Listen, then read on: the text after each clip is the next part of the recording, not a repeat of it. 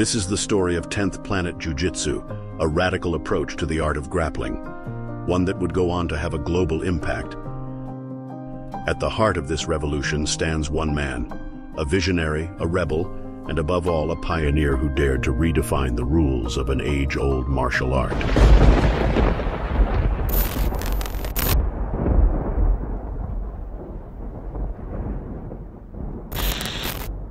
Hello, my name is Eddie Bravo, founder of 10th Planet Jiu-Jitsu, a global martial arts association with headquarters based in downtown Los Angeles. What 10th Planet actually means to me is that it's a dedication of individuals who are looking for what is possible and what can be done and what works at the highest level, you know? I think the biggest difference between current 10th Planet and early 10th Planet is early 10th Planet was real MMA focused. Like, it was jiu-jitsu for MMA. Eddie had seen the effectiveness of, you know, early Brazilian jiu-jitsu in the UFC and then saw it sort of fall off and just hypothesized. It's because they're training in the gi. It's different, no gi, train no gi, but it was real fight centered. So what makes 10th Planet Jiu-Jitsu so different? Well, I've taken the science and the concepts of Brazilian jiu-jitsu and infused it with a little evolution. I started by removing the traditional Japanese uniform known as the gi. And then he came back. I think he was going to call it like Sumerian Jiu-Jitsu or something like that. I forget, because the joke was like back then, Eddie and I would smoke a lot of weed and we would watch documentaries. And we would watch, the big one was we were really into Zecharia Sitchin. The Sumerian text, in his interpretation, described a planet that came in an elliptical orbit every 3,600 years close to Earth, and that this planet was called Nibiru, and that this planet, that there's these creatures on this planet called the Anunnaki, and that human beings were the product of accelerated evolution. So the Anunnaki came down here when we were basically lower primates in the jungle, and they experimented with our DNA and turned us into what we are now. So that's why he called it 10th Planet. So I came up with 10th Planet. That's my name. Was he pissed? Because I was like, Sumerian Jiu-Jitsu, no one's going to know what that means, man. I go, just call it 10th Planet Jiu-Jitsu. Like, this shit is so crazy.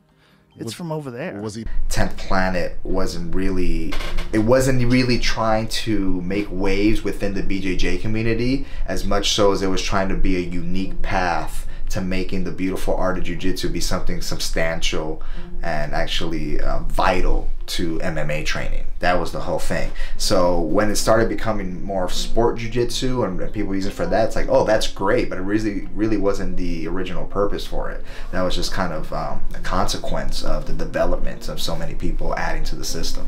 What got appealed to me, having come from a Jeet Kune Do background of trying to mix these ideas and concepts, was the fact that it was an aggressive defensive position, right?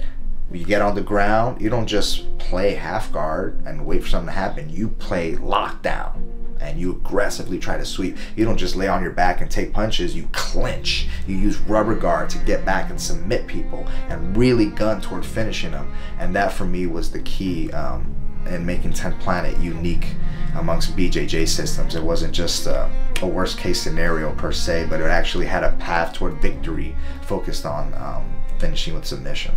10th Planet Jiu-Jitsu, everything was about being able to punch, being able to transition from here, being in a position where they can't punch and you can elbow, you know, elbows from chill dog. Just a lot of stuff about using your guard to immobilize people and strike. And then once EBI sort of came out, then there was a real showcase for submission jiu-jitsu, and the focus switched to that. It's like when you look back at those times, it was an interesting era. It was an interesting era for us as humans. It was an interesting era for martial arts. There's a lot going on, and that 10th Planet was really a hub of exciting innovation, and still is. But I mean, back then it was this really unique thing, this completely no-gi branch of jiu-jitsu that's directly connected to Jean-Jacques Machado. The biggest moments, you know, in the very beginning, were people like George Soteropoulos coming in. When Dan Hardy had the fight with George St. Pierre, and our boy Alder, who runs 10th Planet Van Nuys now, was in his corner with him getting ready for the fight, like, that was huge, you know. That was the beginning of us getting a taste of just how close we are to the very top of this sport. Ben Saunders, of course, probably the most dedicated 10th Planet guy because he actually owns this gym now, and you know, rocking that omoplata in the UFC. So shout out to Ben Saunders.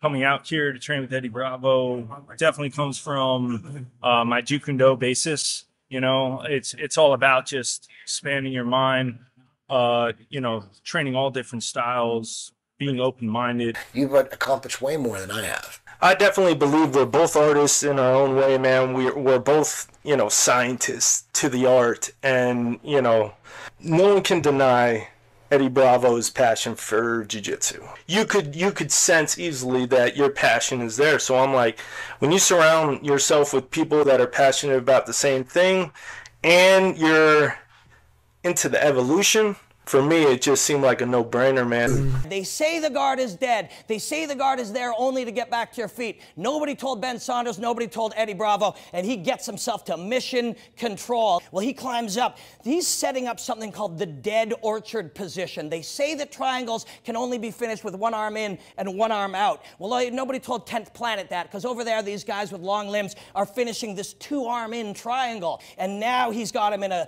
the position that he wants. This is called New York. New York, and he hugs this leg, traps the whole thing in there. The arm is on the mat. The knee is being hugged. The pressure is on there. Still has that dead orchard, but as he slips out of the dead orchard, it sets up the omoplata position. And this little braid of flesh and bone is a painful one to watch. This is one big battle right in here for this omoplata position. Approach to the art of grappling, one that would go on to have a global impact.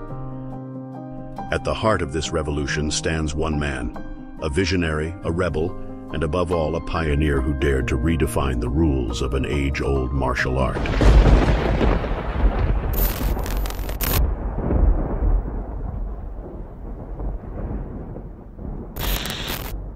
Hello, my name is Eddie Bravo, founder of 10th Planet Jiu-Jitsu, a global martial arts association with headquarters based in downtown Los Angeles. What 10th Planet actually means to me is that it's a dedication of individuals who are looking for what is possible and what can be done and what works at the highest level, you know?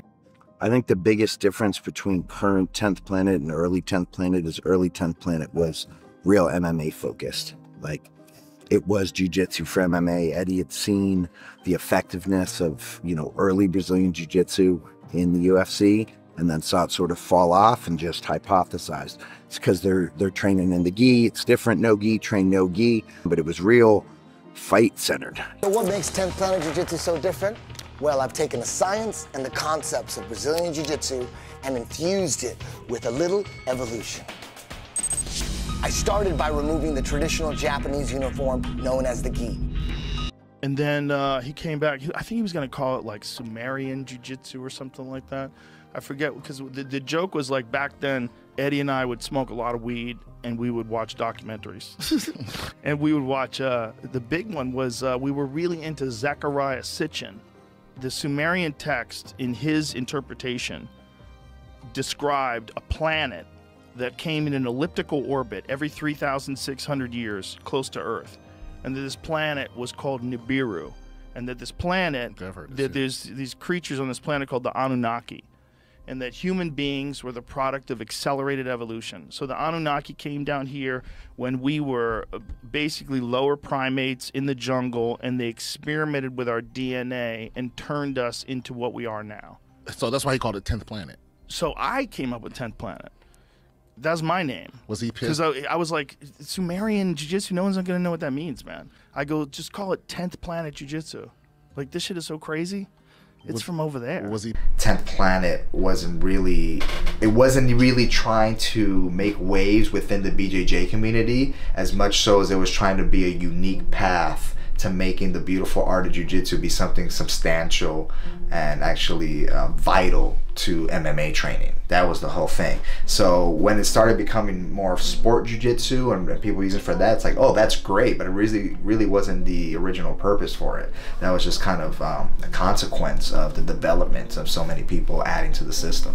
what got appealed to me, having come from a Jeet Kune Do background of trying to mix these ideas and concepts, was the fact that it was an aggressive defensive position, right? You get on the ground, you don't just play half guard and wait for something to happen. You play lockdown and you aggressively try to sweep. You don't just lay on your back and take punches, you clinch. You use rubber guard to get back and submit people and really gun toward finishing them. And that for me was the key in making 10th Planet unique amongst BJJ systems. It wasn't just a worst case scenario per se, but it actually had a path toward victory focused on finishing with submission.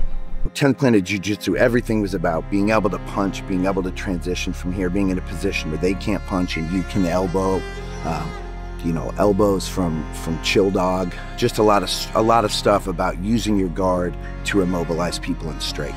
And then once EBI sort of came out, then there was a real showcase for submission jiu-jitsu, and the focus switched to that. It's like when you look back at those times, it was an interesting era.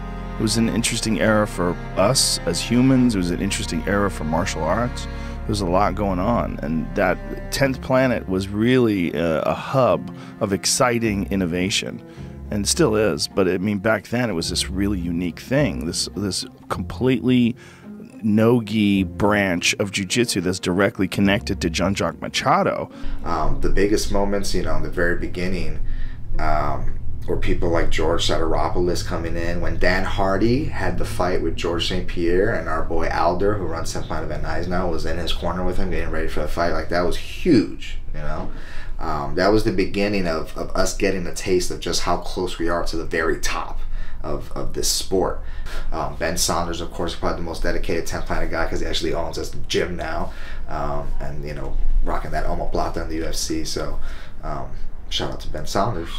Coming out here to train with Eddie Bravo definitely comes from my Jeet Kune Do basis. You know, it's all about just expanding your mind, you know, training all different styles, being open-minded. You've accomplished way more than I have. I definitely believe we're both artists in our own way, man. We're both, you know, scientists to the art, and, you know, no one can deny Eddie Bravo's passion for jiu-jitsu. You could sense easily that your passion is there. So I'm like, when you surround yourself with people that are passionate about the same thing and you're into the evolution, for me, it just seemed like a no-brainer, man. They say the guard is dead. They say the guard is there only to get back to your feet. Nobody told Ben Saunders, nobody told Eddie Bravo, and he gets himself to mission control. Well, he climbs up. He's setting up something called the dead orchard position. They say that triangles can only be finished with one arm in and one arm out. Well, nobody told 10th Planet that, because over there, these guys with long limbs are finishing this two-arm in triangle, and now he's got him in the position that he wants. This is called New York, and he hugs this leg, traps the whole thing in there. The arm is on the mat. The knee is being hugged. The pressure is on there. Still has that dead orchard, but as he slips out of the dead orchard, it sets up the omoplata position. And this little braid of flesh and bone is a painful one to watch. This is one big battle right in here for this omoplata position, and it is pressure on the shoulder right now. Watch that. He just grabs his shin, uses that as a lever, and pulls the extra pressure onto the shoulder right here. This is close. It's already hurting him. Last ditch effort, keep this hip away by posting up on this leg. This baby is done, and look what happens right here. He gets a hold of the hand. Eddie told me last night that this is part inverted arm lock, part wrist lock, and shoulder lock. It's all bad, baby. It's all bad. And let's all pause right here, because there's a myth that the omoplata does not work in MMA. And let's just have a moment of silence for that myth as it dies right here. As his hip is on the ground, the omoplata is in, and this baby is done.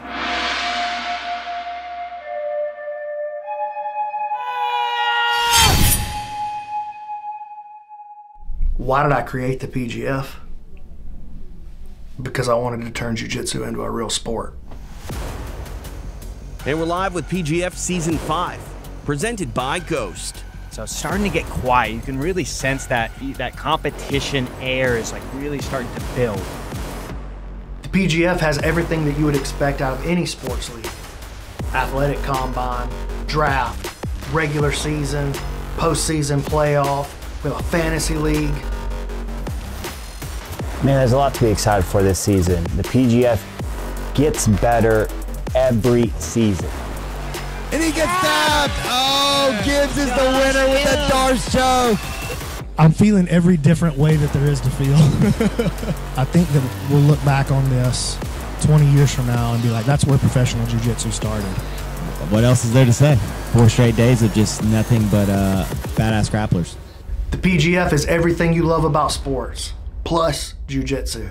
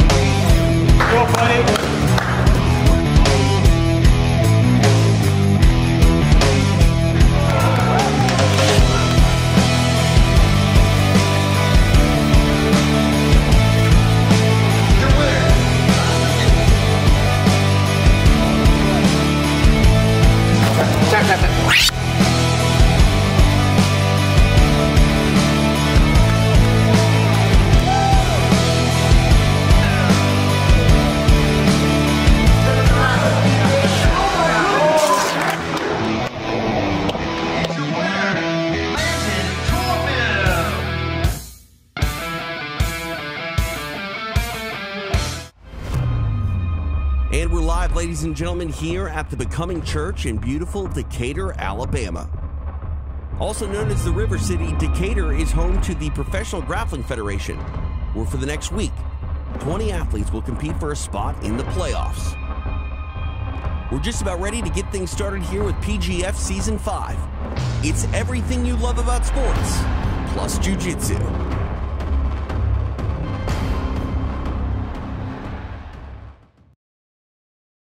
Don't call it a comeback. We've been here all week. It is PGF Season 5, and it's match day 3. Hey, everybody, I'm TJ DeSantis along with Mccaghren and Mccaghren and Egghead. We are live inside Becoming Church, as I mentioned, for day 3 of PGF Season 5, which, by the way, is presented by Ghost.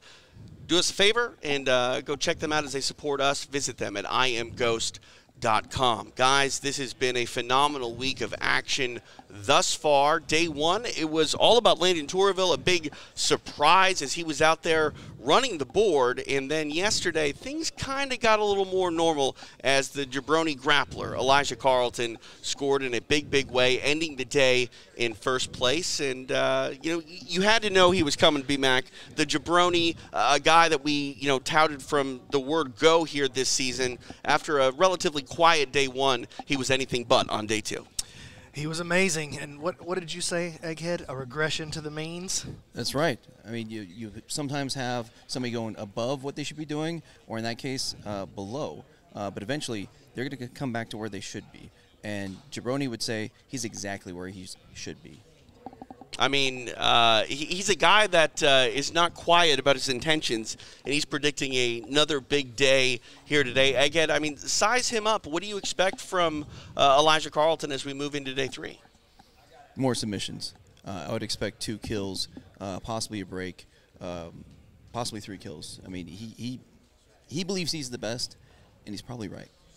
Your thoughts on, I mean, I would say usually stars and standouts are good guys. I mean, I'm not saying that Elijah Carlton's not a good guy, but he plays that heel character very, very well. You know, what are your thoughts on his persona and character, if you will? I think it's wonderful. I think it's great for the PGF. I think it's great for his brand. You know, we got Travis Thomas on the come up, almost like his antithesis. Maximus Jolly, almost his antithesis there as well. But this is the real story, is this on the bubble situation here. Yeah. Kamoy Anderson, Fedor Nikolov, both in the playoff as of right now.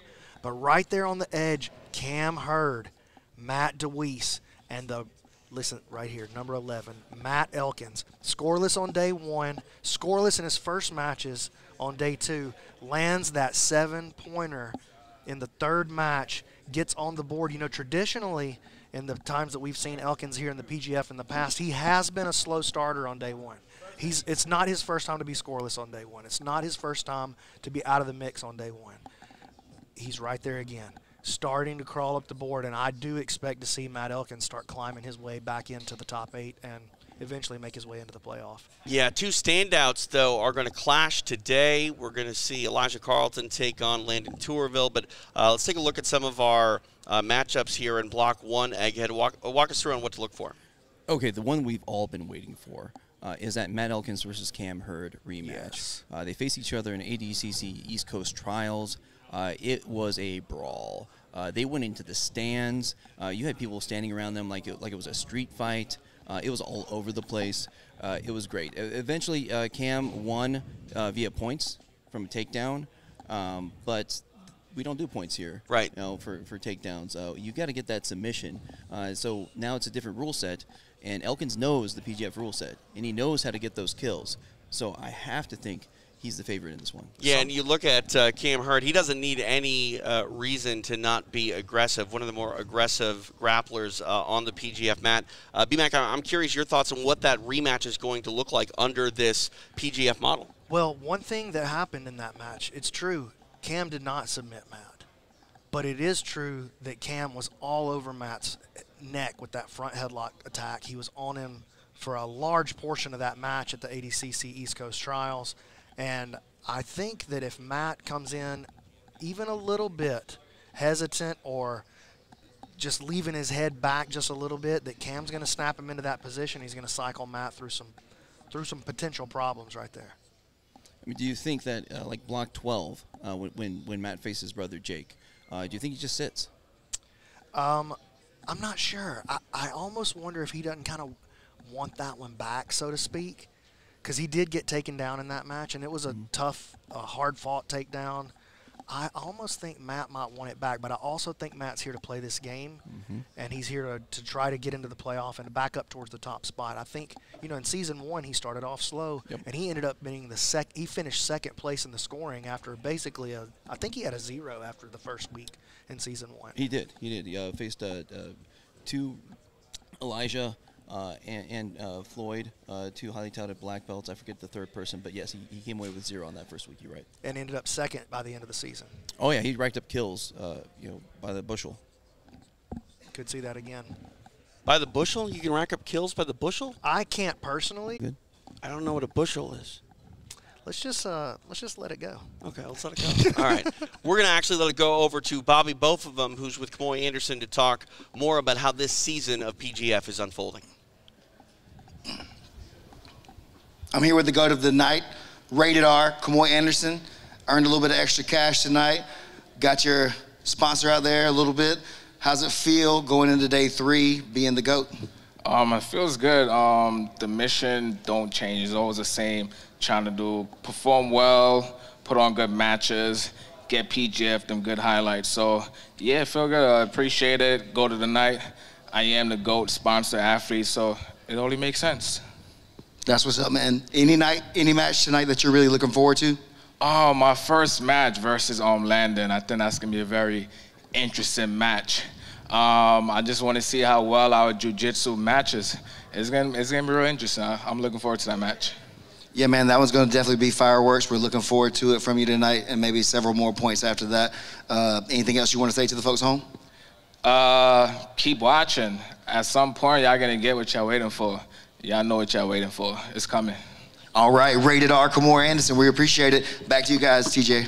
We are A-okay. No, let me finish, because... What's up? If it's us versus them, who you think gon' win? If it's us versus them, who think gon' win? If it's us versus them, who you think gon' win? We gon' spin again. I'ma spin. We gon' slide.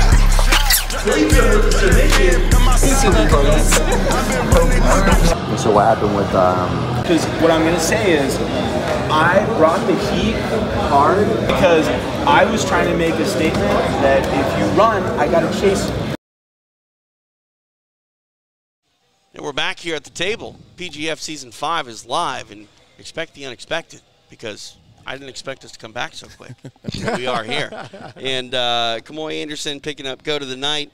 Let's take a look at some of tonight's matches, if you will, as we get ready for Day 3. BMAC, I can't believe it's already Day 3. We're halfway through, and when you look around, get out here and talk to some of these athletes, some of these guys are feeling the gauntlet. They're definitely feeling it on their body, but some of these guys are not. Some of these guys still feel really fresh, ready to come out here and perform. This is our lineup that's coming up tonight. Again, man, there's some absolute bangers on the schedule. I'm very anxious to see this Josh versus Travis match in this first block right here, Toehold Red versus Level, Josh versus Travis. That could be an opportunity for Travis to push himself even higher up the leaderboard, because you're going to have Elijah's out here with Buddha. That's a tough match. No matter how good Elijah is, that's a tough match. You got Maximus with Noah. That's a tough match. I know a lot of you guys don't know Noah yet, but Noah is a PGF veteran, and he's going to be presenting some real problems for all the athletes that he faces today. Egghead, your thoughts on most anticipated matchup of the night? Well, I already hit the most anticipated. It was Cam versus Matt Elkins. But if I was going to give you a second one, I would say the first day GOAT versus the PGF GOAT. Landon Torville, coming out of nowhere, impressing all of us. How is he going to do against Elijah? Number 1 versus number 2. The new kid on the block, the blue belt, going after the black belt. Again, the PGF GOAT. I gotta think Elijah's going to want to make a statement there that he's the man. Yeah, you know, and I think about that matchup. I mean, how important could any points for either man really be magnified when they're so close? We're talking about the bubble at the bottom trying to get in the playoffs, but there's almost a bubble at the top when you want to ensure those, first place points if you can grab them, B-Mac. Well, not just the first place points, but the number 1 seed in the tournament, because number 1's going to face number 8 when the tournament rolls around. And listen, you don't want to be caught up in the middle in like the 4-5 matchup. So you want that 1 versus 8. You need that matchup if you're the number 1 seed. So if I'm Elijah, I'm trying to push, and just expand my lead. Yeah, can we see who's on the bubble again if we can pull that up? Cam Hurd, we've already outlined his matchup with Matt Elkins. I mean, that's a huge match just simply for the bubble. Yeah. And, man, we're saying words like on the bubble and seeds. Like, that's very much sports, B-Mac. Yeah, it's not an accident. Yeah, yeah. Everything you love about sports plus jiu-jitsu. We've got some stars here as well, and one standout, man. Like, I kind of get nervous when I'm around him, the rock troll, Maximus Jolly. Like, again, like, I win, lose, or draw for this kid. Smallest man in the field of competitors. He's a guy that has already won in so many ways in my book. You know, I was talking to Zoltan just privately a little earlier, and he's like, okay, just between me and you, who are you most scared of out there? Like, do any of these guys actually scare you? And I said, actually, I think I'm the most scared of Max. You know, I know there's plenty of these guys that could beat me, but Max frightens me. Like, Max would make me afraid for my own safety because he's just so aggressive, so powerful. He gets a bite and he goes. Look at that, just that rip right there from the PGF finale a couple of seasons ago, or last season. He's a killer, man, and he's got if he smells blood in the water, he just goes. He just goes as hard as he can. When you're the smallest guy in the room and you talk a game that is big as anyone and then also go out there and back it up, I mean, that says a lot, and that is definitely what you get with the rock troll and Maximus Jolly. A man that we saw on day 1, did not see on day 2, but we'll see again here on day 3 is handsome Kevin Sherrill. Your thoughts on the return of the handsome one? Well, he definitely needs to get points. He knows that. I mean, he has only 1 point, and he got that by getting a team point. So in season 3, he actually made the playoffs with only 4 kills. He got 4 solid kills. That was enough to make the playoffs. I think 5 will do it for him, but that means he's got to start tonight. If he doesn't get at least 2 kills tonight, he might be on the outside looking in. B-Mac, your thoughts on handsome Kevin maybe trying to make up for some lost time? Well, I'm interested to see how his body holds up. You know, Elijah gave him a nasty crank on that foot. Didn't end up getting the tap, but he did put Kevin down for a day. Kevin back today. We'll see how his foot holds up. It could be interesting. It will be interesting. Yeah, I promise you that. It could be interesting. And that's the thing. There are so many storylines built into tonight's proceedings and all week long. It really is a marathon, not a sprint. We've outlined Matt Elkins a little bit. We're going to see him later tonight, obviously. And let's get to know Matt Elkins a bit more with his player profile. My favorite thing about the PGF so far has definitely just been getting to know the people. Obviously, there's a lot of really talented grapplers, and I think it's offered an interesting opportunity for us to all be around each other in like close quarters and understand like you're gonna grapple most everybody in the competition, and so you get to see people's game, maybe even study it a little bit. I don't know. Like I said, you get a real inside look at every person. I think that everybody's having, you know, minor aches and pains, and growing up wrestling and understanding the grind of a regular season, it's definitely been a refresher as a grown person to do the same thing again. But I imagine that's the same thing for everybody, just trying to stay healthy and really on top of your game. It being a season and being a lot of competition experience, it's super interesting to kind of see the highs and lows starting to form for people throughout the week. So my first goal is to finish the season. I want to finish the season in the top 5, and then of course I want to finish the tournament. And I mean, anybody that I think, whether you're a white belt or a black belt, whatever in between, if you showed up to do anything besides win, then I don't know. Man, in my upcoming matches, I'm looking for those chokes, bruh. I know that there are some talented guys that I haven't grappled with yet, but especially now that I've kind of dialed in the pace and my approach, I'm ready to figure out what everybody's talking about.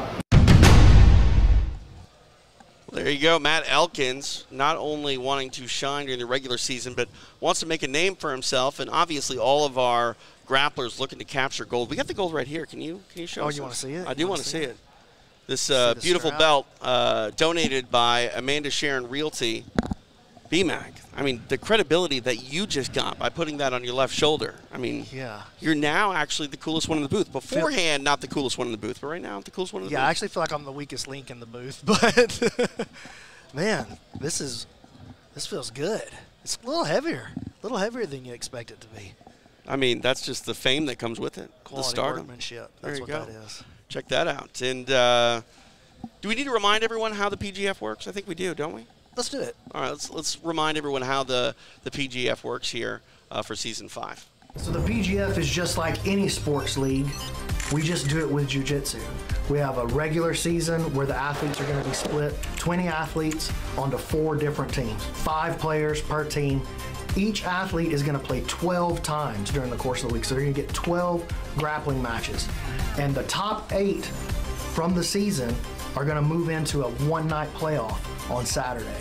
The playoff is an 8-man single-elimination EBI style tournament. How do you become one of the top 8 athletes that makes it into the playoff? You can only acquire points in the PGF by winning via submission. It's a 6-minute match. If you win by kill or choke, you get 6 points. If you win by break or joint lock, you get 3 points. And if you get any submission in under a minute, you get an extra point. If the match goes to a draw, or if you lose, you get 0 points towards the playoff. The top 8 athletes during the regular season roll into the playoff. Hey Jiu-Jitsu fans, don't just watch PGF Season 5, play the Fantasy League, only on Fantasizer. If you win first place, you could win $1,000. Download the Fantasizer app and get started today.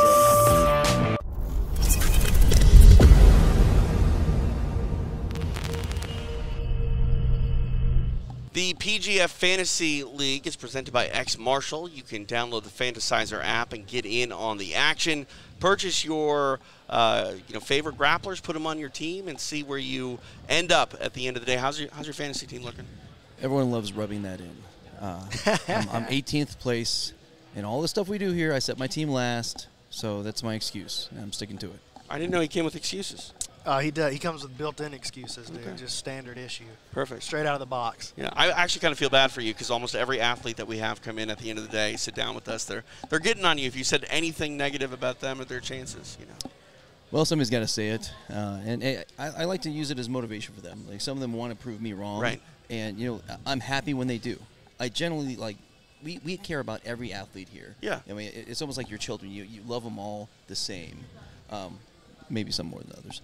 But, you just want the best for them, and you just try to make your best objective analysis possible, trying to help people make their picks. And, somebody goes off and improves me wrong, that's great. I'm happy for him. There you go. And if you are playing the fantasy or just watching PGF, the thing to remember is it's all about the submission. 6 points for a kill or a choke, 3 points for a break or a joint lock. And, of course, you can get that elbow genie point if you're able to get either of those submissions within 1 minute. And we add up all the scores. A team champion will be crowned. And, of course, those points, very important, all leading up to our PGF Season 5 pay-per-view. The playoffs coming your way this Saturday. PGFhome.com. You can sign up and subscribe to the YouTube channel to get the pay-per-view. That's right. You can. So there's a couple of different ways to get the pay-per-view. You can be a member, like a paying member of this YouTube channel, and that is at the Jedi level. So if you're at the highest level of subscription, then not only do you get all of the members-only footage that me and Keelan put out of my training rounds, me teaching seminars, all of that kind of stuff, behind-the-scenes PGF footage, but you'll also get, at the highest level, you'll get to watch the finale, the playoff, for free. But if you're like, no, I don't want to sign up for the website, then you're going to go to pgfhome.com. You're going to check out that pay-per-view link. It's going to be an app called Fight Scout. And Fight Scout is where the finale is going to be hosted. And can people actually check it out if they're not available, to watch it live? Will it be encore, on-demand, replay, anything Yeah, like that? Give it a week or so. Okay. After we've had enough time for to make sure everybody that wants to buy it can buy Right. it. Once the results have all leaked, you can go back and watch it for sure. We'll put it on the YouTube. But I got to tell you one thing right now, TJ. What's that? I'm about to lock these fantasy picks. Right now, I'm about to hit the button. Oh, so wow. if you haven't made your picks, you got about 60 seconds. The next time that me and TJ go off screen, I'm popping that button. No, the next time after this. Okay, there we go. All right, it is time for our first block and first matchups of the evening inside Becoming Church. So we will go to the man that can kick off our night. It's Bobby, both of them. It's Stephen Aiken. Nope. 3 of Season 5 of the PGF. We're back for our team matchup. First up from Toehold Red is handsome Kevin Sherrill. Welcome back, handsome Kevin Sherrill. The time is now for this man to rack up some points and, again, like we said, kind of make up for some lost time. Definitely. Well, first you saw he came out with his patented wink and flip of the hair. So it made some sense to get a little rest after having that pop yesterday, or the day before yesterday, pardon me. But what he did was he gave points to his opponents because the guy that came in and replaced him, he gave up kills to every opponent, and those are points that put other people further above handsome Kevin. He's got to make back that ground he gave up. Well, now he hopes to add some points for himself and his team Toehold Red compatriots. Back to Stephen Aiken. And his team level opponent, David Cooper. David Cooper making the walk, representing team level. Got to see this guy a few times. We've seen all of our grapplers a few times as we've reached day 3. I'm curious, BMAC, when you consider how many times each of these grapplers take the mat, when you're sitting on the sidelines in between matches, how much are you kind of scouting for future opponents? Oh, a lot. I know that these guys watch these matches like a hawk. They all sit back there and watch the broadcast, or they sit out here on the side of the mats and watch. They're definitely keeping an eye on what's going on. Everybody knows who's in what place. Go ahead. Something I noticed, Egghead talked about oh my goodness, Kevin getting on a choke real quick, but Egghead was talking about how Kevin came out and gave that wink and smile, hair flip. He didn't give the usual smile this time. Oh, Coop's in big trouble. Oh, he's in 10. He wants that 7. He needs to make up the points, and he knows it. On a mission here is Kevin Sherrill in good position early. 30 seconds left to capture this elbow genie point.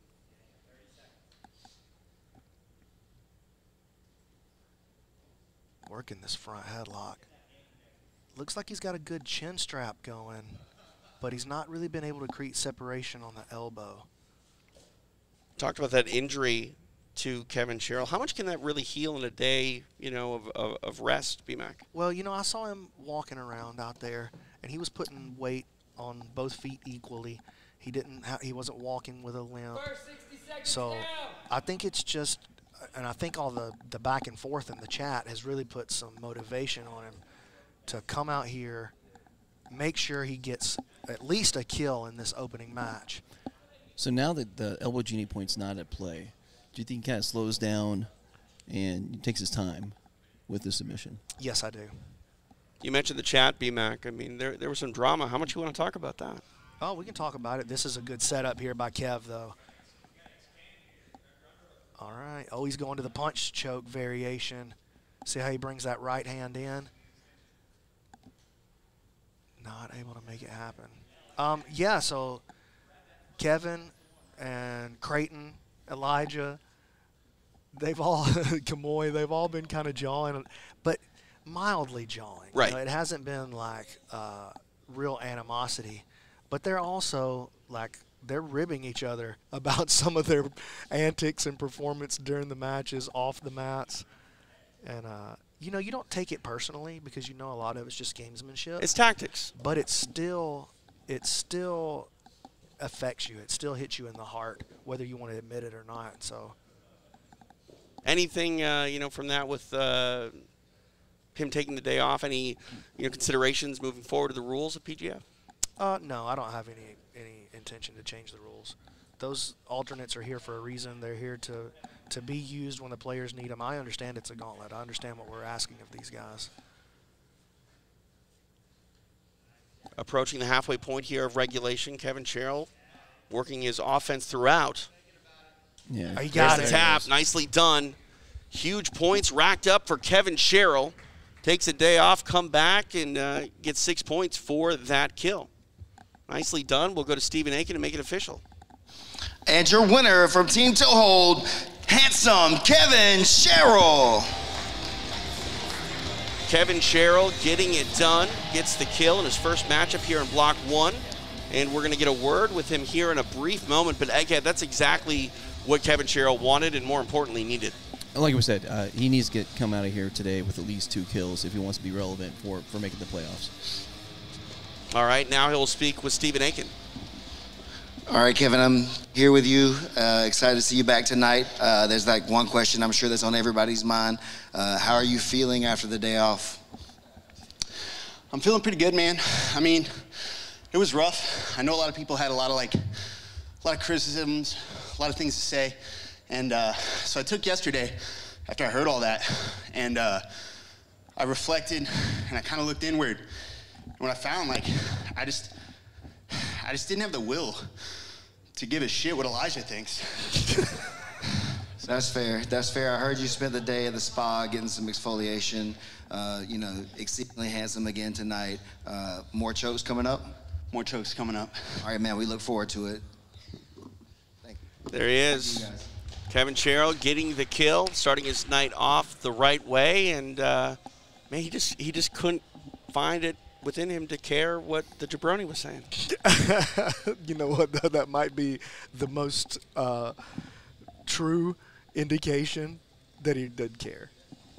That's a good point. Yeah, but it was a great line either way. Absolutely. Absolutely. Any closing thoughts on Kevin Sherrill's first match? I think he did everything he needed to do. I mean, it would have been nice if he got the elbow genie point. But if I may, can I talk about the next match coming up? Absolutely. I had this one circled. Floor's yours. I'm excited about it. Paul Bari, super athletic, exciting, coming out at you all the time against the Saw Dog. Sawyer this should be a Griffin. banger, yeah. Yeah. Again, another guy that will not step backwards. He's the type of guy that we've seen before. He goes up against D1 wrestlers and says, you know what? I'll wrestle you. And goes right at him. This is going to be really fun. These are the kind of guys where I actually worry that somebody might actually get hurt during a match. Because they, Sawyer, Cam Hurd, Paul, even Maximus, these guys go, Sam, full speed ahead, just bodies crashing into each other the whole time. It's not usually the submissions. It's usually something like that if somebody's going to accrue an injury. But it doesn't look like the gentle art when they take the match. No, it doesn't. It doesn't. All right, quick look at all of our matchups tonight here as we are early on into day 3 of PGF Season 5, again powered by Ghost. For our next set of players to take the mat, we go back to Stephen Aiken. Our next grappler coming to the stage representing Toehold Red, it's Duval Paul Bari.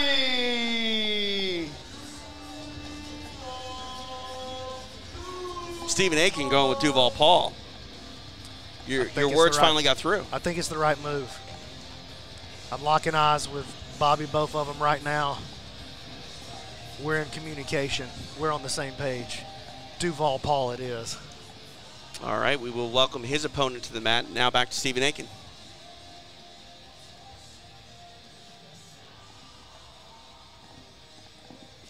And his team level opponent, Sawdog Sawyer Griffin. I'm a big fan of the Sawdog nickname as well. Yeah, it's one of those ones where you might have think he made it up himself because it's pretty dang good. Yeah. Usually nicknames aren't so nice to you, but he did a pretty good job. Well, Sawdog is back as he represents team level. And here we are, underway. Second matchup of our first block. Duval Paul Bari and Sawyer Griffin. This one's going to be fire, dude. You can just the way that they approach the hand fighting right here. Look at that.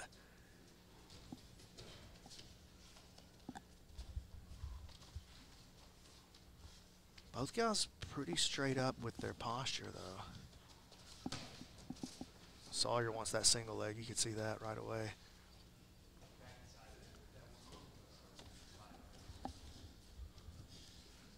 So Sawyer coming forward, but oh, look at that foot trip right past the guard of Paul Bari. Just caught him standing straight up a little too much. Saw an opportunity for a cheap trip and got him. Sawyer Griffin here, inside control, maybe flirting with going knee on belly. Yeah, and if I'm Sawyer here, I would be taking my time. And same thing if I'm Paul. Relax a little bit, look for the opportunity, first make Sawyer get over aggressive a little bit, and then look for my opportunity to escape back to my guard or to my feet. 1 minute has elapsed here, and you were talking about it earlier, Egghead, in our first match. There is a different sort of urgency in these matches. Obviously, you're going to rush for that first minute to try to get that elbow genie point, but after that, you can be a little more methodical and take your time, because aggression is great, but unless that elbow genie point's there, you don't want to get over-aggressive and miss out on getting a submission altogether. Just look at that pace that Sawyer keeps just in the guard passing, just coming in like a bull in a china shop. Full Sawyer Griffin right there.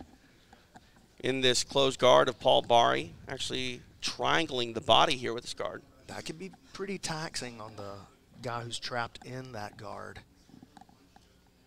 Especially when somebody keeps a pace like what Sawyer keeps. Right. I like Paul's decision here. Just let me grab this guy and slow him down. Push on his diaphragm, put a little weight on him. See if I can slow him down. Make him stop that, because I don't want him to do that to me again. You can't really be offensive, though, BMAC, from this position when you're the bottom man, closing your guard that way. No, you can't, but you can make a guy regret being there, just grinding across his face, hanging on his body, squeezing on his diaphragm. Yeah, the gentle art. We're talking about the sense of urgency. We're halfway through the PGF right now, and both of these guys are on the outside looking in. Sawyer Griffin tied for 11th, and Paul Bari at the 16th place. If they want a chance at the finale, they got to make moves now. Now Bari triangling the other side. Now back to more traditional close guard. Look at that, Paul, just using those forearms to grind across the face of Sawyer Griffin. Sawyer he's got his posture, but he's hesitant to posture and stand. But he's going to have to get something going. He's over halfway through the match almost. Now he is halfway through the match.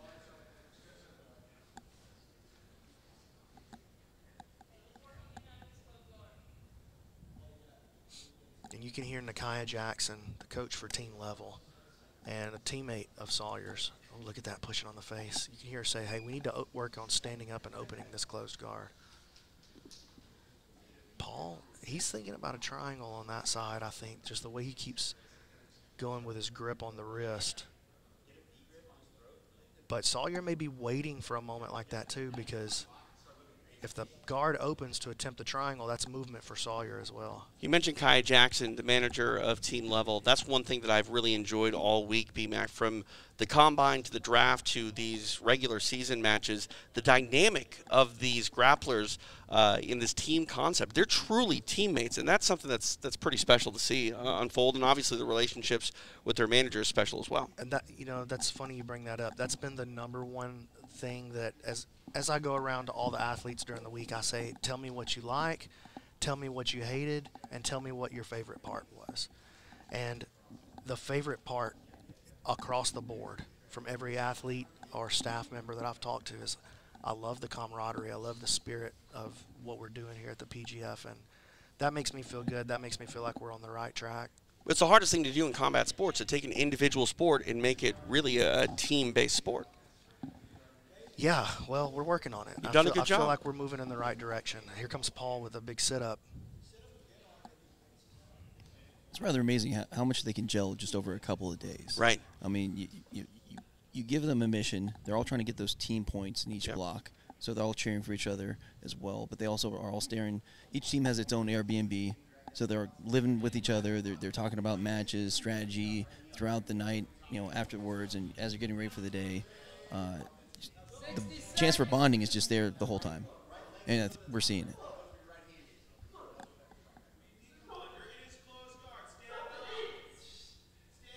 Inside the final minute here of regulation. Somebody was yelling out there, but I couldn't actually tell what that was.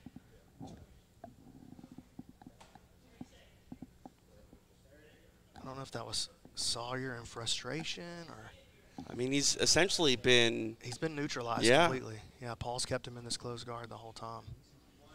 I mean, he's been grinding on Sawyer's face the entire time. Sawyer just keeps his head low, though. If he doesn't want to get his face smashed up, then he's got to get his face out of the way. Final 10 seconds here in the match.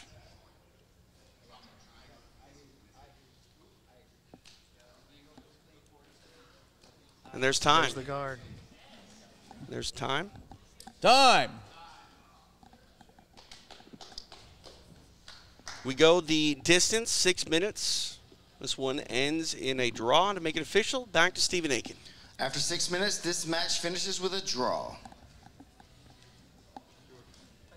Well, no winner there, and you got to think with points being more and more important with each minute that goes by, there's got to be a sense of loss for both men in that one. Yeah, definitely. I mean, part of the point of the PGF is that a draw is a loss. It helps drive the action. I mean, they're both kind of new to the format, you know, being new this season, but still, they just lost an opportunity. They're not going to get back, and they're going to have to. Yeah, that was a winnable match for both guys. Exactly. But neither guy really would open up and take any risk. And taking risk is part of scoring points. You're going to have to put yourself out there, make yourself vulnerable, a little bit available in order to – you got to risk it for the biscuit, TJ. I like biscuits. Indeed you do. What does that mean? We'll figure it out. Back to Stephen Aiken. Back to Stephen Aiken. Stephen Aiken. And our next grappler coming to the stage representing Toho Red, Fyodor Nikolov. Oh, boy. The Russian Nightmare. 10th Planet product Fyodor Nikolov making the walk here. A guy who is on the inside of the playoff right now, but every point, again, magnified. Not necessarily on the bubble, but if he doesn't add points, he could find himself on the bubble very quickly. So for the Russian Nightmare, he wants to get a win here. I mean, the first person on the bubble Cam Hurt, if he gets one break, he's tied with him. Right. Yeah, so we'll see if the urgency is on display here for the Russian Nightmare in his first match of the evening. For our next grappler, we go back to Stephen Aiken. And his team level opponent, Luke Church. Representing team level, Luke Church making the walk. He will take on Fyodor Nikolov.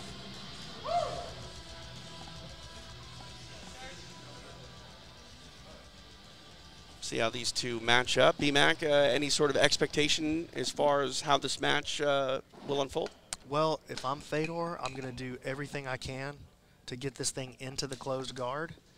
And if I'm Luke, I'm going to do everything I can to avoid that exact scenario. Definitely Fedor's most dangerous weapon, as we've seen already this week, and we've seen from him over and over in his matches outside of the PGF. It's his dead orchard. He's a phenomenal rubber guard player. He's the kind of guy who makes you question, even if you're a hater, like, oh, look, rubber guard doesn't work. Well, you watch this guy play, you got to at least say, well, maybe I don't know everything there is to know about the rubber guard then, because that just worked. Luke looked at a little level change, and he almost fell into the closed guard, and you see how quickly he jumped up and out of there. Very quickly saw where he was headed and made sure that he wasn't trapped there. Got this knee shield here in play for Fedor. Luke look now at brings this, up this rubber guard. And he's right into the game. Right into the game. Arm is cleared to the mat now. And this is a very dangerous position for Luke. For Church, what is the mindset here? Because you can't get so aggressive that you just give Fedor an opportunity. Well, he's going to get caught in this dead orchard. It's inevitable. Oh, he lifted him. He lifted him above the waist, and that is the rule here in the PGF. And that was a great idea by Luke Church. If you get the guy parallel with the mat, higher than the waist, because slamming is illegal, we force the bottom man to let go of the position. And that was a great strategy by Luke. Nice show of strength, too. Good show of strength and good show of keeping his wits about. Even though he's young and let's be honest, he's inexperienced, particularly in this format. Great job keeping his head about him and Fedor calling him in. That's got to give Luke a lot of confidence that if he starts to get in trouble. Oh, look at this, though. Fedor now. Oh, yeah. Wow. Fedor with a beautiful play around to the back.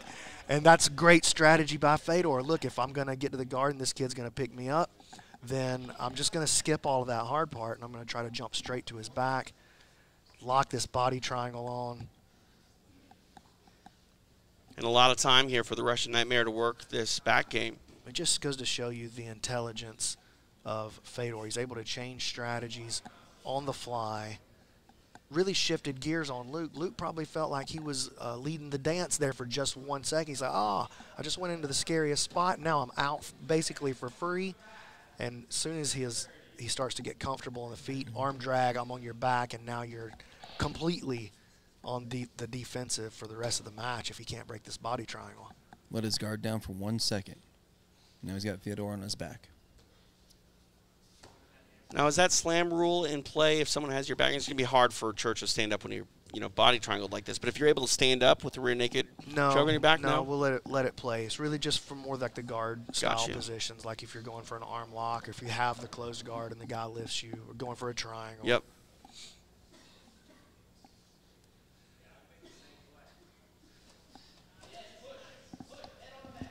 Trying to turn and twist his way into the guard is Church, but unable to do so.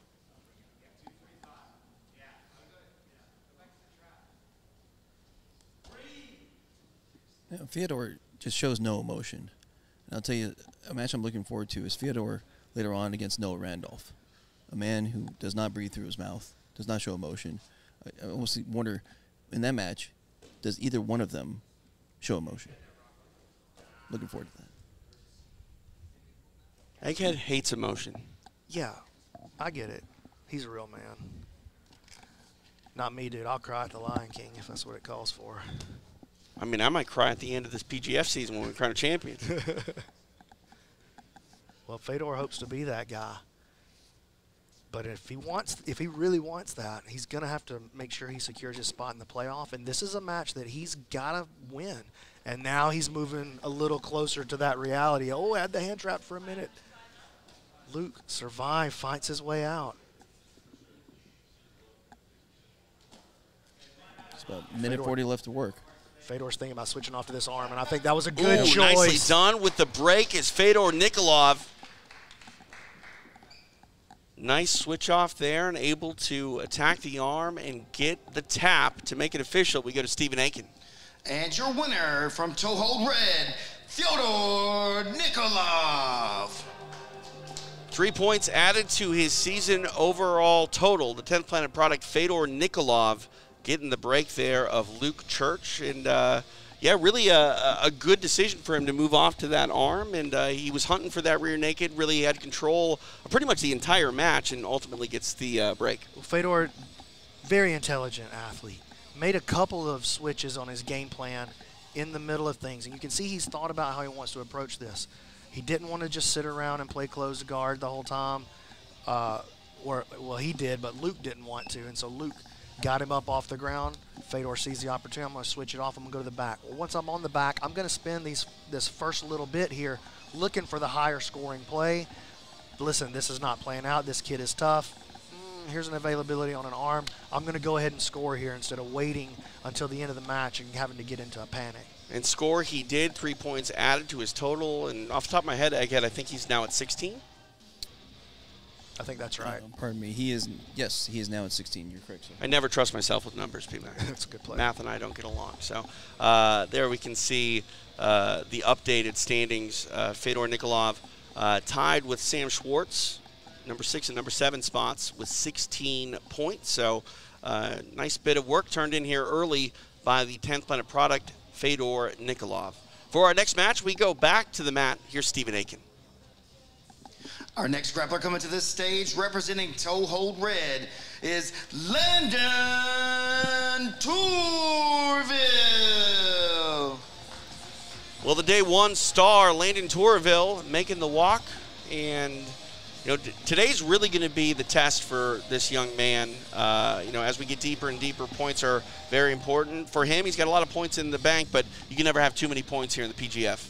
Yeah, he's going to face a real step up in competition today. Right now, we're going to see him against Kamoy Anderson, PGF Fed, and in the top 8 as well. He's also, as we said, he's going to go against Elijah Carlton later on, 2 of the toughest competitors we have. So we're going to see what he has. Yep, it is the day 1 GOAT versus the day 2 GOAT. And for Kamoy Anderson's introduction, back to Stephen Aiken. And his team level opponent, rated R, Kamoy Anderson. Kamoy Anderson, originally drafted by Team Toe Hold Red. He was the GOAT of day 2. And it's interesting, while Kamoy Anderson was a team member of Toe Hold Red, it was ever so brief, and by the time Landon Tourville ended up on that team, Kamoy Anderson was already off to team level. Yeah, and I think both of these guys think this is a winnable match, and you could hear from Kamoy's interview right beforehand. He's like, I think this is going to be very interesting. I want to see what the kid's got. And Kamoy steps right into his guard, start the action right away. Yeah, I mean, at this point, Landon Tourville's got, you know, impressive wins this season here in the PGF. I think his mindset is every match is winnable for him. He doesn't matter who's standing in his way. And what a huge moment this would be for the young man if he's able to pull off something against Kamoy. Kamoy definitely one of the more popular athletes that we have here in the PGF. So if Landon's able to come out and get a submission win over him, that would be massive for him. Not just his standing on the scoreboard, but his standing and how he thinks about himself as well, what he thinks is possible when a guy like Elijah Carlton rolls out towards the mat. He's like, I can take out a guy like Kamoy. I can take out a guy like Elijah too. You know, I think about the athletes that you know, compete here at PGF. This tournament structure and how they perform here, you know, if they brand themselves, market well, and obviously perform well, BMAC, I think this is going to follow them as they move forward in their careers outside of the PGF as well. Yeah, well, we've already seen that with several of our previous champions and previous stars within the promotion. Elijah Carlton, of course, first come to mind, but Hunter Colvin was the Season 2 champion, you know, and that really started to set him onto a trajectory where he started to make some much bigger moves in the sport, good performances, and promotions like WNO, ADCC, these promotions that are considered top tier in the sport as far as talent goes. Look at this, though. Nice, tight passing by Kamoy.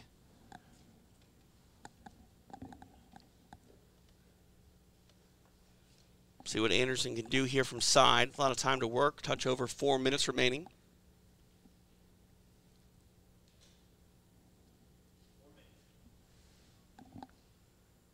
Be interested to see what offensive strategy Kamoy employs here. I mean, he's still got quite a bit of work to, or quite a bit of time to work. Landon seems to be chilling, though.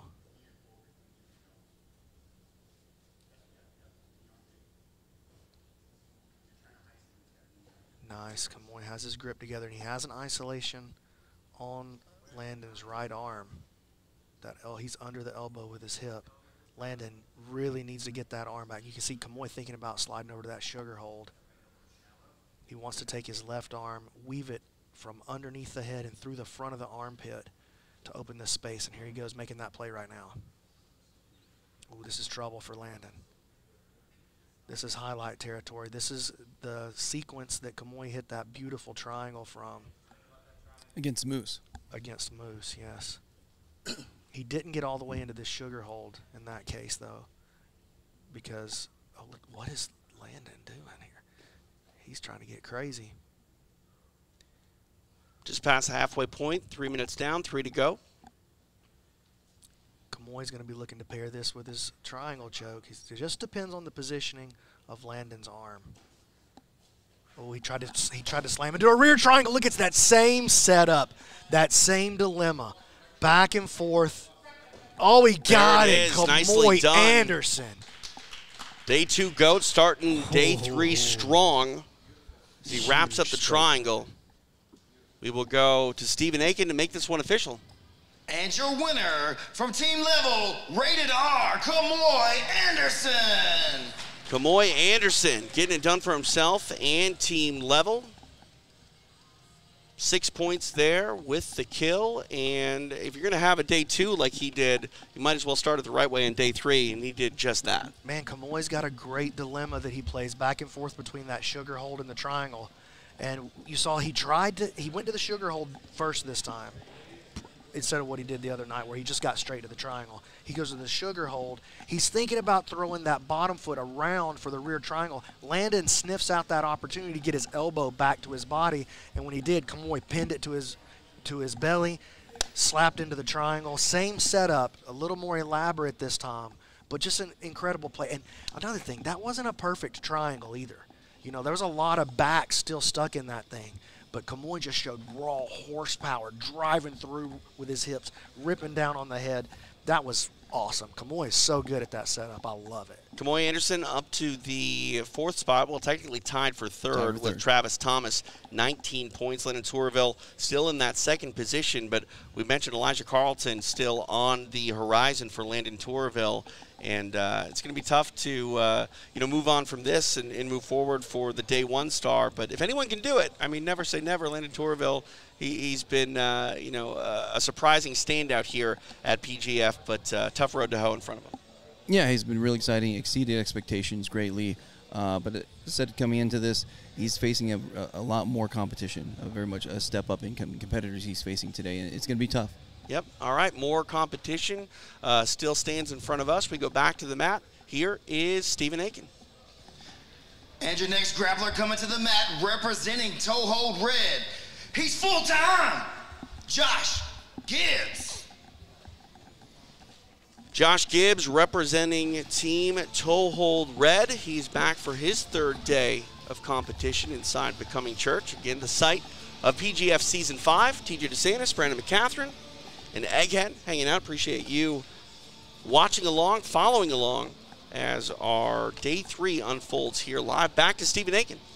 And his team level opponent, the Mantis, Travis Thomas. Travis Thomas making the walk. A fan favorite here, BMAC. This guy constantly getting donations in the super chat, and he's definitely one to keep an eye out on. I actually thought that he might be in the running for one of these GOAT awards, but we'll see what he can do here in day 3 and maybe pick himself up one of those accolades. This is a very important match for Travis. He's right there near the top of the leaderboard, and this is a very winnable match for him, and you can see he's trying to get into business right away. He's already working on a Darce choke. This is one of Travis's scariest attacks. He's in. He's got it. He's got it. He's getting 7. There it is. Wow, 7 points. 18 seconds. That's the fastest sub of the season so far. Yeah, that was huge. Elbow genie point plus the 6 for the kill. And he's just, okay. Oh, okay. He gives a little throat slash to Elijah. All right, they're talking. We'll little John going on. Yeah, we'll let Stephen Aiken announce this one and make it official. And your winner from team level, the Mantis, Travis Thomas. Travis Thomas doing big things here in Season 5 of PGF. 7 points, and we cannot, state how big 7 points added to your overall total. I mean, that really sets a bar high for him in his night 3 performance. Well, you know what's so big is that you heard Elijah talk about this yesterday after the broadcast. It's like there's guys out here that are trying to kind of the big guys are not, the big scores are not scoring against each other that much. But if you have a match where you know you can score, you've got to put points on the board, and that's what's ended up being the separator between the top guys and the bottom guys. And look at that. With that 7, Travis Thomas flies into the lead with 26 now. He moves past Elijah Carlton, but we will see Elijah Carlton as the first man up in this next matchup. And that's what I like about the scoreboard. It is ever changing. We're still early into night 3, so who knows what we're going to end up with before the night is over. But another shot at the lower end of the table here. Fedor Nikolov and Kamoy Anderson on the bubble. No, Kamoy actually has added some points, so he's higher. He's up before now. Okay. So that's not. We'll get that ironed out. That's okay. A lot of moving pieces here at PGF, right? Yeah, there's a lot. Yeah. But, that's kind of the most fun part of it, though, is just being able to talk about, dude, sports has stats. Right. Jiu-jitsu doesn't really have stats all that much. But now we got stats to talk about. We got kill rates, and we got leaderboards and people on the bubble and people flying in and out of the playoff hunt. It's a lot of fun, man. Yeah, and it's not ending anytime soon as we progress through day 3. So let's go back to the mat for our next set of grapplers. Here's Stephen Aiken. Representing Toho Blue, Buddha McClure. Buddha McClure making the walk. Again, your thoughts on Buddha's performance here thus far in Season 5? Well, he had a nice break earlier on, but he only has 1 submission. Huntsville qualifier winner, another blue belt with just a handful of years of experience, about 2 or 3. Really, a lot of fans like him. He's got a great attitude, but just up against really stiff competition. He's one of those guys that you're talking about realizing it's a gauntlet. Yeah, he definitely realizes it's a gauntlet now, and it's going to be tough to make it to the end of the PGF and get to that finale. He's in his 3rd day to this gauntlet, and we're now ready to welcome his opponent to the mat. Back to Stephen Aiken. And his epic-roll opponent, the jabroni, Elijah Carlton! Elijah Carlton just passed by Travis a moment ago in the overall standings. He would love to reclaim that spot. If he's able to secure some points here, we'll see what he can do against Tony Buddha McClure. Here we go, our first matchup of our second team matchup in this first block here at day 3.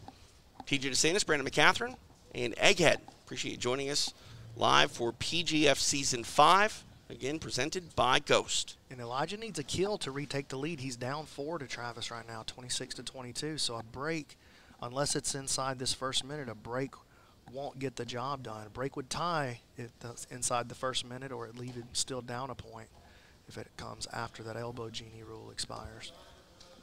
Oh, look at this. He's getting close to his triangle, though. Trying to pull down the head here as Carlton make the adjustments. This is his setup. Look at this. He goes both hands on the back of the elbow. He's so good right here. Buddha's smart there. He's keeping his hip on the ground to keep Elijah's right butterfly hook from coming out. Okay, Buddha, wow. You know what, man? That's a product of having a lot of footage to study on Elijah. That's that same setup that he's hit. He hit on Jake Elkins back in Season 2. He's hit it on so many people here in the PGF. That both hands on the back of the tricep, butterfly hook is stuck.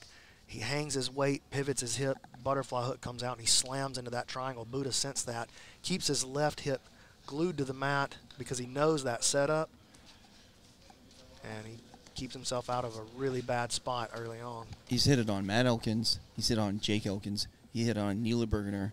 He hit it on Jonathan, the elbow genie Roberts. Yeah. And the fact that he just got out of it, that's strong. Here he comes threatening with this triangle again, though. And look, it's the same exact play. That butterfly hook is trapped under there.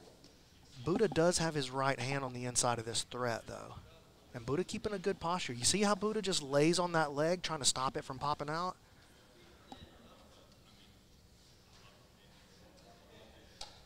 Ooh, this is better for Elijah.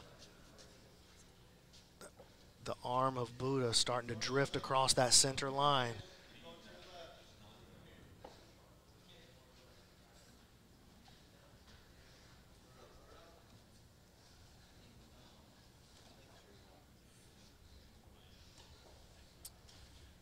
Just when I was rolling with Buddha the other day, one of the senses that you get, oh, here it comes. He's moving that hip. Buddha scooting over and keeping it heavy. But one of the senses that I got just rolling with Buddha, even, oh, there it is. Switch. Oh, he has to switch to the arm. That's surprising. He has 3.5 minutes left. Now back to the triangle, and he's probably going to get this. He did get it. Wow. Nicely done. Elijah Carlton getting the kill in regulation. He submits Buddha McClure. To make it official, we go to Stephen Aiken. And your winner from Team Epic Roll, the jabroni grappler, Elijah Carlton. Elijah Carlton doing what he does best, and that's racking up points here inside the PGF. And I believe BMAC is going to put him back in first place. Puts him back in first place. And you were asking a little earlier, do you think these athletes are paying attention to what's going on? Buddha's paying attention to the way that Elijah plays that triangle. And Elijah is paying attention to where he is on the leaderboard, what the standings look like. Because he could have bailed and stayed on that arm triangle. That would have probably been just as easy in that, or that arm bar. That would have probably been just as easy in that moment. Or come up on top, get the sweep. But he knows Travis is hot on my tail, man. I've got to put points on the board. So he stays with the strategy of trying to put 6 points on the board, not falling backwards for 6. And that comes with his experience, because he's made that mistake before. He's given up those points and settled for those breaks when he could have gotten the kill. But now, you know, obviously, very seasoned PGF competitor. The most seasoned PGF competitor. Indeed. And he knows he needs that kill. So he got it. All right, let's go back to Stephen Aiken for our next matchup here in our first block of day 3 at PGF Season 5. Representing Toho Blue, young Matthew DeWeese.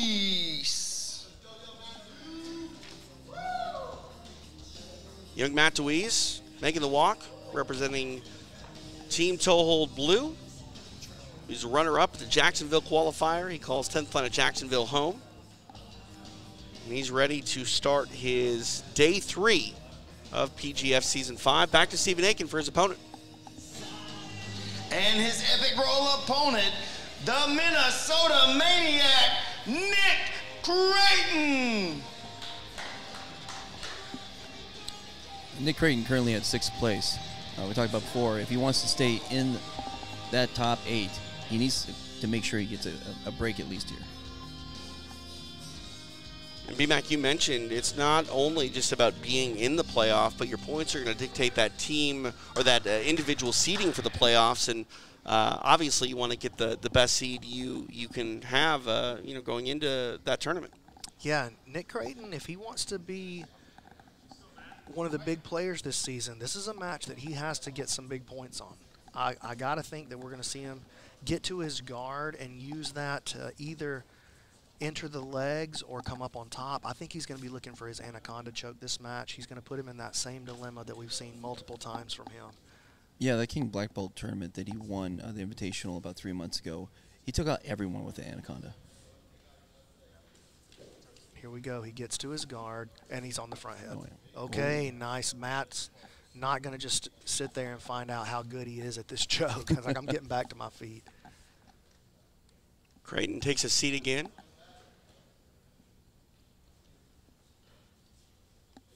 And this half guard now goes to Weiss.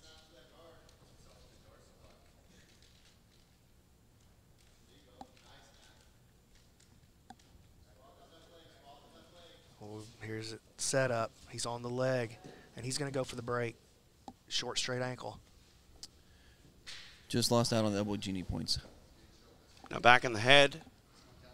And this is probably better than what he was going to get going. The thing is, though, man, Matt is really tough. Mm-hmm.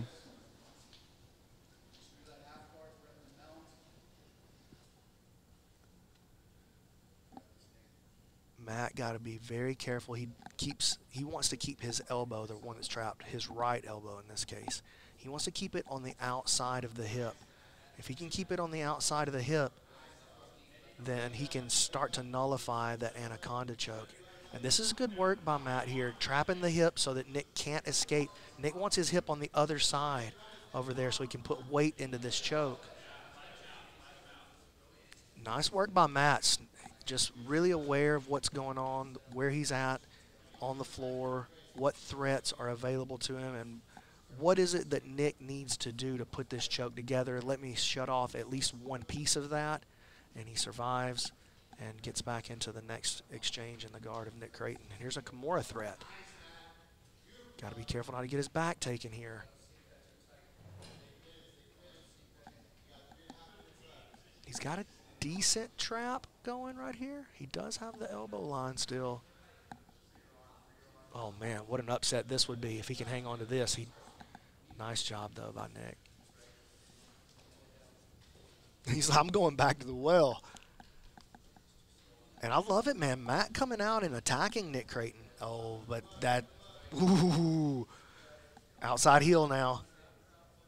Switching off to the straight again. Again though, Matt, he's not afraid of Nick. And I think he made a great choice by getting offensive, at least letting Nick know that he was going to be dangerous. He can't just sit back here and look for which dunk you want on me. Halfway point of regulation here. Back again on that neck is Creighton. We got to think young Matthew trains with a bunch of killers at 10th Planet Jacksonville. They've sent us Sam Barbosa from Season 2, Manning Leverett from Season 3 and 4. Both did amazingly well, and he's in the gym with them every day. Trying to isolate that left leg of Deweese. Deweese using that leg attack, though, to try to roll through and attack the back. Now he's caught in an outside heel hook. Again, though, slips the knee line. I love it. Matt Deweese, absolutely game. Just a survivor. Nice round of applause for these two men as they're getting after it. Coming up on 4 minutes of elapsed time. Now trying to attack that arm here is Creighton. Nick moving into a Kimura threat, swinging around, maybe now looking for this Choi bar, though.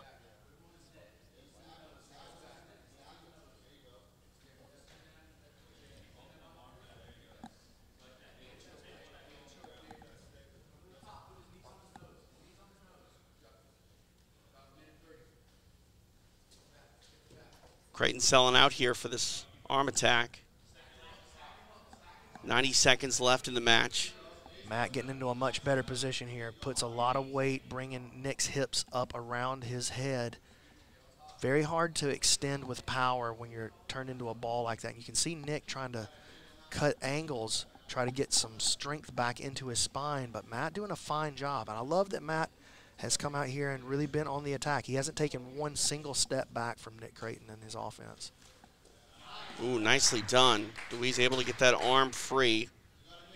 Now about a minute left in this match. Nick right back into his offense, though. He's just a juggernaut.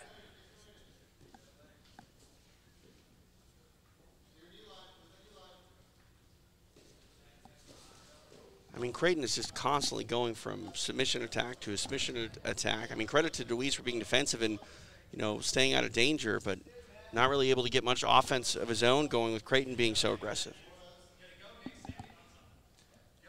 30 seconds left here in the matchup. And now Nick is in desperation hunt mode, but this is a beautiful entry, double attack here. He's got a pretty good bite on this free leg, that straight ankle, trying to turn it into an Aoki, has a trade off. Now the inside heel, he's got a good bite. No, Matt slips the knee line again. Just 10 seconds.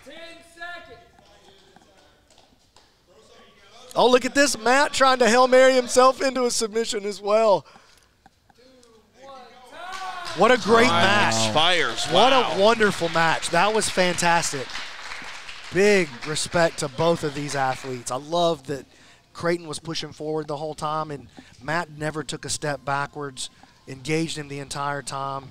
Beautiful match. All right, to make it official, we go to Stephen Aiken. After 6 minutes, this match finishes with a draw.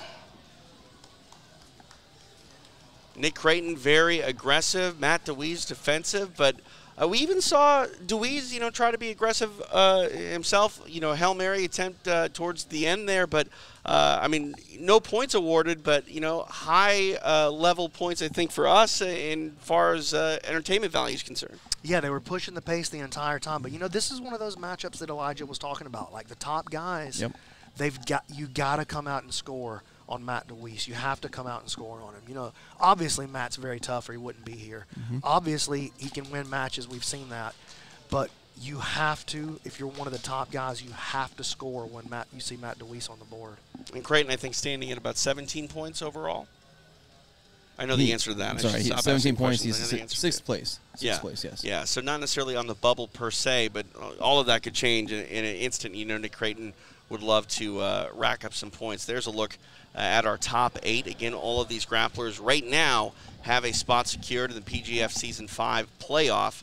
But looking at the bubble there, 16 for Sam and Fedor, and then obviously Cam Hurd, Matt DeWeese, Matt Elkins, Sawyer Griffin. They would all love to insert themselves into that playoff picture. And, of course, they're going to get their opportunity as we are just through a few matches in this second team matchup of our first block. For more action, we go back to the mat. Here's Stephen Aiken. Representing Toho Blue, Noah Randolph. And here you have a match of two fan favorites. I mean, Noah came out as a 16-year-old during Season 1 and just won everyone over. Just really tough to put away. Had some great submissions himself. But now he faces a star in the Rock Troll who's about to be announced. For that introduction of one of the most iconic men of Season 5, we go back to Stephen Aiken. And his epic role opponent, the Rock Troll, Maximus Jolly! I mean, Stephen Aiken even holding the pronunciation of Maximum Jolly. And, I've been calling for Rock Troll merch since day one, and Egghead, it sounds like there actually might be some movement. I might be able to get a Rock Troll t-shirt at some point. Well, I'll say that the PGF's official photographer, Wallow J, is working on getting a perfect shot of the Rock Troll stomp, because we want to put that on there. Well, he said he has, great sides, both sides, but that stomp, it's tricky to capture in pictures. Hopefully we get both sides in that. There we go. And they told Noah, he stepped out on the mat with his socks on, and a couple of the guys go, hey, you still got your socks on? And he just looked at him and went, I know. All right. He's leaving his socks on purpose. I wonder, maybe he's got not an injury because he doesn't have like heavy tape on him, but maybe he's got a scratch or something like that he's trying to protect. I'm not sure. Maybe his feet are cold. Well, I'll tell you what, honestly, that could play a big factor in this match because that's extra friction, extra grip for Maximus Jolly when he grabs a hold of your feet. I would have cold feet if I had to get on the mat with a Rock Troll. I'm just saying. Well, a lot of hype on the Rock Troll right now, and rightfully so, but probably not enough. He's come in as a replacement for Jacob Lamar. People don't really understand how good Noah Randolph is. He's very, very good. When people come through the gym, they always walk off the mat and they go, who is that kid? He's a silent assassin. We talked a lot about the size of Max Jolly here. What's the size difference here with Noah? What does Noah walk around at? What are you weighing at? They're about the same size. Max may even be a little bit heavier than Noah. Noah comes in around 165. They're right at the same size, though. So Noah known for his ninja chokes, and again for not showing any emotion. Although I think I saw a brief flash of a partial smile when Rock Troll was announced. Oh, he's very excited about this. He was very excited when I called him and said, "Hey, listen, we need you for the PGF. We need a veteran. We need somebody that understands it.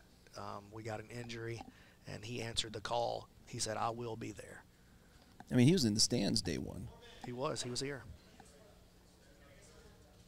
I mean, how cool is that? You're a spectator on day one and, in the mix of it on day 3. Well, it's cool, but the thing is to remember is that Noah's a PGF veteran. Right.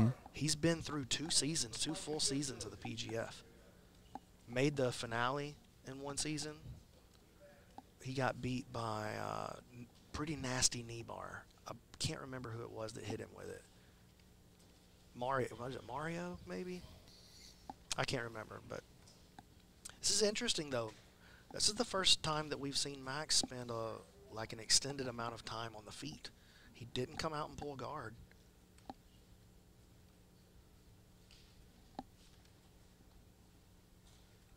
Noah's showing no signs that he's going to pull guard either.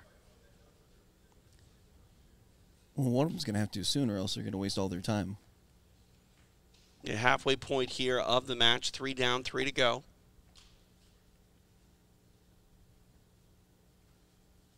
Rock Troll hanging heavy on the head. Noah framing across the jaw. And now here comes Rock Troll getting in tight, pushing forward. I mean, this type of wrestling match, I think those socks might play to your disadvantage, on the feet, trying to jockey for position. Definitely, and we just saw that. He just had a slip with his feet. I'm surprised Rock Troll doesn't sit and go for the legs, because Noah has been susceptible to leg locks.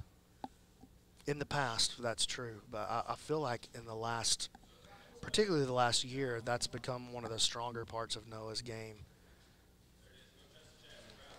And look at this. Rock Troll tries to make a play, ends up on his hip just for a second. Noah stayed right on him. Whoa.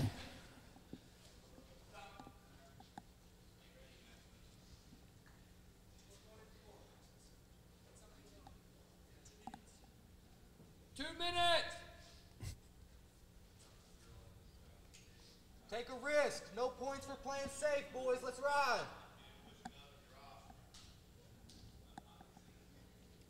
I've said it before, but in the PGF, a draw is a loss. Hard collar tie. Oh, that was a great. Whoa!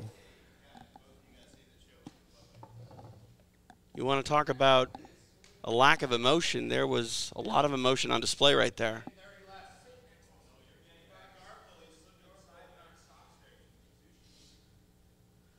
Some obvious frustration displayed there, and well, they should be sort of frustrated at themselves. If they're frustrated, it's not at the other guy. Right. Like, I mean, they're really having it. Nobody's really taking a shot too much. I mean, we've seen some sort of shots. We haven't seen anybody pull to get the action started. And which is interesting because we've seen Max Jolly, aggressively take a seat in almost all of his matches here this season of the PGF. This one, he clearly seems to want to be in a different position. Yeah, I'm super surprised by the approach that Max has taken here. I'm very surprised he didn't come out and try to get right after it. Particularly, there's obviously extra friction on Noah's feet. Ooh. Max shooting from very far away. Noah shut him right out.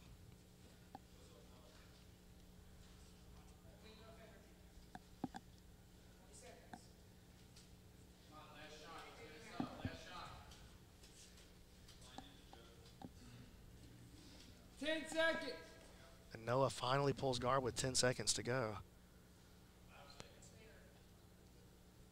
3, 2, 1, stop! And that's a wrap.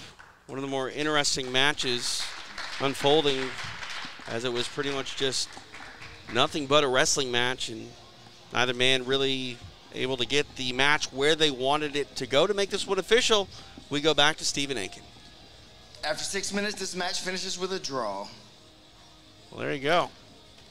I think I just saw Noah smile when they shook hands. Did that happen? Or he did, but they shouldn't be smiling after that match, let's be honest. Well, it's kind of weird because, like, we've seen it before where wrestlers, when they see another wrestler, they'll kind of wrestle off. Is it maybe just because they're just young men that just wanted to show dominance? I don't know. I don't understand that match from either guy, if I'm being honest. I wonder if Max Jolly just had one sort of thing that he wanted to do in his mind, maybe lack of scouting on Noah being a late replacement. I'm not exactly sure, but neither man really relinquished their initial game plan. It was a wrestling match, and after 6 minutes, no one wins any points. Well, it wasn't a wrestling match. It was two guys standing up the whole time. A wrestling match is fun to watch. That's true too. That wasn't fun to watch. Yeah. All right. It is what it is. All right. You know, and the thing is with the PGF format, that's its own penalty. You know, Max and Noah coming in, you know, he's probably not thinking that he's going to hit the playoff coming in as a late replacement.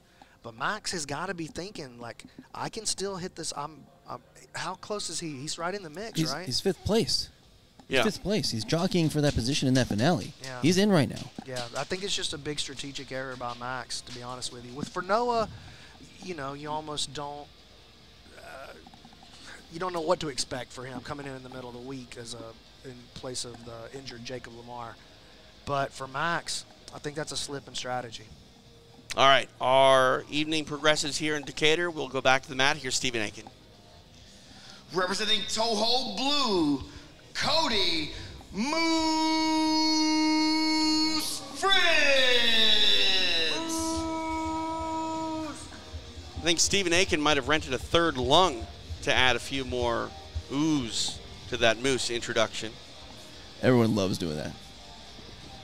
I mean, That's part of the fun of the pageantry. Right. But this should be a really interesting matchup. And his epic role opponent, Sam the Terminator Schwartz.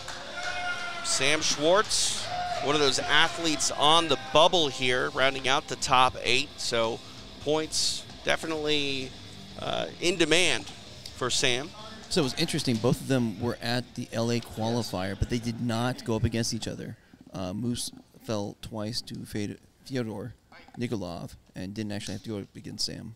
Look at you with the proper pronunciation of Fyodor. Yeah. I mean, all you have to do is think about it's like Theodore. But Right, with an of F. course, of course. I just like the effort you're turning in, Egghead. You know. BMAC is a weak link at this broadcast team. Yeah, there's no question about it. I listened back to both the broadcasts, and you guys are awesome together. I love the dynamic you guys have. And then you also have a redneck sitting in here with you. Well, thanks, Coach. Moose on bottom here. Trying to pass that guard here, Sam. He does north-south here. He's so good at getting around to the north-south. Gonna be going with that truck again, huh? Yes, he is. But you know what? Moose very familiar with the truck. He was talking in his PGF Insiders interview, like, if I get to the truck with Kamoy, I'm trying to flip it on him. I remember. Sam, though, a big-time Kimura player, so Moose going to have to watch his arms.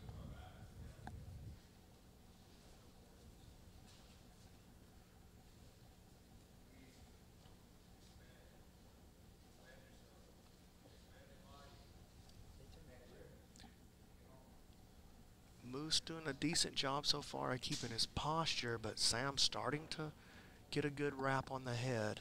He's got a pretty decent opening on the elbow of Moose. He might be able to punch through from that position for the Darce. He wants the Japanese necktie, though. You saw him throw his foot like he wanted to step onto the leg, and he does have the leg. Tried to push into the Japanese necktie. Sam pushes right past the guard again, though.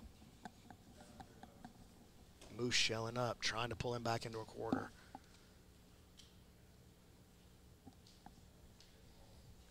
Sam on the hunt for 6 for sure. 2 minutes down here in this matchup.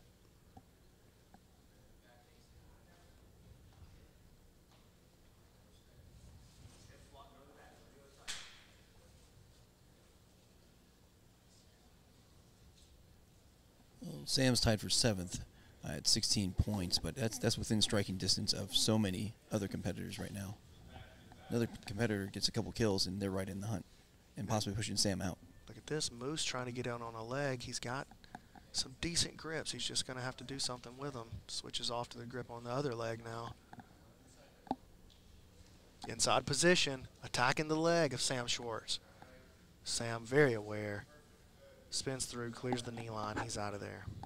Now back to the feet as we approach the halfway point of this matchup. Touch over 3 minutes remaining.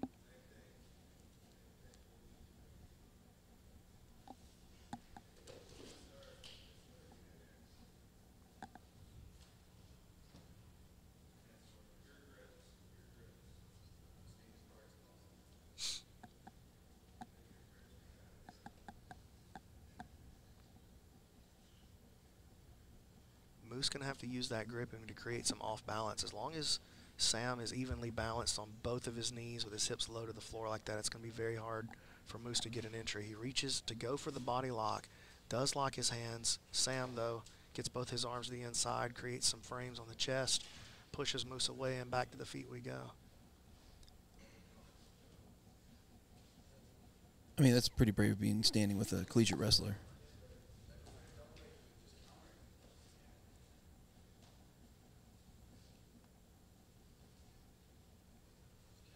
Moose getting a lock around the body, and this is where Moose could be dangerous here. Full guard here now for Fritz. Problem is, this is a long play usually. To make something happen from the closed guard can be a long process. He's got less than 2 minutes. Hey, Sam got to be careful here. Moose, known for his dead orchard, for his rubber guard work, gets a sweep off of it, coming up on the top and hunting the back now. Comes Moose Fritz moving into the half guard, but Sam's so good at this electric chair. And he's just so good at the 10th planet game. We've seen him utilize it several times. 90 seconds left for these athletes to work.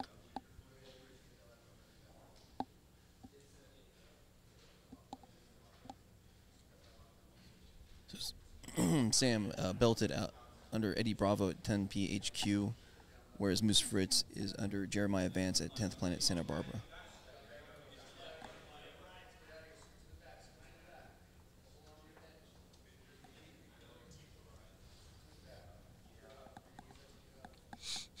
One minute remains. You were talking about the belt, Egghead. B-Mac, do you actually get a belt from Eddie Bravo? Like, you don't have a gi to tie it up with, but do you actually get a physical belt? Yeah, I got all my jiu-jitsu belts from Eddie Bravo. Got all my Tung Soo Do belts from Jamie Webster, local hero here, amazing martial artist. But we still get them in the 10th Planet system. We just don't know what to do with them. I get all my belts from Macy's. Oh. Oh, my goodness! What a win for Moose! Cody Fritz making a huge statement to start day 3 here at PGF. He submits Sam Schwartz, getting the break. Wow. Bobby, both of them. Make it official. And your winner from Team Toe Hold, Cody Moose Fritz. That was good. Well, if you weren't a fan of Cody Moose Fritz before that, how can you not be now? That was awesome stuff. Able to lock up the break there, Egghead. Your thoughts on how he put that one to bed? Just surprised. I mean, I guess Sam just left the leg out there because he was maybe got a little overconfident. And Moose, he said in an interview, he's not backing down from anyone. And he did. And he did, yeah. That's right. And he got the break. And now he's in contention. I mean, expect the unexpected. We've been talking about it all week. That was unexpected. That's a huge loss for Sam, too. Well, I say it's a huge loss. Again, another great thing about the PGF rule set is that the draw and the loss really counts the same. So you're incentivized to just get out there and go for it. If you lose, right, it doesn't mean any more than if you – Sam leaves with the same number of points that Noah and Maximus left with in their match. But Sam put himself in position to get a win if he wanted, if it would have come up. But this is huge for Moose. Very interesting, yeah. Because Moose is now tied for 10th. Again, within striking distance of the top 8. Wow. Impressive stuff. We'll see Cody Moose Fritz a little bit later on tonight here as day 3 continues live from Decatur. For our next match, we go back to Stephen Aiken for introductions. Coming to the stage next, representing Toe Hold Blue, Matt Elkins. Here we go. Matt Elkins representing Team Toe Hold Blue. We saw his player profile earlier. This guy has been a staple here at the PGF, BMAC. Matt Elkins is one of the most exciting grapplers, one of the most talented grapplers that I've ever personally met. Phenomenal and a killer. He needs points. And his epic roll opponent, Cam Hurd. And if he's going to get those points in this match, it means he's going to have to win a match that he lost at the ADCC East Coast Trials in the second round. He lost to Cam Hurd in a epic roll. Oh, yeah. You know, Cam was phenomenal, able to get on Matt's head, took Matt down. Both of these guys wrestled their way through college. Both of these guys, incredible grapplers. Matt Elkins, also a 10th Planet black belt, though. Could be a factor. All right, here we go. The rematch is underway here in PGF Season 5. Very interesting. And just like Egg had predicted, Matt Elkins comes out and pulls guard right away. He has a very dangerous guard, particularly his triangle choke. And he pulls Cam into a front headlock situation. Cam sits through, but Matt's still there.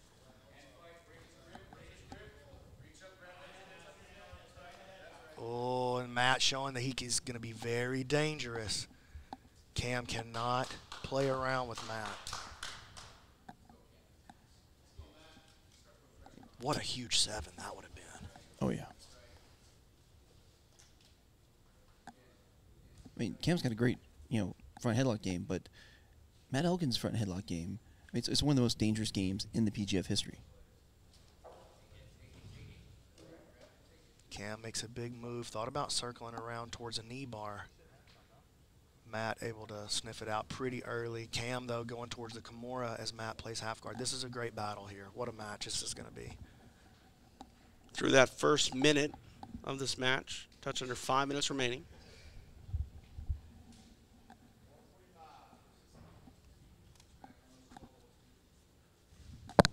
Told attempt here, maybe. Thinking about it, was Cam hurt? Bails on it.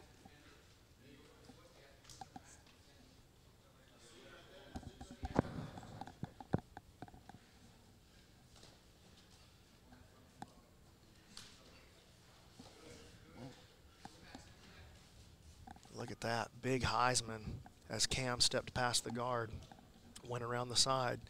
Elkins hit him with that straight arm frame. And Elkins inverting, showing off his guard here.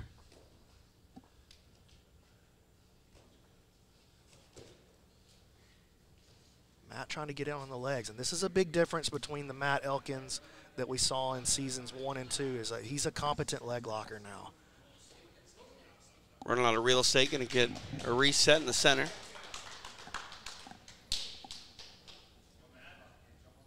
Elkins again takes a seat. I love that Matt is trusting in his guard here. He does have a good enough guard to make something happen here.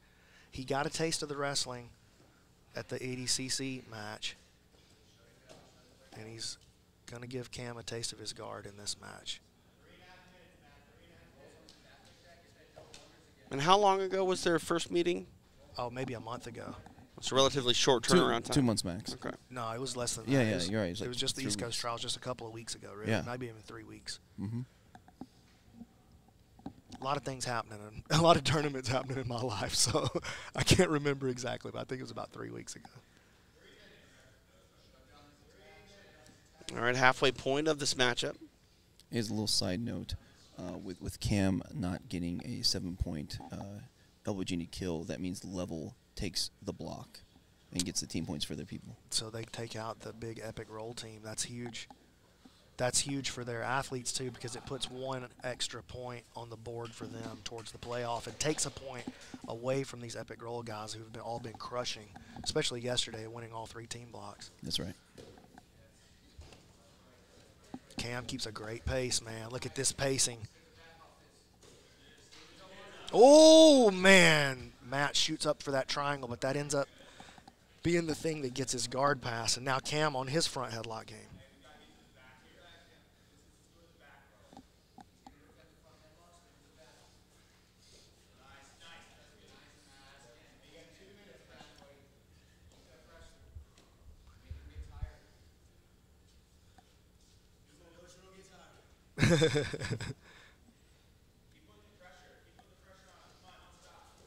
Touch under 2 minutes remaining here in this match. Hurd standing. And Cam's corner calling for him to keep pushing the pace, keep pushing on Matt Elkins. See if you can fatigue him. And then Matt looked back at the corner and he goes, "Come on, coach, we don't get tired."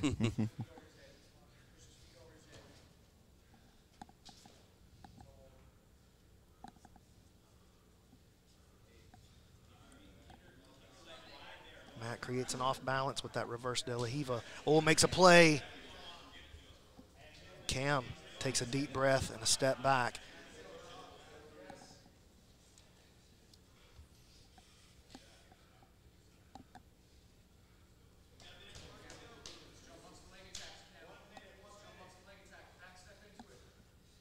Coming down the stretch, final 60 seconds of this match. Matt threatening the omoplata.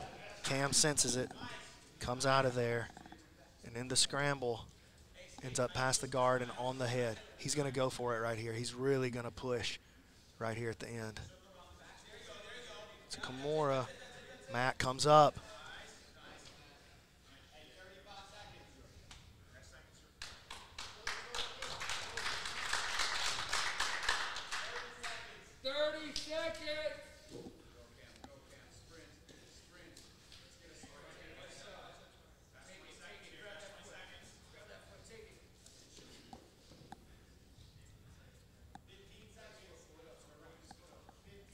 These guys pushing all the way to the end. They know they both want these points. Cam, again, takes a step back, takes a deep breath, tries to cartwheel through.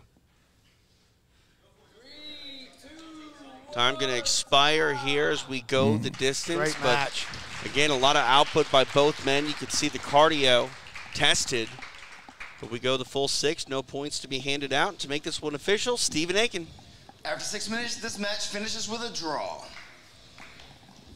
B-Mac, your thoughts on the approach by both men in this one?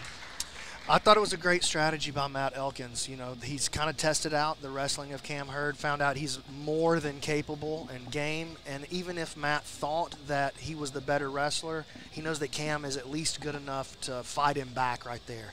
What he didn't get a chance to test out too much in their ADCC East Coast Trials match was his own guard.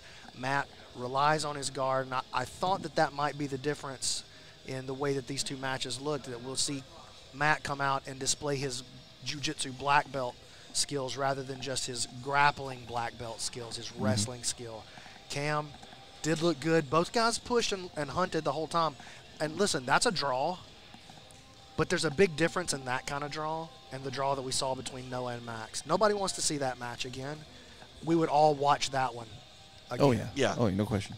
Absolutely. So that's the conclusion of block 1 of day 3 here at PGF. Egghead, what are your thoughts? And more importantly, where are we on the team standings right now? Well, right now, Level's catching up to Epic Roll. They've added 13 points to their total today, whereas Epic Roll only added 6. So now it's only at 71 to 61. So really 10 points behind. So making up some distance, but as pointed out, they got an extra point for every member of their team. So they also closed the distance to the top of the leaderboard because Travis Thomas, member of Level. Right. So he is now only 1 point behind Elijah Carlton. Also helped Kimoy Anderson as well. That's huge. Those extra team points, I mean, does a lot for the team members and their goal of making the playoffs. Yeah, well, you know, one of the things we want is we want that team atmosphere. And so awarding these team points, now you got everybody on the sideline of your team pulling for you because it matters to them as well. That's right. All right. With block 1 in the books, I believe we're going to take a break, come back with more action live from Decatur, Alabama, along with Brandon Mccaghren and Egghead. I'm TJ DeSantis. Thanks for watching PGF Season 5.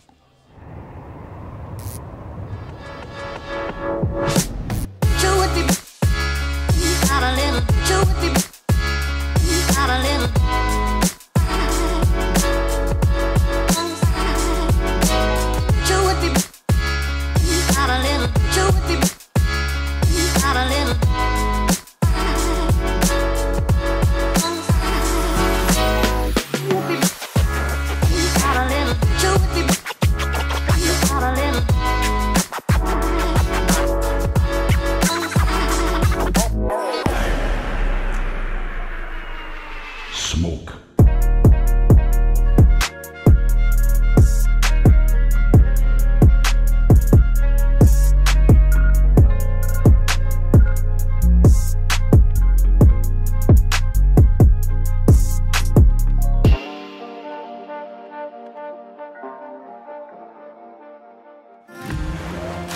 Did you know that the human foot has its own intelligence? Does it surprise you that your foot has thousands of neurons that can sense shape, texture, temperature, and even density? Did you know that most, if not all, your knee, hip, back, and even neck problems originate in the feet? Those questions may seem a strange thing to obsess over when making something as simple as flip-flops. But those questions are not strange when your goal is to make the most durable, high-quality flip-flops on planet Earth. Because at Toehold, we believe your foot can also feel quality. And that's why at Toehold, we make our flip-flops the old-fashioned way. By hand, from scratch, with a master craftsman using the best ingredients we can find. Durability is our guarantee, and style is our passion. Come try a pair of our luxury flip-flops on, and let us know what you think. Because at Toehold, we're positive you're gonna love it.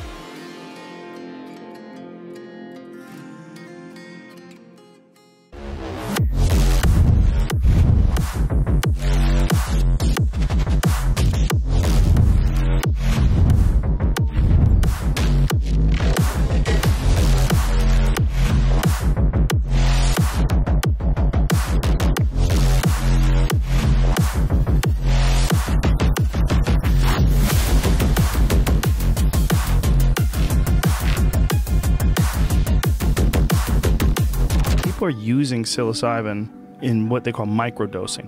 And kickboxers are using it, and a good buddy of mine is using it, who says that he can see things happen before they happen. Like, it was almost like he's reading people's minds. These things let you step out of your box a little bit. They let you step out of your usual reference frame. They let the background come forward, and you notice things about the environment that normally you would suppress. I have done it many times, but I enjoy it a lot. It gives you a silly, carefree consciousness that is unperturbed, meaning that it doesn't affect my judgment, it doesn't affect my ability to have a conversation with someone. It just puts me in this very appreciative, thankful, low anxiety state. Brought to you by the Goat Strip, the #1 sublingual male enhancement strip in the world and the only true flash dissolve strip on the market. It's a goat.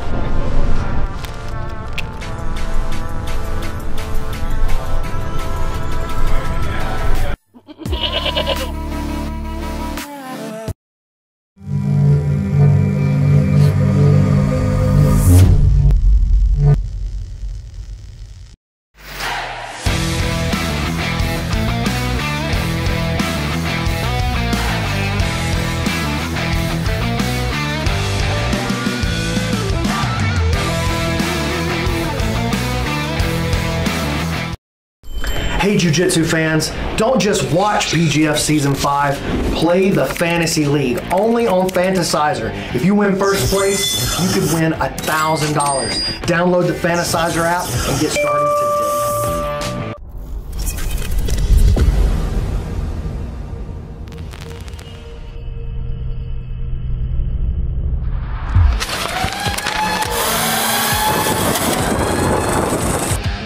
PGF Season 5 finale is going down November the 4th, live on pay-per-view, or get your tickets to attend in person at pgfhome.com.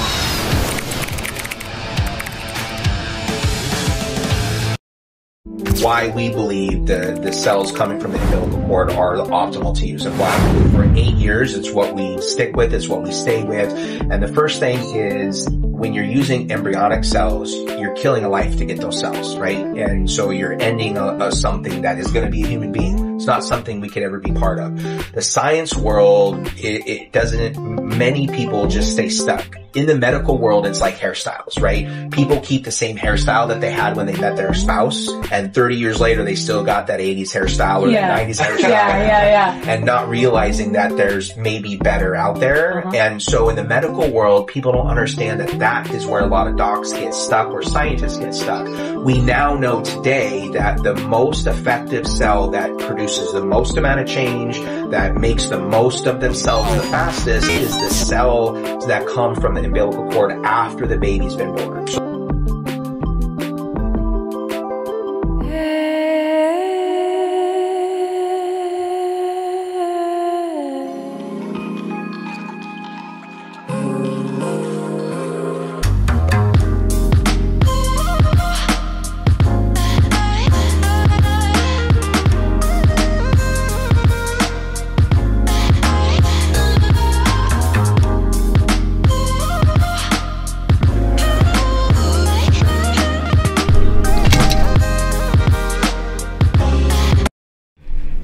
news. I've partnered with the Vulcan Fight League, or the VFL. It's a crypto-based strategy MMA fighting game. These guys are tied in with some pretty big events and even with some pretty big names in the fight world. Mighty Mouse, Ryan Hall, Brandon Mccaghren. Right now I'm working really closely with the development team. We're building my character. So you're gonna be able to take your custom character, bring him over to Brandon, teach him jiu-jitsu, and then go beat everybody up.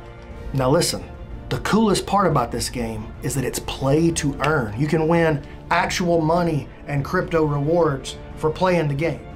There's a lot of progress to follow as we get close to releasing this thing. You need to go on Twitter, follow Vulcan Forged. You need to go over and check out their gaming platform, and you need to make sure that you join their Discord group. I gotta be honest with you guys.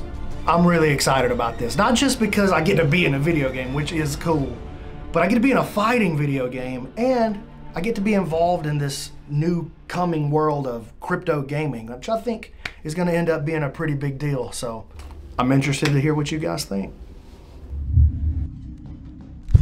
In nature, there is one primary way to satiate hunger, one way to survive,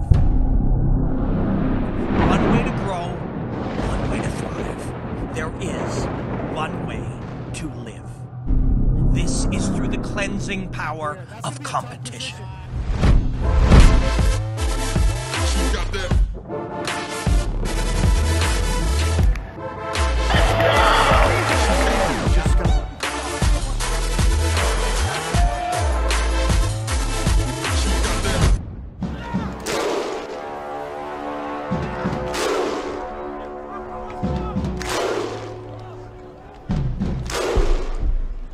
And we are back inside Becoming Church in Decatur, Alabama. It is the site of PGF Season 5, which is presented by Ghost.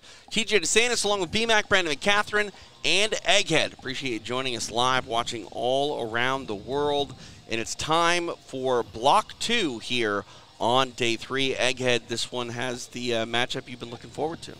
Yeah, I mean, we have the GOAT from Day 1, who also had 3 submissions from Day 2. Landon Torville came out here and surprised us all.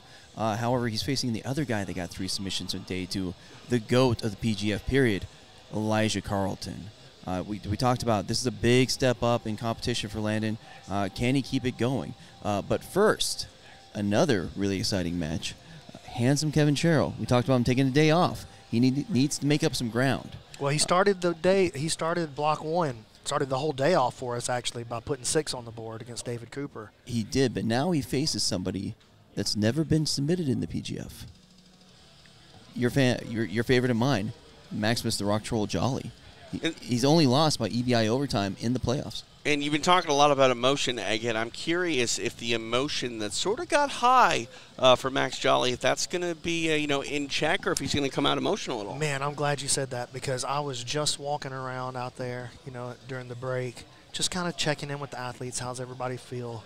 Saw Noah, not happy. Saw Max, not happy. So we'll see. I think they. These athletes probably felt the criticism as well. Right. I mean, they go back and they watch these matches. They jump off of the mat and they go back and they rewind and they see what they did. Not all of them, but a lot of them. They hear what we're saying, and I think that that's going to have an effect on how Max approaches this match. And if he comes in aggressive against those ankles, the injured ankle of Kevin Sherrill, that's a great point. We could see a quick tap in this match go Max's way. Very interesting. All right, so the stage has been set for Block 2 here at Day 3 of the PGF, and to get it officially underway, we go to Stephen Aiken. Coming to the stage, representing Epic Roll, the Rock Troll, Maximus Jolly! There he is, the Rock Troll, Maximus Jolly. Short turnaround from that match, too. You don't get a lot of time to think about things for too long in the back, and we'll see how Maximus Jolly responds after his first match of the day here in his first match in Block 2. Back to Bobby, both of them, for our next introduction. And his toe-hold red opponent, handsome Kevin Sherrill!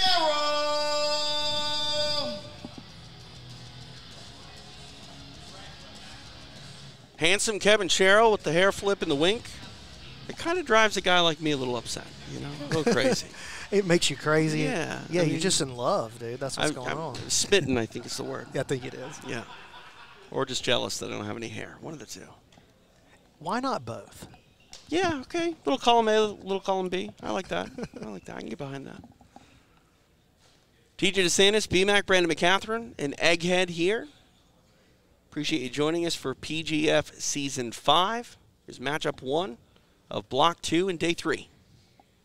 And to my surprise, Max comes out, does not pull guard, and try to get underneath Kevin right away.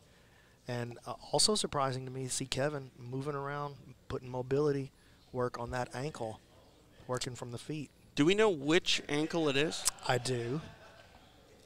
Okay. Well, so we tap don't, once for left, but one of tap us does. twice for right. Gotcha. Yeah, I mean, you can go back and watch the tape. It's his right ankle. I was like, maybe I should keep it a secret.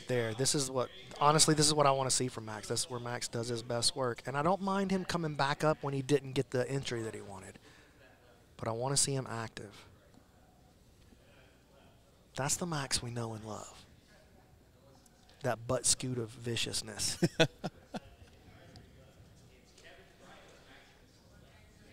First minute has elapsed.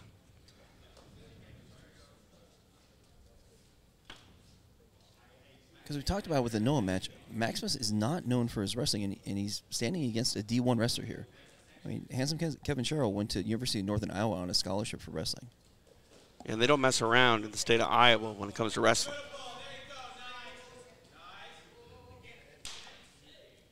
Kevin Sherrill going to mine and Keelan's favorite move, that back pocket. You see that, Keelan? Bring that hand around behind his back. Dang, Maximus almost... We almost turned this into a tumbling competition right there.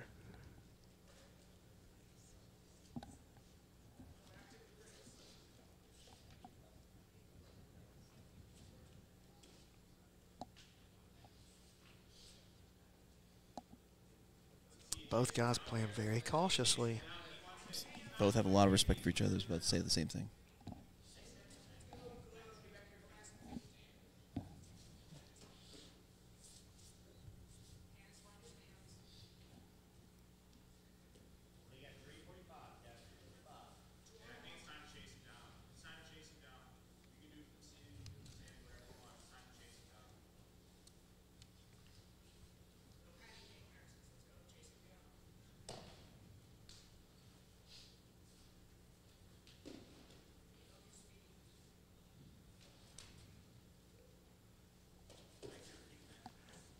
Sherrill very cautious with how he's going to engage with Jolly on the floor. And Maximus, you know, he's pulling guard and trying to tempt Kevin down, but as soon as Kevin gets close, he pops back up to that knee like he wants to wrestle, but then he's not wrestling. He's not wrestling up when he does that. It's very odd. It's just a very interesting strategy from Max today. I feel like he's really putting himself in a bad spot as far as points go. Now he's down to his butt.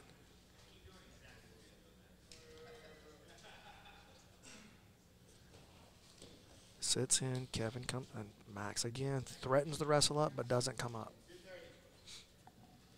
Rock Troll back to his feet.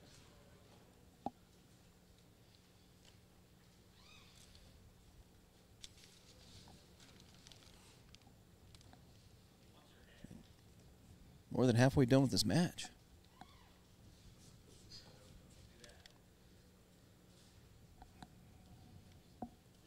We see a bit more aggression here from Jolly than we did in his previous meeting, but it's still not netting many results here. Is that on Jolly or is that on Kevin Sherrill for not engaging with him, BMAC?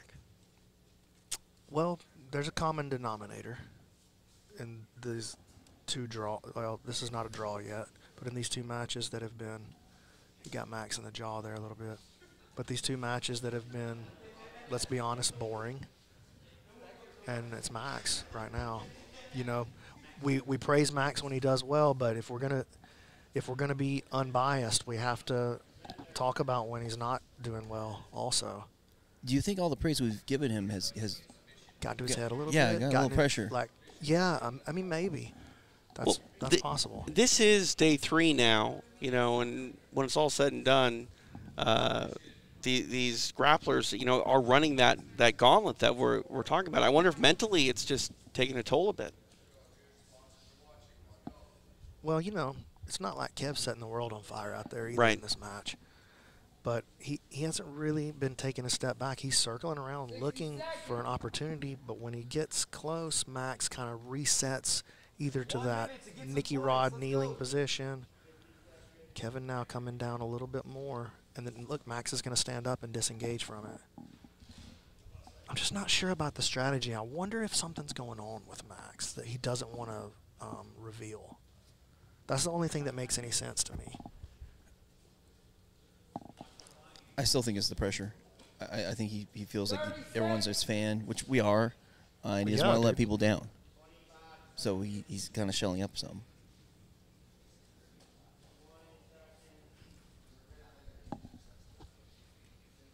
But also maybe Team Epic Roll is trying to stall out Handsome Kevin to keep him from the playoffs.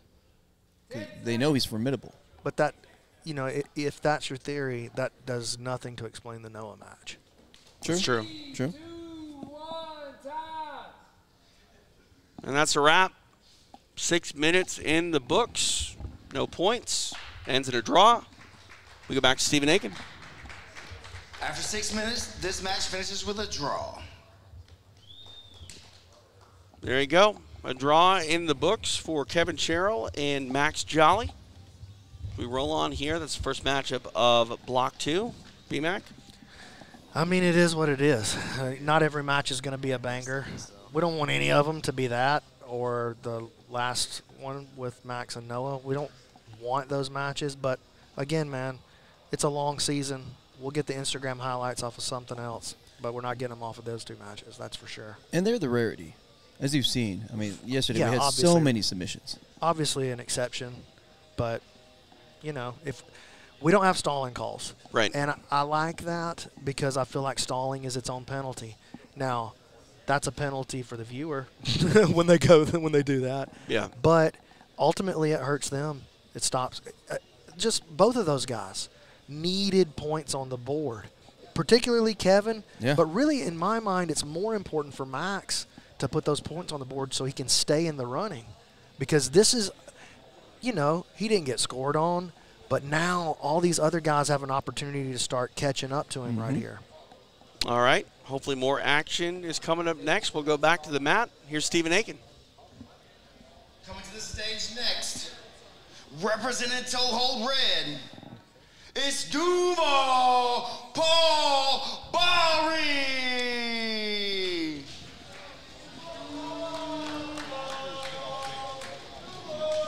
Duval Paul.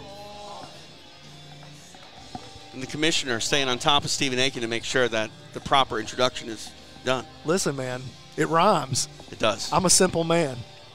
You know, that's how they came up with Hannah Montana. It's like we were going to have a girl on the show that has rhyming names. Okay. That's it. And his opponent, representing Team Epic Roll, Sam the Terminator Schwartz. Sam Schwartz making the walk. This is a gentleman who's right in that bubble area. Egghead, off the top of your head, I really don't know the answer this time when I ask. What's his points at? 16 points. He's tied for 7th. So him and Fedor are the last 2 in. Got it. Here we go. Underway. Bari takes a seat. Paul's in the 17th spot with 5 points. Paul's only 11 points behind him. That means 2 kills. Right. He's actually ahead of him.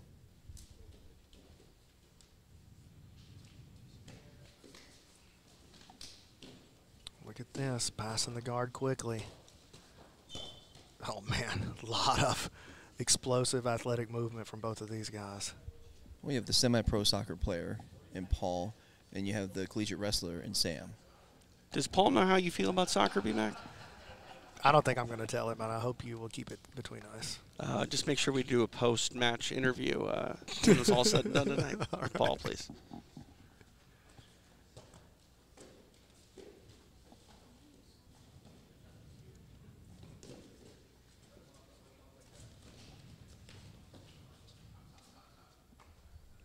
little extra push at the end there. He's hit him with that a couple of times over towards the edge of the mat.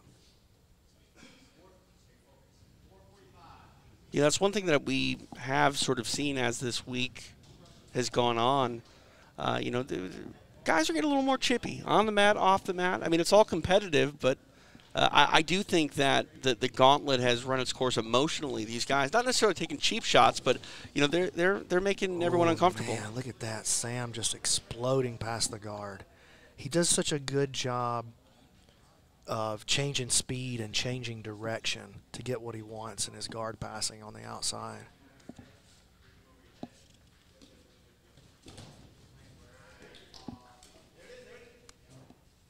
Paul looking to snatch that leg on the exit.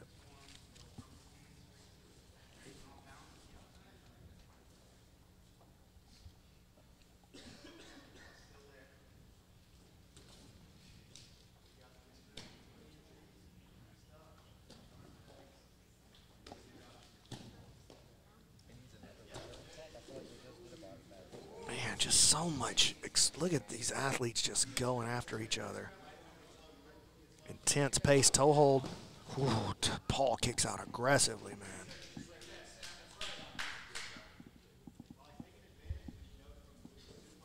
Paul knows what a toe hold can do. He took out Anakin that way. Yeah, in under a minute.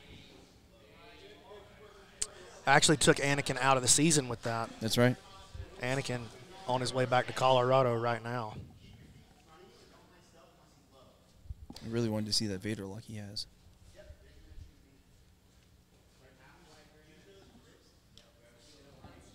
Approaching the halfway point of the match, 3 down, 3 to go.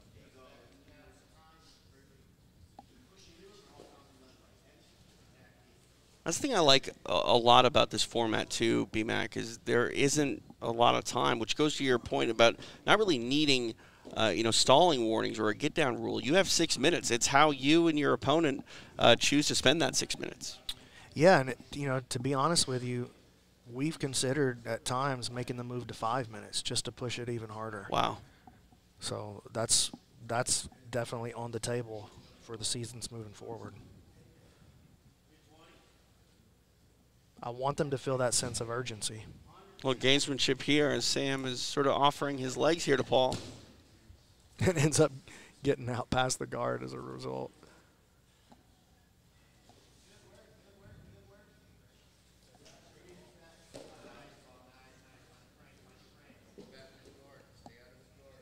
Two minutes here left for Sam to work from side.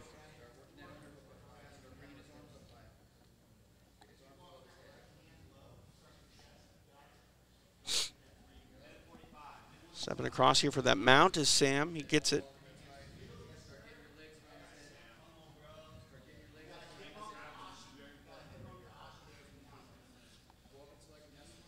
Heavy mount by Sam, driving those hips.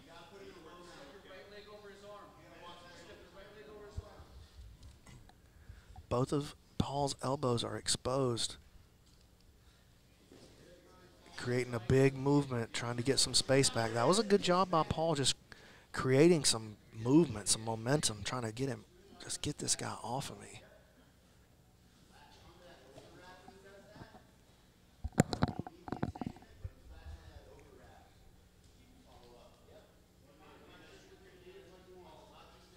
Offering that leg again is Schwartz.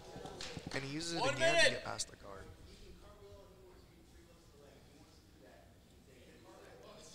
Both guys got to make a connection. They got to get something happening.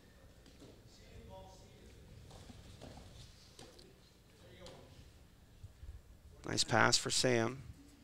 Short time to work, though, as we're inside the final minute. Sam working on this Darce. Paul finally finds his way into the top position. See how aggressive he gets here with less than 30 seconds remaining. He got aggressive, sneaking out to the leg. It's 20 He's seconds. going to end up mounted right here on Sam. Maybe thinking about it. Hey, that would have been a spot to throw that triangle. 10 seconds.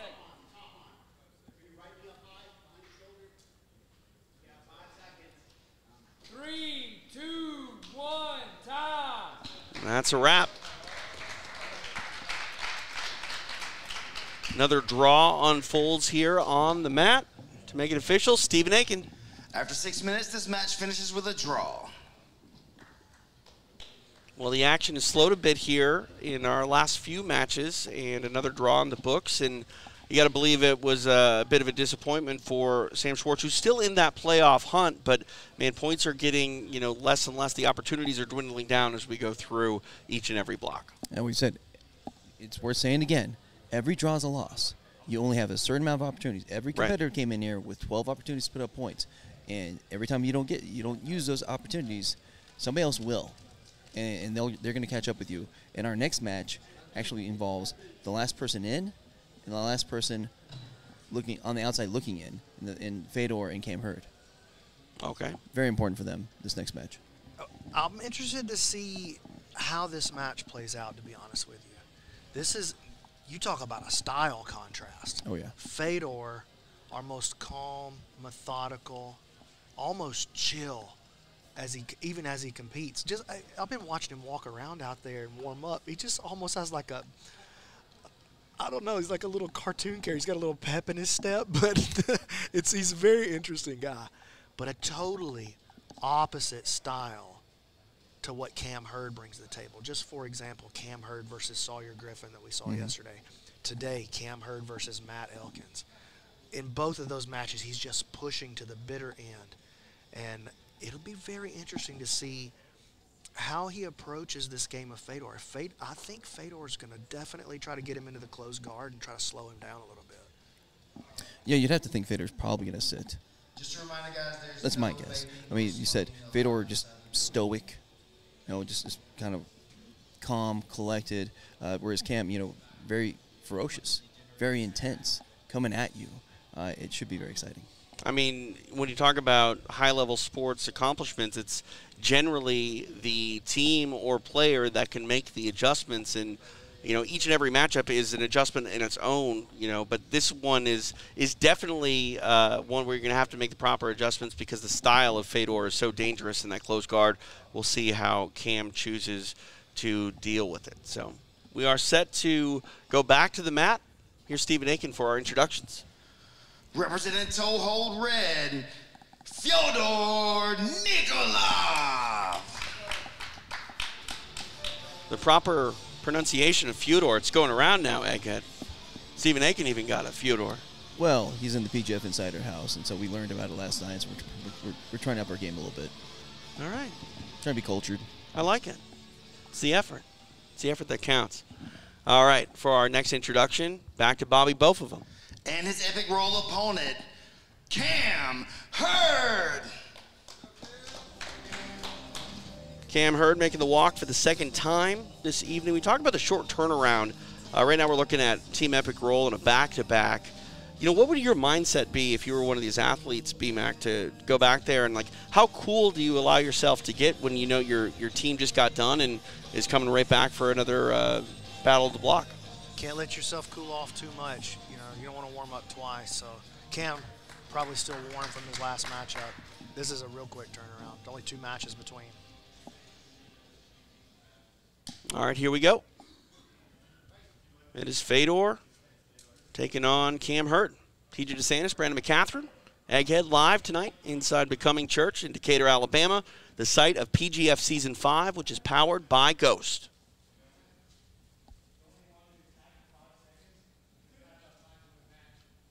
Fedor just so calm. I keep reiterating that, but it's just so unusual. It's just such an unusual thing to see. Not for a Russian. Oh, look at that. Tries to hit the duck, and Fedor almost didn't respond and still shook him out of there. I think about the ice-cold demeanor of combat sport athletes, and it's hard not to think about the demeanor of the man that Nikolov shares his first name with, and Fyodor Emelianenko. Another guy who was ice cold throughout his combat sports career. Fedor trying to get his grips on him, pull him in. Decides to pull guard. Cam's got to be very careful here. Fedor is a dangerous leg locker. Of course, I've extolled the virtues of his closed guard and his rubber guard all week long. Cam's going to try to pass on the outside for sure. And Cam's a good scrambler, but you cannot afford to make one mistake with a guy like Fyodor on the ground. Yeah, I'm not sure how much Fedor's going to scramble with him. Right. Scrambler almost, you need the guy to scramble with you to True. create these moments. But if he just kind of like lays back and stays cool and collected, it's hard to scramble with a guy like that. He's forcing you to play half-court basketball. Cam wants a fast break. He's trying to score 150 every game. Fedor happy to win 60 to 54. You know, they're both showing some outward calmness, but inside, they have to be screaming that they need points. I mean, these guys are the epitome of the guys on the bubble. Right. Fyodor ordered the last one in. Cam heard the last one looking in from the outside. Hey, Cam, I was going to say Cam got to be careful here. Fedor definitely hunting for some comfortability in his grips. He might have been thinking about a flying triangle right there. I think Joe Kai was the last guy to hit a flying triangle in PGF. Oh, such a good one, too. I've seen Joe hit that flying triangle so many times.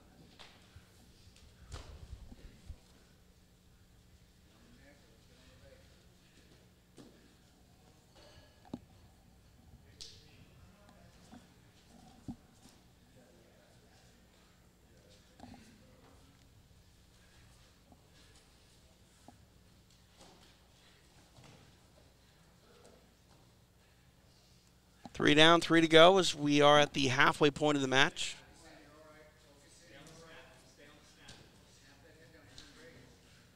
Fedor trying to pull him in.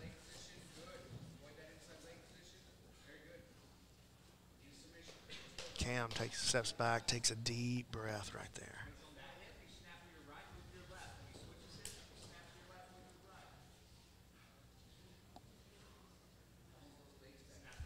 Yeah, Cam breathing hard, doing a lot of work out there.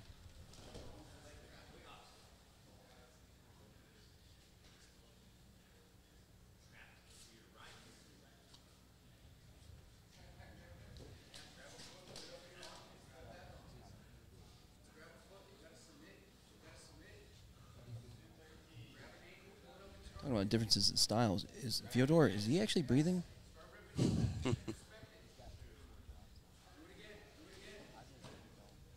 Back to the feet. Look at this. You got to watch out. There it is. Oh! Can't jump guard. He jumped to the guard.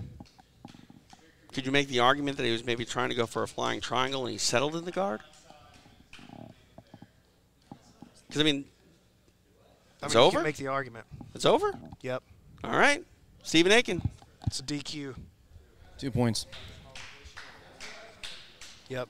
DQ. 2 points to Cam. Your winner by disqualification from Epic Roll, Cam Hurd. Disqualification. Net some points for Cam Hurd. And I'll explain that. So you can put the camera. There you go. In the PGF, jumping guard is against the rules. Any movement that throws your hips at the opponent's hips, knees, legs is against the rules. Connie Basami or the flying scissor leg takedown is against the rules. Jumping guard. Now, jumping to the triangle is not against the rules. And you saw in that instance, Fedor went to jump to the triangle, but as that happened, he didn't make it to the triangle, and he chose to jump with the closed guard around the hips. That's against the rules in the PGF. Some of the most catastrophic injuries in grappling happen from that exact move, and it's not something that really offers a lot of martial value, you know. So, listen, I'm not happy about a disqualification. I don't want to give somebody a disqualification, but Cam Hurd does win via DQ in this match. Still on the outside looking in when it comes to the playoff picture. Fyodor Nikolov in that 8th spot. Number 9 is Cam Hurd, 12 points now to his total. Yeah, that's the first disqualification we've had actually in the PGF. It is. And because of that, I'm going to have to ask the commissioner himself, do we give those 2 points to the team as well? Does it count towards the team points? You'd have to, okay. yeah. No, Yeah, it counts towards his, just the same as if he would have gotten 3, he just got 2 instead. Oh, it counts towards Cam, but also towards the team points. Yeah, it has to. Okay, no, Yeah, check, for sure. check, got it. Yeah. Just making sure. All right. Well, some history there. Not the history you want to make necessarily. You know, and man, I hate doing that. You know, I love Fedor, but I have to be as fair and unbiased. Well, a rule is a rule. If I call the rule, you know, I don't want. Listen, I don't want to do it this way, guys. Right. But if I set the rule, I got to be consistent and fair in calling it. And shout out to our referee Nick, because he made that call right away. They looked over to me for like, wait a minute, what's going on? That's the rule. Well, here's the thing, too, is, you know, you enforce that rule. It sets a precedent. So all the other athletes in the back watching go, I can't do anything like that. You know, there's hell to pay for it. So there it is. It is what it is. All right, for our next matchup, we go back to the mat. Here's Stephen Aiken. Coming to the stage representing toe hold red, Landon Tourville. Landon Tourville, the day one GOAT, found himself in a solid position, not only after day one, but after day two as well. And, you know, no matter how the rest of the season plays out, Egghead, you got to believe that this is a huge win just for the showing thus far for Landon Tourville. I mean, a blue belt. Right. With just a few years of experience, coming out here and just showing out. Oh, yeah. Absolutely. All right, for his opponent, we go back to Stephen Aiken. And his epic roll opponent, the jabroni grappler, Elijah Carlton. Elijah Carlton had a chat with myself and Egghead yesterday, BMAC, and he made that statement that when you are the favorite grappler, you got to really go out there and shine and get those points. When you're the favorite, you know, and people think you're going to get the points, you need those, especially. The pressure is almost amplified and you know, magnified. And, you know, in this one, we talk about the success of Tourville thus far. Oh. This is one of those matches you got to believe that the jabroni is a big favorite. And again, Elijah comes out. I think he wants to make a big statement right here. Like, listen, this kid may be, he's pulling him right in. This kid may be getting a lot of hype on him, but I'm here to, he already tapped. The break and the elbow genie point for the jabroni grappler, Elijah Carlton. With a nice little flex, let's make this one official. And your winner by submission, getting the elbow genie point for epic roll, Elijah Carlton. Big statement for Elijah Carlton.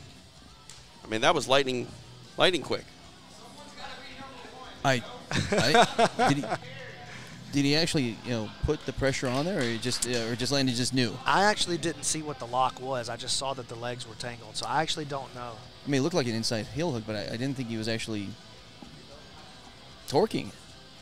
I mean, I would have wanted to gotten out of there as quickly as possible too if I was Landon. It's not a matter of getting out of there as quickly as possible. If the thing was locked up and Elijah gave him a chance, you tap out of respect for your own ligaments. Right. You know, and it looked like Elijah, whatever was going on, it looked like Elijah did give him a chance to make that decision. Hey, do you want me to break this, or do you want to just go ahead and make the call? Yeah. And he made the call. They say tapping is just accepting the technique. Technique was there, and knew it. Okay, roger that. Bobby, was that an inside heel hook? What was the What was the play right there? Inside heel? He's nodding, yeah. Yeah, okay. Hey, everybody's saying inside heel. Egghead knows a few things. Right. All right. Well, just like that, we're on to the next one. We're going to go back to Stephen Aiken as soon as we get his attention. There we go, Stephen Aiken. Okay. He's playing around. And coming to the stage next, representing toe hold red, he's full-time, Josh Gibbs. Josh Gibbs making the walk.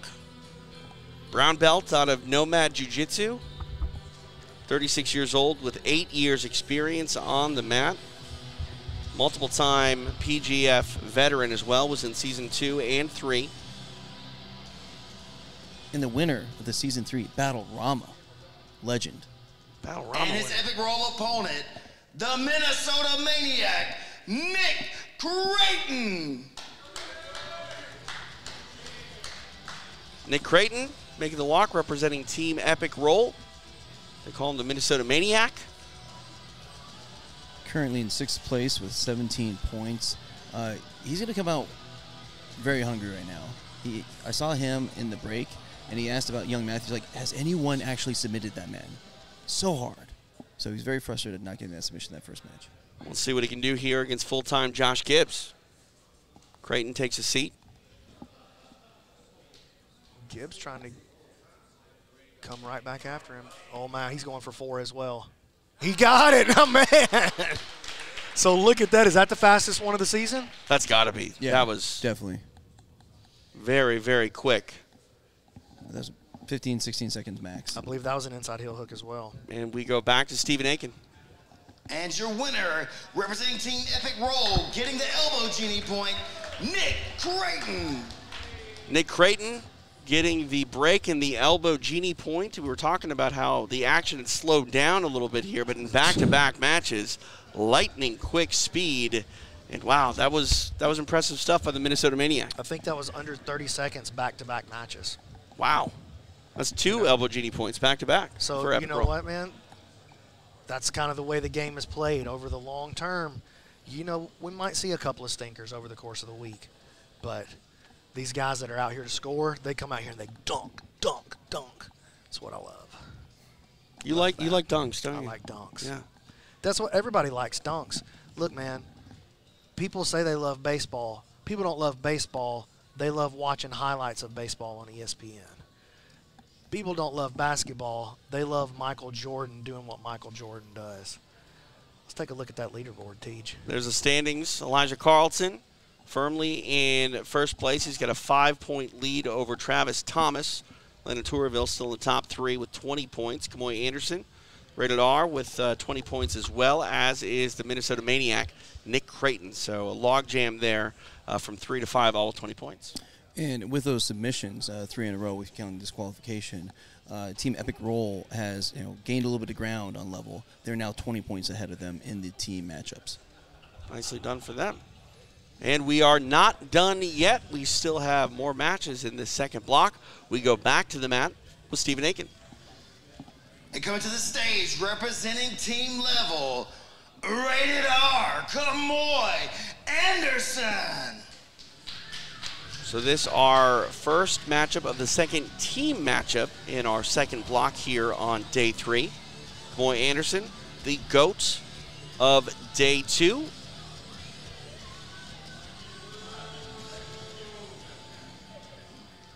Back to Stephen Aiken for his opponent. And his toehold blue opponent, Buddha McClure. Buddha McClure making the walk, representing Team Toehold Blue. B-Mac, how do you see these two matching up? These are two very explosive athletes. Kamoy a little more methodical, willing to play a slower pace. In fact, a lot of times wants to play a slower pace with his body lock passing. Buddha, he'll explode at any moment, though. That's the difference. Like, Buddha kind of plays that high pace plus explosion. Kamoy plays a slow pace and then wants to explode. So we'll see what happens. Kamoy definitely got some spots where he can put Buddha in some bad trouble. Kamoy currently tied for 4th with 20 points. This is a big match for him. He comes out and puts 6 on the board with a twister. The place is going to go crazy. Yeah, he was asking for a bounty for the twister. I haven't seen one in the chat yet, though. Like Kamoy's going to try to clear the head for rubber guard. Pulling down on his foot, though. Gets the omoplata sweep. Uses that to go to the legs. And Buddha able to shake himself free. I like that we just got to see a little bit of Kamoy's guard, though, showing that he can attack from everywhere.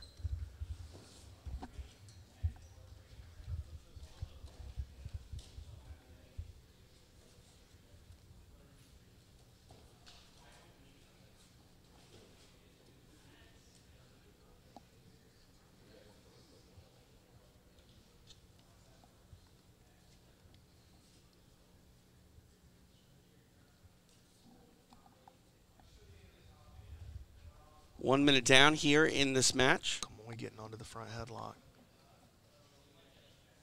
We've already seen he's got a dangerous front headlock game.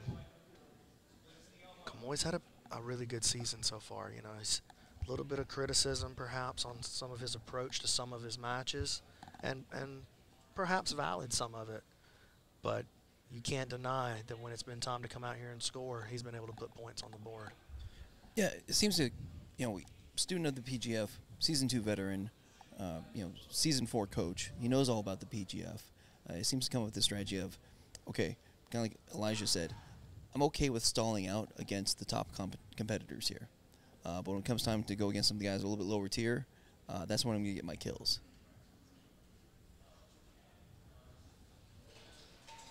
And it's worked for him so far.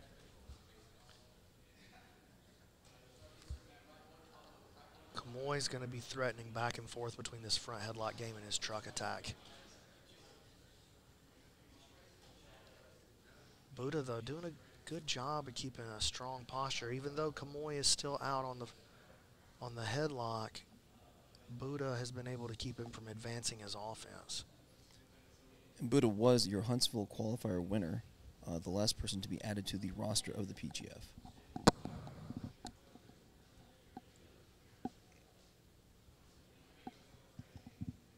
As you said, Kamoy, a longtime part of the PGF family, got an invitation from the commissioner. Got a bounty popping up in the chat for a Gogo Plata finish. $50 from Michael Libby. Oh, TJ, that brings up your bounty to 150 now. That's right. Not as much as the wrist lock bounty, though, which they still haven't taken. I'm surprised. Well, it's not easy to wrist lock a real player. It's easy to wrist lock your friends in the gym. You don't often see it with real guys. But it's so satisfying in the gym. I think it's satisfying because it's so anticlimactic, you know. Ooh, Kamoy with a nice trap, getting an entry on the leg. Comes up to the top position. He's got Buddha on his back. Now locking the body. This is one of Kamoy's best plays. Body lock pass. Moving around to the side.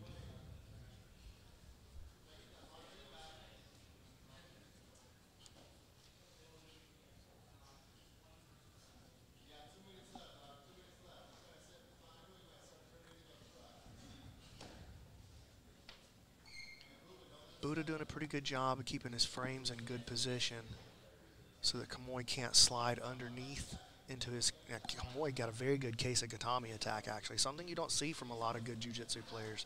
A lot of times they feel like the case is sort of, you know, a fake position or it's not that great. But Kamoy is great when he finds himself in that position. And now look at this. He's starting to get that elbow open. Buddha, though, gets his hand back in as a frame. We've already seen Kamoy use that setup where he opens that elbow on the same side. We've seen him use it to get towards his triangle twice and get the finish. Well, a little under 90 seconds left.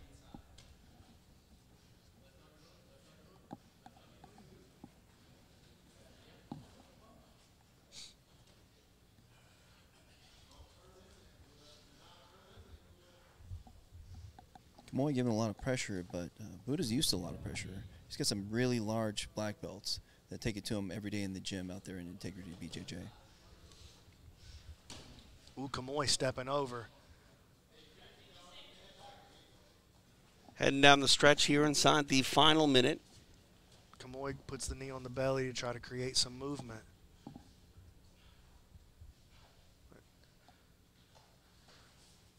Kamoy has really stifled Buddha, kept him in survival mode pretty much the whole match, now steps over to the mount. But Kamoy hasn't really been able to get any good looks at submissions either. See what he can do here from the mount. Short time, 20 seconds remaining.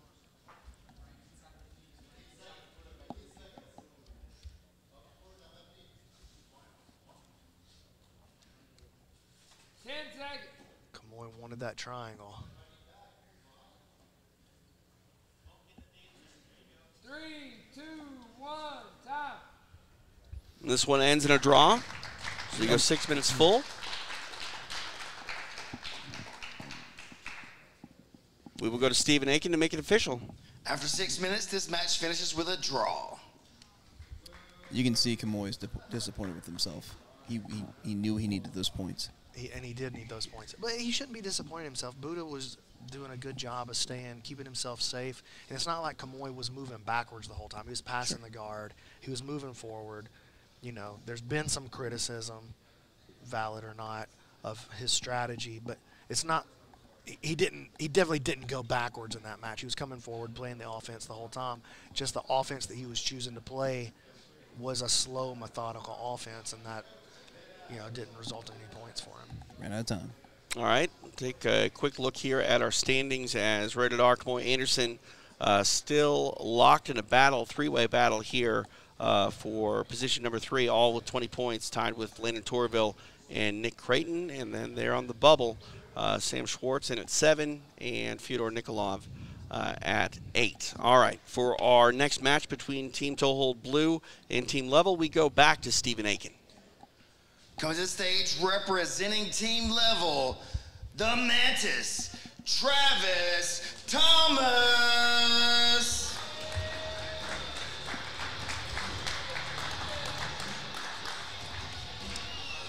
Travis Thomas playing a bit of a home game, training out of 10th Planet Decatur, purple belt, active MMA fighter.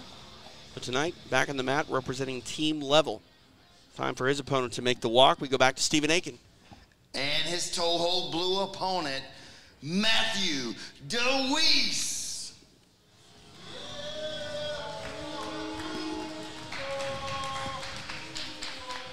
Young Matthew DeWeese representing Team Toehold Blue.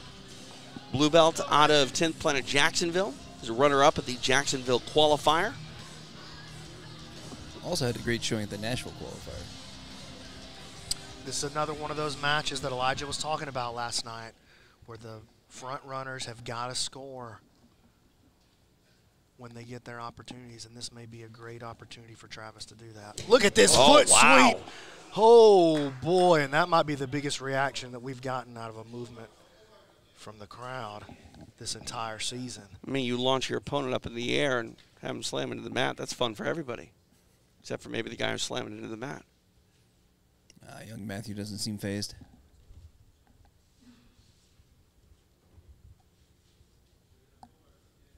I'm surprised. Well, I'm not super surprised just based on what I heard from Travis earlier in the day, but I am a little bit surprised to see him come out and play it slow. I thought he might come out and go straight after that 7, but he's playing a much more measured game here, even sitting back to his guard. And he make no mistake, he has a very, very good guard. Matt DeWeese has proved himself to be so tough this week, though. Like I said, Nick Creighton couldn't believe it. He threw everything in the kitchen sink at him and could not get that submission.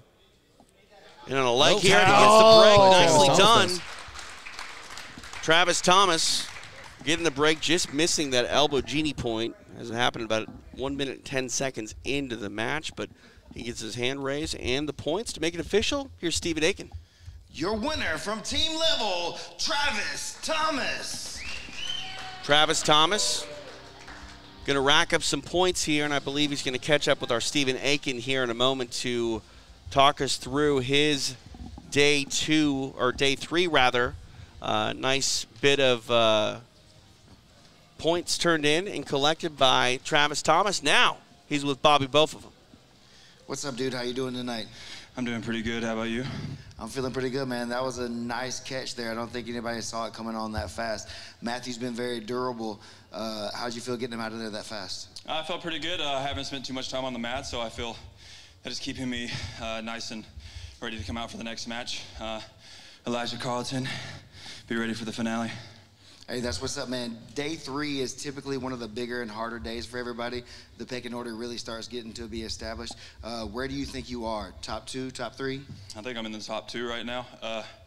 Yeah, I think with Bobby Botham right here, I feel great coming out here, so day 3 is easy. Man, you're too kind. We look forward for more. Absolutely. Thank you. The Mantis, Travis Thomas, getting some more points there, and very important points as we look at him there. Second spot, just behind the Jabroni Grappler and Elijah Carlton. 32 points for Carlton and 30 points for Travis Thomas. And those two guys are really starting to create some distance from the rest of the pack now. Oh, yeah. You know, Travis with 30, Elijah with 32, Landon and that crew, Kamoy and Creighton, Kamoy and Creighton, those guys a full 10 points back. You know, what's interesting about the PGF, there are 20 opponents. You have 5-on-1 teams, so there's 15 other opponents that you could face during the season, but there's only 12 matches. So that means there's 3 opponents on other teams that you're not going to face. Guess who's not going to see each other unless they see each other in the finale? Travis Thomas and Elijah Carlton. All the back and forth, the top 2 guys, you know, kind of one-upping each other, chatting it up against each other all the time in the team, in the PGF chat. We're going to have to wait till the finale to see that. And if they go 1-2, right, they're not going to see each other until the absolute finale. They won't see each other until the Super Bowl. The final. Yeah. It's a lot of anticipation. Yeah, absolutely. I love when it works out like that. Sports. Funny how that works, right? Yeah. All right, let's go back to Stephen Aiken for our next set of grapplers. Coming to the stage next, representing team level, Dave Cooper. Dave Cooper on his way to the mat, representing team level. And I'm serious, BMAC. Like, this is exactly how sports are to play out. You want that highly anticipated matchup, but, man, a lot of things have to happen and fall the right way if we do get Thomas and Carlton in the final. All right, time for our next grappler. Back to Stephen Aiken. And his opponent representing toe hold blue, Noah Randolph. So excited for this. I actually circled this coming in today. The replacement fight. Both these competitors had to replace other injured competitors, but both really well known to the PGF. Cooper having done qualifiers since at least Season 3, and Noah, as we've said, Season 1, Season 3, and Season 4 veteran. Here we go, underway. And again with the socks. That wasn't like a one-time thing.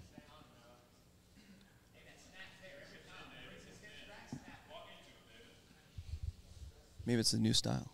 I mean, it's not. Can you tell me, is there something that I'm missing that gives you somewhat of an advantage to have socks on? No, I think he's hiding probably like a scratch or something like that on his foot. Oh, look at that. Noah getting into his front headlock attack, but David comes up. Nice work by Cooper.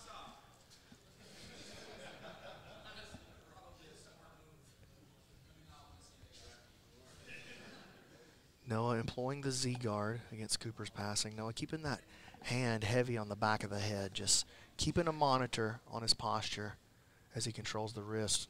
Noah, a very dangerous offensive player. Coop's got to be super careful here.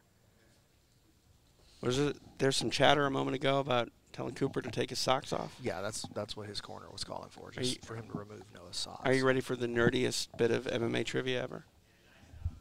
Yeah. Probably not. Season 2 of The Ultimate Fighter. It was a coach's challenge or team challenge to go out on the mat and remove all the other team's socks. Noah getting into his closed guard. Thank you. All right. You know. Come on now. That's what you hired me for, B-Mac. I thought it was great trivia. Thank you so much. You're That's an welcome. interesting story. Yeah, it's very weird. How'd it play out? Not very well. Ratings dipped. Guys are the worst. As one would imagine.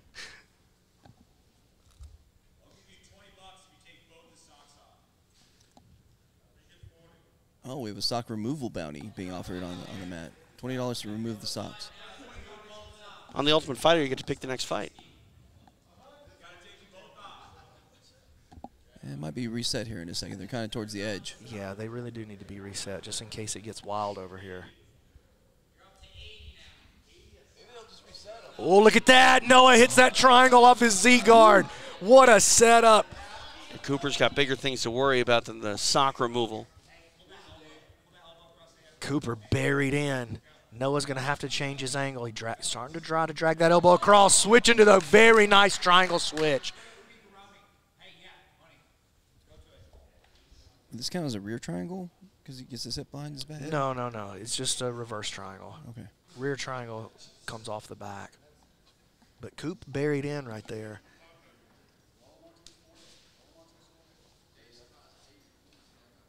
Shoulder crunch. Oh, nicely done. So straight armbar? Attack on the shoulder, most likely. It could have been a straight. It could have been against the elbow, but I think it was against the shoulder. He's pulling the shoulder out of position. All right, to make this one official, we go to Stephen Aiken. And your winner, representing toe hold blue, Noah Randolph. Noah Randolph getting some points there. Solid stuff for the toe hold blue product and gets the win and keeps his socks. And I'm gonna, yeah, that's great. I'm gonna count that in the official log here as a triangle armbar. But oh, hey, how are you, buddy? I'll talk to you. I'll talk to you later. Okay. All right. Thanks for coming by. I love you. He's a superstar, P-Man. That's Bug. He's a nice boy. All right. Go ahead, TJ. All right. Your thoughts on what we saw there? I mean, so many people in the PGF are fans of Noah. It's exciting to see him coming, like you said, coming from the stands on day 1 to day 3 on the mats, and he gets a submission. He's on the board already. I think all the fans are really happy right now. All right. Time for our next matchup. We go back to Stephen Aiken. Coming to the stage, representing team level, Sawdog Sawyer Griffin. Sawdog Sawyer Griffin. I like the name Sawdog. It's a good name. It's not bad. Representing team level. Time for his opponent to make the walk. Back to Stephen Aiken. And his opponent representing Toho Blue, Cody Moose Fritz. I'm not going to lie, though. Moose might get the win here on the nickname, at least the walkout. You know, can't shout Sawdog like you can Moose. Yeah, you're going to have to Sawdog. That's a lot of, yeah. You know, that's just too much word. They could go Sawdog. Right, yeah. Let's just go Moose. Okay. Here we go, underway. Griffin in the white level rash guard. Fritz taking a seat, wearing that black toe hold rash. And Travis going to have to be very careful with Moose. Moose is dangerous from his closed guard, and Moose is even dangerous after you pass and get into his side control. He's got that fly trap, got that buggy choke, does a lot of unorthodox game, but Sawyer trying to bypass all of that and step over the knees and into the mount. And he is making that happen right now. And Sawyer's very tough right here.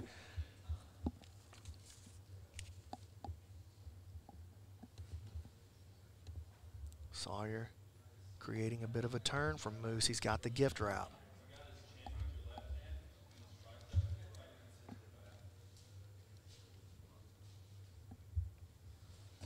Sawyer moving to the back. And this is definitely Sawyer's best position if he can secure it. They roll all the way off the mat. Try to get a reset in that same position, or as close as we can.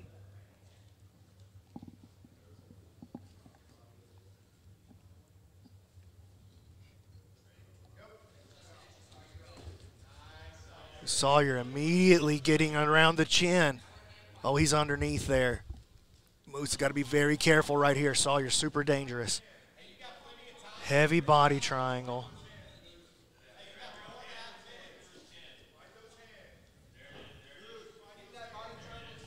Fingertips in the got it, but not enough to alleviate the strangle of Sawyer Griffin. Man. Sawdog getting it done. We go back to Stephen Aiken to make this one official. And your winner from team level, Sawdog Sawyer Griffin. Sawyer Griffin getting the rear naked choke stoppage of Cody Moose Fritz. Your thoughts, B-Mac? That's Sawyer's most dangerous position for sure. And, you know, he made a great strategy. Instead of just passing, he didn't get in there and play around with the closed guard. And then when he did go to pass, he didn't step around to the side because, again, Moose very dangerous from that side control position. Instead, he opted to take his time, pass straight to the mount. As soon as Moose gave up and turned to his side, gave up position, Sawyer jumped his back and chased it very well. Moose made a couple of good moves, created a lot of movement. Sawyer had to be good at jiu-jitsu to make that play. It wasn't an accident, you know. He made a great play, got onto the back, took his time, got the kill. And with that, Level now has 9 points in this block, as opposed to Epic Rolls 10. So if they get one more submission, if they get a submission here, they will take the block. All right, good to know as we head into another matchup here in Block 2 here of Day 3. Back to Stephen Aiken. And coming to the stage representing team level, Luke Church. Luke Church Coming out for team level. How much do you think that is magnified for these athletes, Egghead, to know that they're not only going for very necessary points for themselves, but their team as well? Well, yeah, as I said, there's a lot of camaraderie, and they're all pulling from each other, and so I think it does give them a little more pressure. All right, back to Stephen Aiken. And his opponent, representing toe hold blue, Matt Elkins. Matt Elkins definitely would like to pick up some points for him and his team. He represents Team Toe Hold Blue, and man, it's like a fashion show right now for Elkins. I don't know how I would describe those shorts, BMAC. Fascinating. Fascinating. Let's just call them fascinating. At least. Looking good in that toe hold rash guard. Yeah, a lot of people really like those ex-martial shorts. And we are underway. So this is a really tall task for Luke Church. Matt definitely knows that he needs some points here.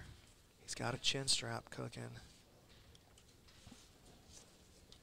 Church working a single leg. Matt doing a good job keeping his balance. He'll be looking to counter here when the opportunity presents itself.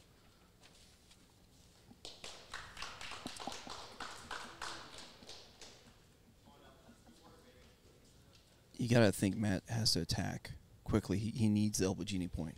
He needs every point he can get to claw his way back to the top.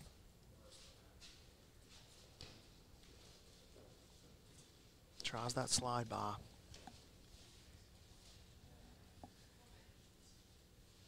Matt getting some good movement out of Church. Now moving into the underhook. Church doing a pretty good job there. Good trip down to the mat by Elkins. And now he'll stand to try to pass the guard of Luke Church. Oh, look at that. Just instantly all the way around.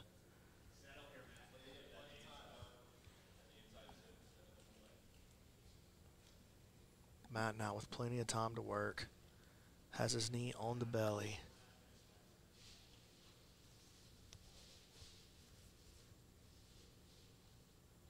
Starting to work his way towards the mount.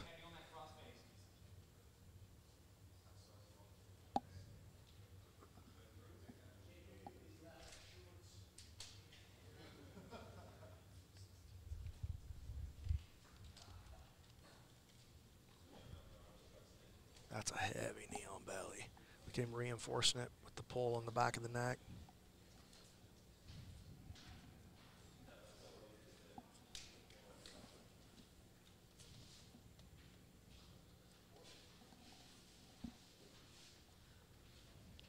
Church holding on to that quarter guard. Elkins almost able to slip it all the way through. This is one of Matt's most dangerous positions. He has a phenomenal arm triangle. And he's got Church's arm extended all the way up above his head. Slowly working towards 6 here. 6 right here for Elkins would be huge.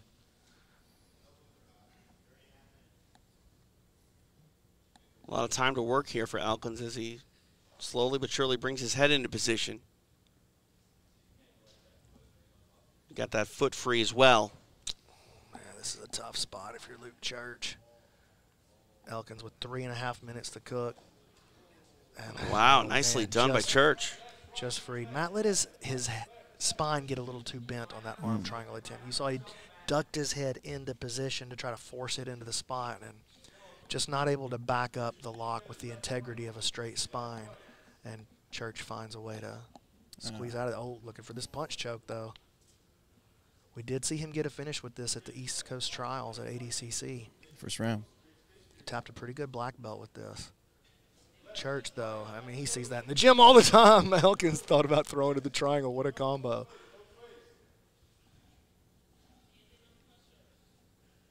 Yeah, a kill for Elkins would put him in the top 10.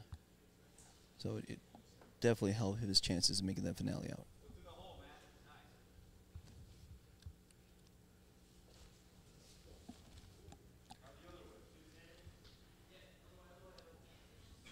Elkins looking for this punch choke again, creating a big reaction out of Church, and uses that combination to get that elbow up above the head again. 2 minutes to work.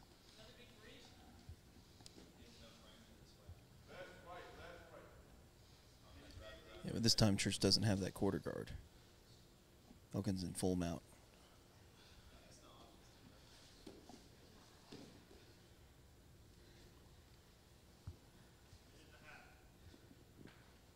Touch over 90 seconds left here in this match for Elkins to work. And you know, the arm triangle, one of my favorite submissions, but this is the issue with the arm triangle. It's a long process. You're only going to get 1, maybe 2 shots at it because it just takes so long to set it up. And Church, very aware, bounces back out. Matt threatens him with the punch choke to open the elbow back up, and here's the exposure of the back now. Matt's going to try to triangle choke him right here.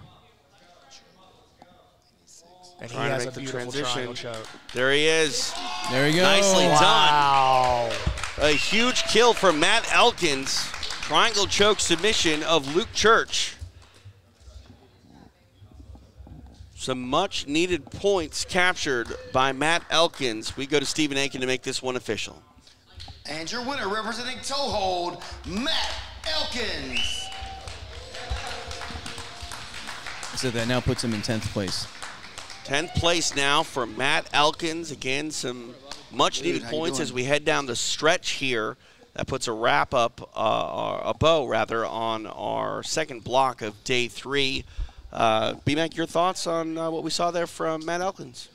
Well, I knew that that was a big moment for him. He needed to score some points, and I like that he consistently stayed patient with that mount attack. He kept offering that mount attack, but when the time started running down, he knew he had not been able to get onto his arm triangle or his punch choke. He even tried his triangle earlier. He did flash it at him, but when Luke started to turn and hid the back during that exposure, Luke kind of stopped the back attack. He saw the opportunity, weaved the foot through, and made the kill. That was a really beautiful play by Matt Elkins. You can see Elkins in that number 10 spot. Go ahead. Well, and with that, because that did take toe hold blue to 9, but Epic Roll gets another block with their 10 points. So that means every member of Epic Roll just got another point. So we've had 2 extra points this time, and that actually means Matt Elkins is tied with Cam Hurd for 10th place, both on that bubble. All right, so Matt Elkins was patient in regulation, getting the submission. He's been patient post-fight, waiting for us to throw it over to Stephen Aiken for a post-fight interview. We'll do that now. Matt Elkins, good to have you up here. Finally getting a chance to talk to you a little bit. That was a tough scrap for you guys there. I know you needed that 6 points, and it looked like you skipped a couple arm lock attempts to try to get to that choke. Is that something that was true? What's that you asked? Where can you get these fire-ass unicorn shorts from? Well, since you asked, xmartial.com, baby. Thank you, Matt. Appreciate you. Wow. I think Stephen Aiken was like saying a different language that I didn't understand, and Matt Elkins proceeded to be completely different. You know, I love the X-Marshall boys as much as anybody. I do love X-Marshall. But he's wearing the toe hold team rash guard. It's true. Matt. It's true. Listen, you got to go with toe hold in that moment right there. I would have gone with toe hold in that moment. I'll let it slide a little bit. AG's probably going to try to punch me in my face for that. But just know, I can only control these people so much, AG. I can control them better if I had more than an $18 discount. Just saying. All right, well, block 2 in the books. Again, I look at these points, and they just keep getting more and more and more important. So we talked about before we started day 1, Epic Roll had that tough team they had. Well, 6 points of every total for every team toe hold member is their team points. Essentially, they've got their team a kill, an extra kill for them, and they just keep racking it up, and they keep gaining advantage over every other competitor. All right, well, block 2 in the books. Still one more to go here as we roll through day 3 live from Decatur, Alabama. He's Brandon Mccaghren. I'm TJ DeSantis. He's Egghead. Ghost is our main presenting sponsor of PGF Season 5. We are live, and it continues after this commercial break.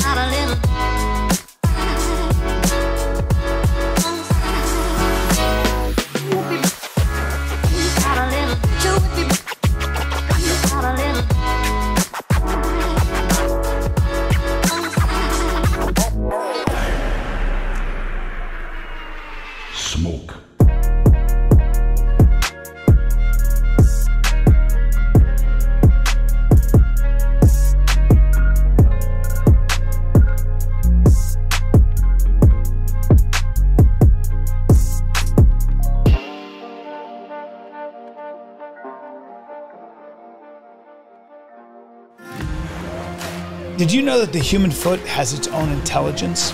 Does it surprise you that your foot has thousands of neurons that can sense shape, texture, temperature, and even density? Did you know that most, if not all, your knee, hip, back, and even neck problems originate in the feet? Those questions may seem a strange thing to obsess over when making something as simple as flip-flops. But those questions are not strange when your goal is to make the most durable, high-quality flip-flops on planet Earth. Because at Toehold, we believe your foot can also feel quality. And that's why at Toehold, we make our flip-flops the old-fashioned way. By hand, from scratch, with a master craftsman using the best ingredients we can find. Durability is our guarantee, and style is our passion. Come try a pair of our luxury flip-flops on, and let us know what you think. Because at Toehold, we're positive.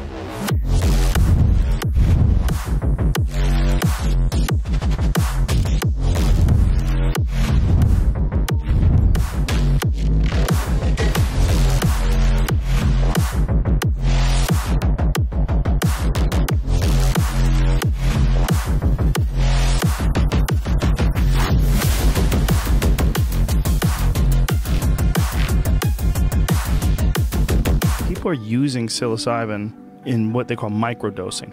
And kickboxers are using it, and a good buddy of mine is using it, who says that he can see things happen before they happen. Like, it was almost like he's reading people's minds. These things let you step out of your box a little bit. They let you step out of your usual reference frame. They let the background come forward.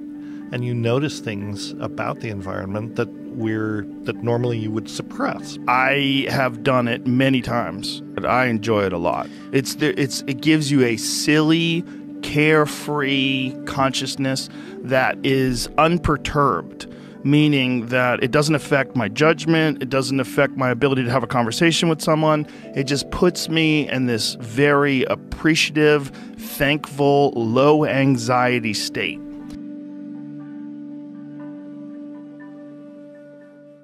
This is brought to you by the Goat Strip, the #1 sublingual male enhancement strip in the world and the only true flash dissolve strip on the market. It's a goat.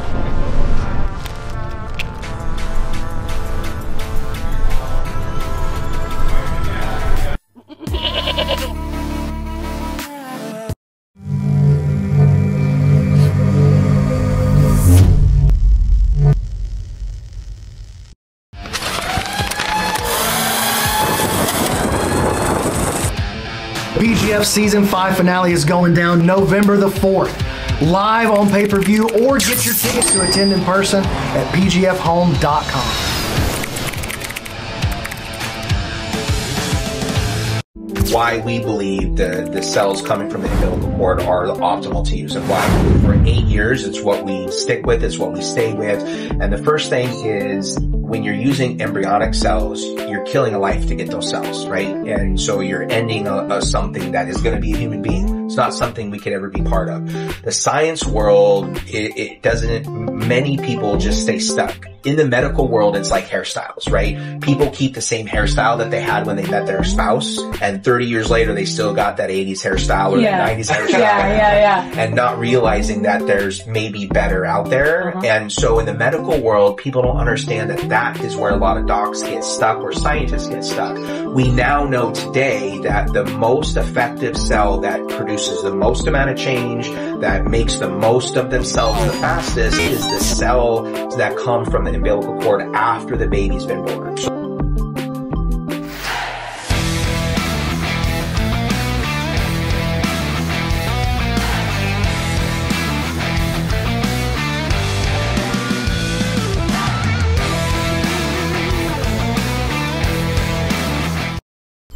Hey Jiu-Jitsu fans, don't just watch PGF Season 5, play the Fantasy League, only on Fantasizer. If you win first place, you could win $1,000. Download the Fantasizer app and get started today.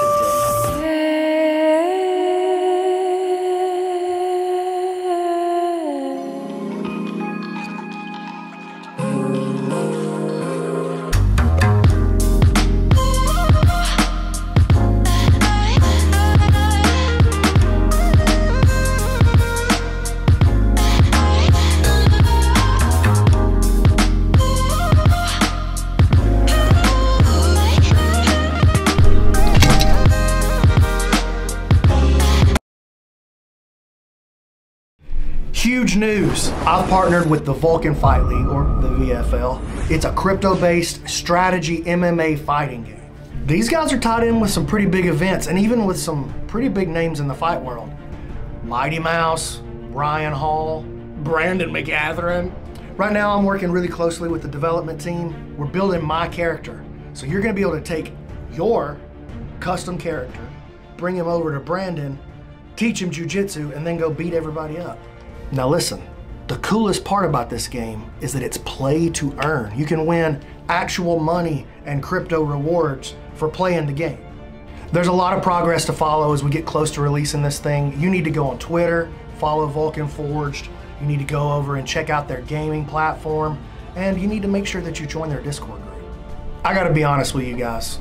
I'm really excited about this. Not just because I get to be in a video game, which is cool, but I get to be in a fighting video game, and I get to be involved in this new coming world of crypto gaming, which I think is gonna end up being a pretty big deal. So I'm interested to hear what you guys think. In nature, there is one primary way to satiate hunger, one way to survive, one way to grow, one way to thrive. There is one way to live. This is through the cleansing power of competition.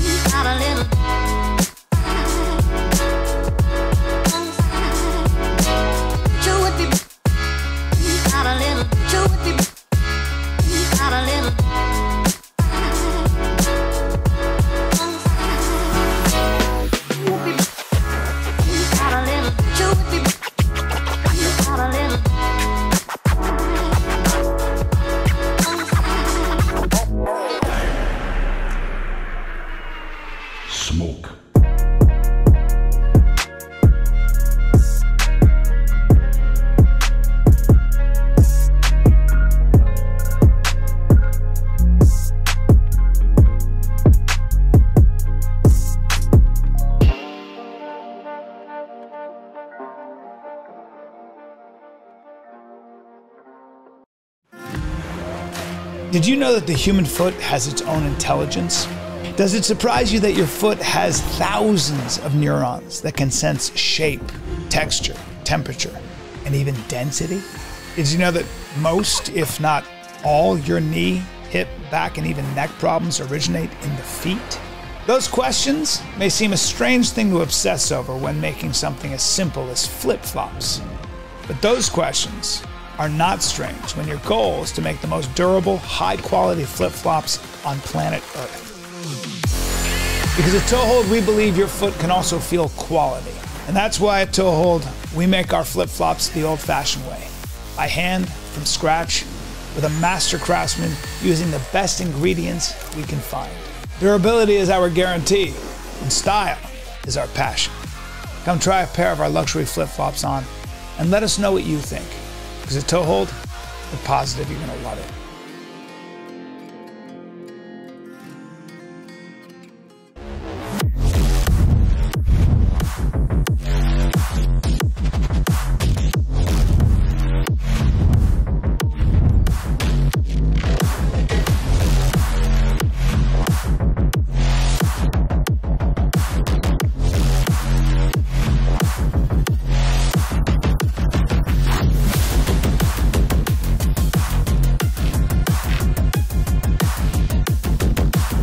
People are using psilocybin in what they call microdosing.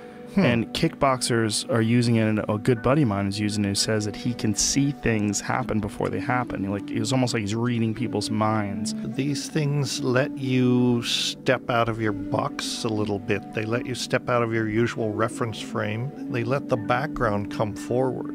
And you notice things about the environment that normally you would suppress. I have done it many times, but I enjoy it a lot. It gives you a silly, carefree consciousness that is unperturbed, meaning that it doesn't affect my judgment, it doesn't affect my ability to have a conversation with someone. It just puts me in this very appreciative, thankful, low anxiety state.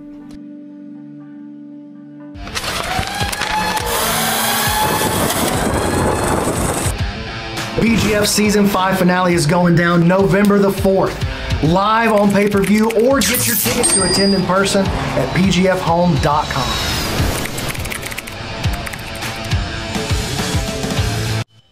We're live inside Becoming Church in Decatur, Alabama. It is the site of PGF Season 5. I'm TJ DeSantis along with BMAC, Brandon Mccaghren, and the man they call Egghead. And it's day 3, and it's time for block 3 of day 3. Yeah, here we go. We are almost 3/4 of the way through, if my math is correct. Egghead? Is that right? We'll call it close enough. Okay. Close perfect. enough. Perfect. Let's take a look at some of the matchups to look for. Right now, obviously, we have number 2 in the standings, Travis. He's going to be facing up against Sam Schwartzefeld, who is now currently tied for 7th. I mean, obviously, that has a big, repercussions as we go, into, looking towards the finale and talking about that placement. But I'm really looking forward to the first match that's going to, take us into this block. Handsome Kevin, who still, has 7 points after the team point and the kill. He needs, at least 9 more to break into that top 8. So he's going to be trying to get that kill quick. But he's going to face a very stout Buddha McClure. And he can't get 9 in one match, so it's going to be important that he, gets as many points possible here, but also carry some momentum into day 4. BMAC, look at these QR codes. Oh, look at this. I was just looking because there was a super chat, and speaking of the super chat, we got Venmo, PayPal, Cash App on the other side over there. Listen, if you like what you're seeing from any particular athlete, this is a chance for you to basically give them a tip, right? You can do that in the YouTube app, in the super chat, or you can hit one of these QR codes. Make sure that you put the athlete's name in the note so that we know who to give the money to. How cool is that? Tip your favorite athlete.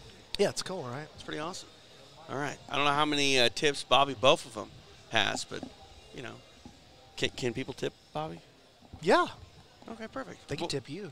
Really? Yeah, tip Okay, TJ. do that. All right. Somebody send TJ a Let's go back to Stephen Aiken to get block 3 underway. And coming to the stage next, representing Toehold Red, handsome Kevin Sherrill.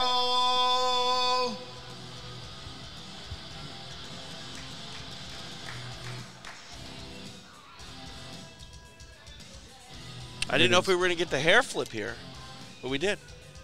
We didn't get the wink. We didn't get the wink. But he's on a mission right now. He's got points to get. Yeah, very, very serious.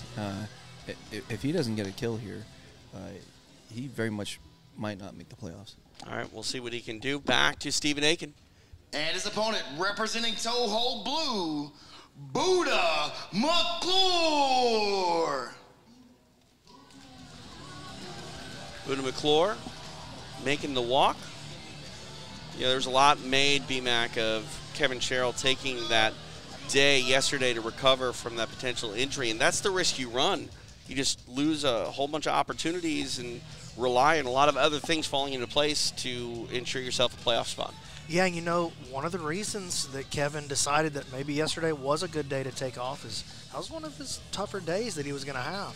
It's like, you know what, I could come out here and I can get some points on these other 2 days with some of the quote-unquote lesser opponents, but that's not exactly shaking out the way that Kevin had hoped so far. He had a 6 in his first match. I believe he went to a draw in that second match with Max, and Buddha has proven himself very difficult to put away. I said it before, the level of competition has just increased every season. getting some actual parity out there. Buddha looking to change levels and get into an ankle pick. Kevin hanging heavy on the head, though. Again, this is our first matchup of block number 3. It is handsome Kevin Sherrill, representing Team Toehold Red, facing Buddha McClure, representing Team Toehold Blue. Kevin very active on the head of Buddha. Keeping weight on him. Again with that collar tie. Just making Buddha wear the weight on his neck, forcing him to use energy by posturing up. 1 minute pass, no chance for the elbow genie point. Oh, and look at that. Foot sweep by Buddha, jumps on the front head. He'll be very aggressive here.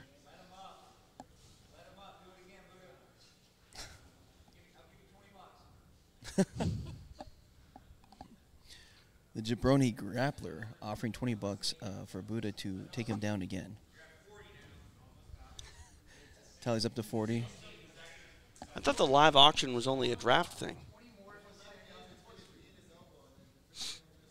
Buddha staying aggressive with the front headlock, keeping the position, but he hasn't really tried to change angle. Oh, look at this. Stephen Aiken, $20 in the super chat. Congrats to Stephen. Hey, thanks, Da Vinci. Stephen Aiken working hard out here for that money. I'm a little jealous that Stephen Aiken got a tip before I did.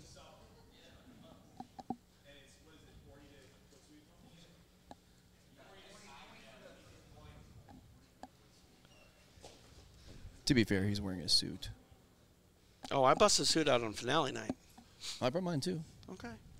I'm just giving the people something to, look forward to. Arm drag, Kevin looking for the single leg.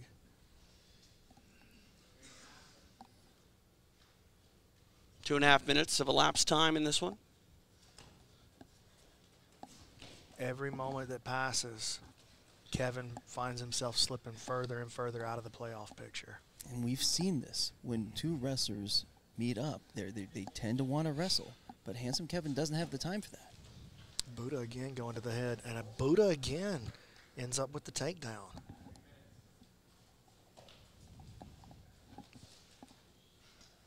Do you think that injury is just leaving handsome Kevin just a little less explosive? No question about it. He's not able to drive off of that foot the same way. Buddha, he wants to squeeze this. He's going in. He sits in hard on a guillotine. Oh, wow. Kevin's in trouble. Oh, he's got the head. Okay. Oh, Ooh. wow. Kevin pops out, but now Buddha on the ground, and now Kevin jumping to the front head, and now the back attack rolls through.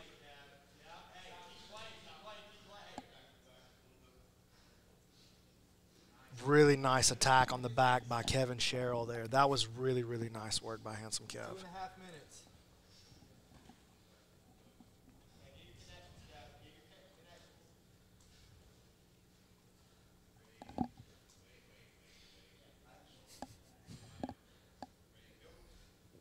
Always trying to win the reset. Yeah, you should be. If you're a competitor, I want every little advantage that I can get. Kevin gets to the back with 2 minutes remaining. Kevin, a very good back player. Good offense here, good traps.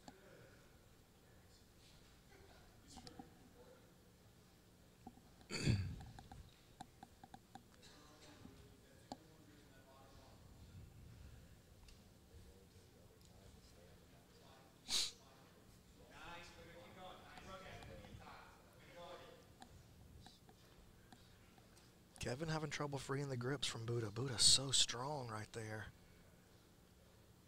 TJ, you'd be happy to know that our good friend Kai Johnson has donated £2 for your TJ Toehold discount. Nice.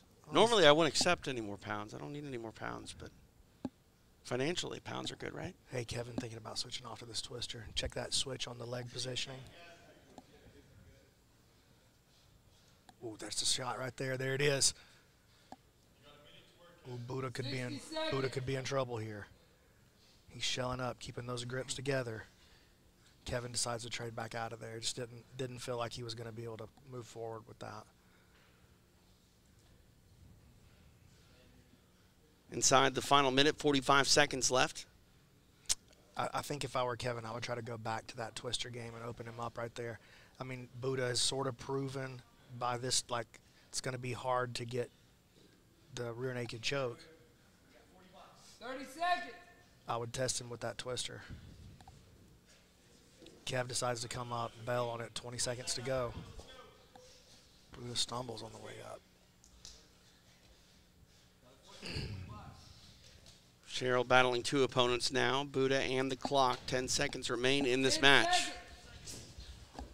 Kevin pulls, trying to get towards a leg. Now the back. Big elevation. Buddha tries to Granby through it. Time expires.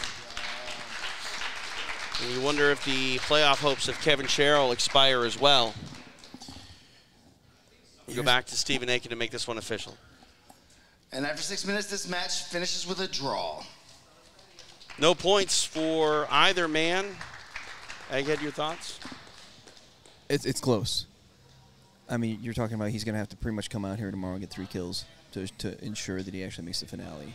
That's not a good position to be in. Tough. One of the favorites of the PGF. Probably at this point, it feels pretty reasonable to say he's going to find himself on the outside looking in at the playoffs. All right, our action continues here in Decatur. We go back to the mat for our next matchup. Here is Coming Stephen to Aiken. the stage next, representing Toe Hold Red, Duval Paul Bari.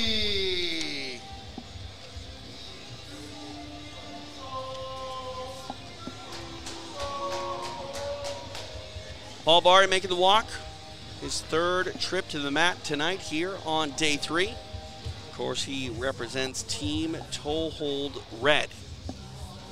And for his opponent, we go back to Stephen Aiken. And his opponent, representing Toe Hold Blue, Matthew DeWeese. Young Matt DeWeese, representing Team Toe Hold Blue. Teammates. That's right. They both call 10th Planet Jacksonville home. Really close friends. You know, been training together about the same time. Actually, just finished an EMT course together. Best friends. And this won't be their first time competing against each other with the PGF. They met at the qualifier in Jacksonville twice. And that actually went to a decision at the very end of the match, of the tournament, I should say. Paul just barely squeaked by him. See young Matthew smiling out there having fun. I was talking to Paul earlier today, just trying to, spend some time with our athletes, and he was telling me that he's just had a great time. What a great experience it's been for him. Just as he said, I've just been learning so much from the other athletes, not just in technique or how they carry themselves, but about how to have a career, what I need to be doing to move forward as a grappler professionally.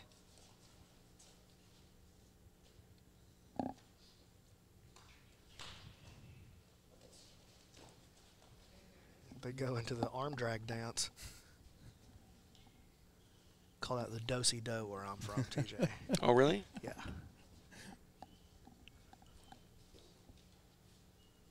When I try to do it, they call it the do-si-don't. Yeah, don't see.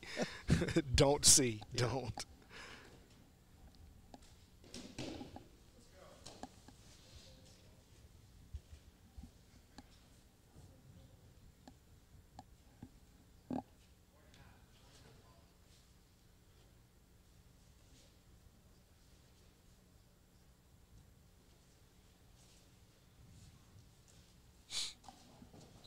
Trying to clear these legs, unable to do so.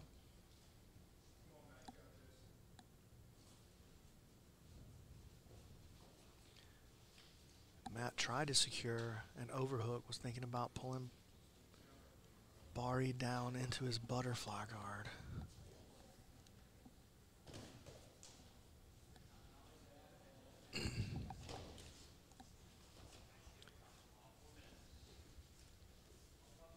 Matt doing a good job keeping his guard together there. That was a pretty decent attack from Bari.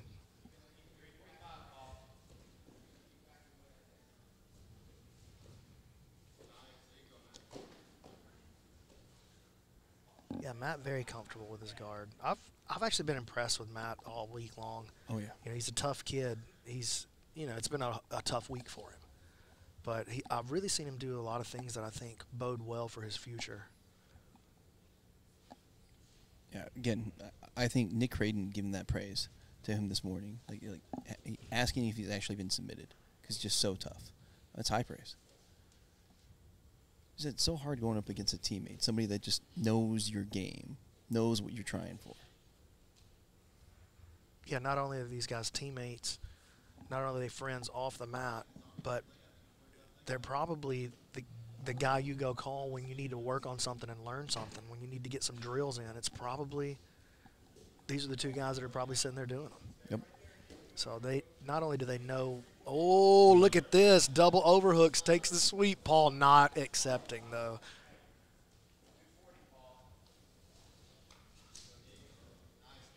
Two men go back to their feet.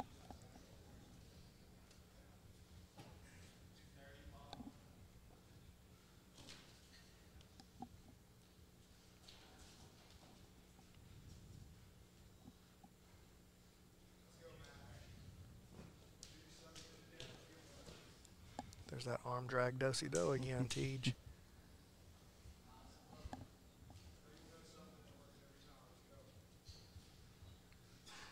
Four minutes down, 2 to go here in this matchup. Oh, they're spinning. A lot of revolutions there. They go sliding off the edge of the mat.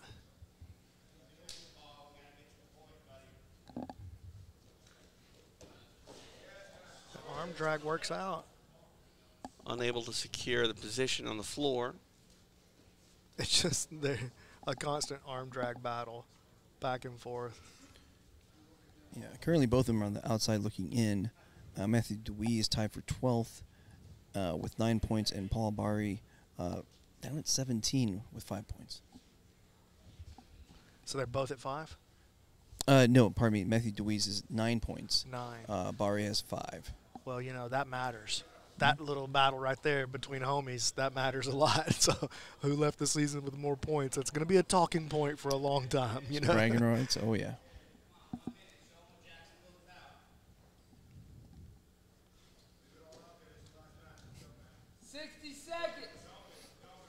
Inside the final minute of this match. Like we said before, both Sam Barbosa and Manning Leverett have, from their gym, have also competed in the PGF, both with lots of success. Yeah, not just competed, been some of the top competitors we've ever had. So you don't want to be the low man on the totem pole of the gym. Look at this.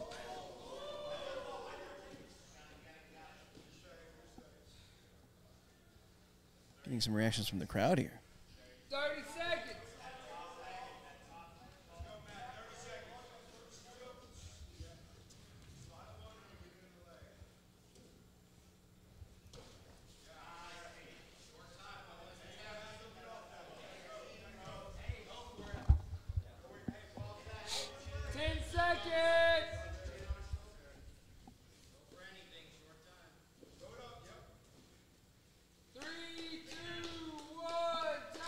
Time expires. As we go the distance, this one between teammates and friends ends in a draw. To make it official, we go to Stephen Aiken. After 6 minutes, this match finishes with a draw. All right, there you go. I mean, familiarity with one another in the gym, sometimes that creates stalemates in competition. It does. And this next matchup, this could be more the same, or it could be wildly explosive. We don't have any idea how this one's about to play out. This is about to be Fedor versus Noah. And I'd like to see, can I see the standings? I'd like to see where Fedor's at in the scoring. Nikolov in 8th position, tied with Sam Schwartz. So, yeah, he's right there on the edge, right? Mm-hmm. Sawyer and Matt Elkins creeping up right behind Sam and Fedor with 14 versus 16. This could be a big match for Fedor. The thing is, Noah's tough, but it's not impossible to submit Noah. He's a super tough guy, but we have seen him submitted before. So, yes. You know, like there's some guys who you're like, oh my God, he's so tough. That guy shells up and you can't get him to open up. Noah doesn't do that. Noah will come out and play offense until he gets caught. as we said, he's has been susceptible to leg locks.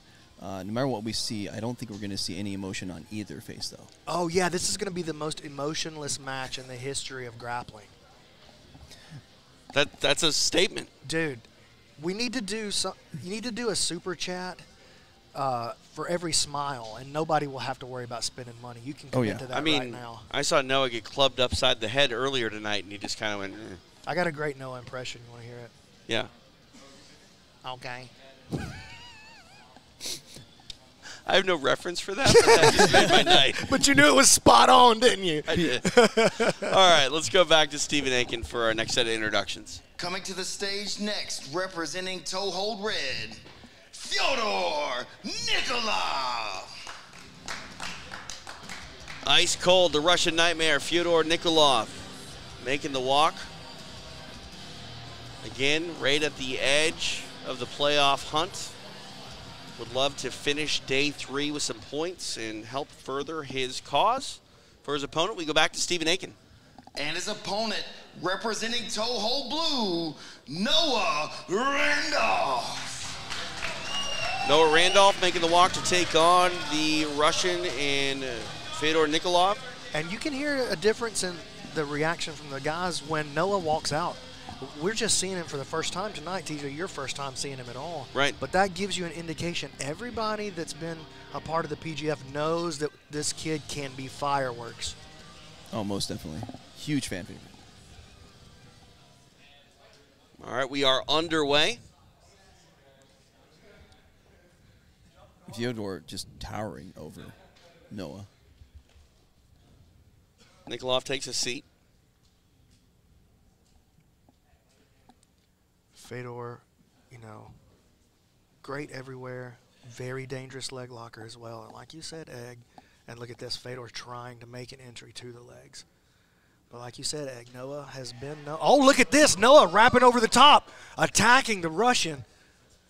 Ooh, it's exactly what I'm saying. This one could kind of go one of two ways. It could be this slow pace, or it could be one of these guys snapping into something as well. You talked about the familiarity of Noah to the people in the building here. How familiar do you think Nikolov is with him? Look at that, Noah with a quick hip switch. I don't think he's going to be very familiar with Noah at all. Highly unlikely. Noah, very much just a regional player. He really hasn't competed all that much outside the PGF, but he's got so much PGF experience. Oh, look at this play by Noah Randolph, pulling Fyodor into the inside Ashi position. Oh, he's got Fyodor in big trouble here. Oh, what an upset this would be.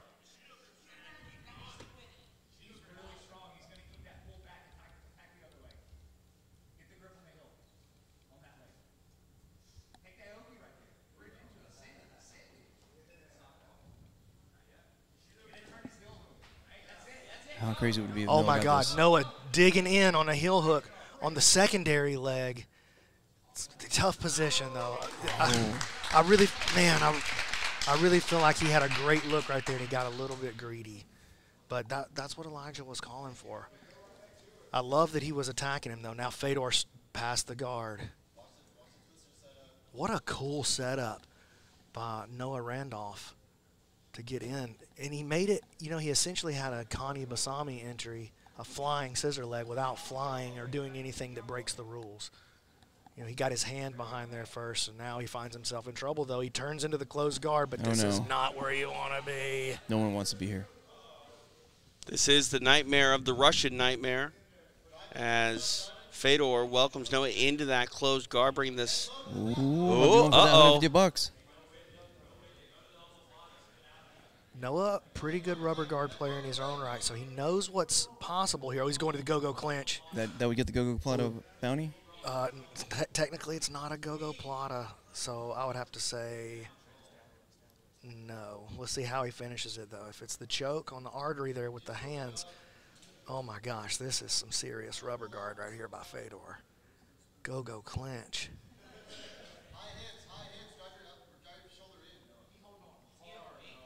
Oh, Noah got a grimace. Trying to clear that leg of Fyodor is Noah.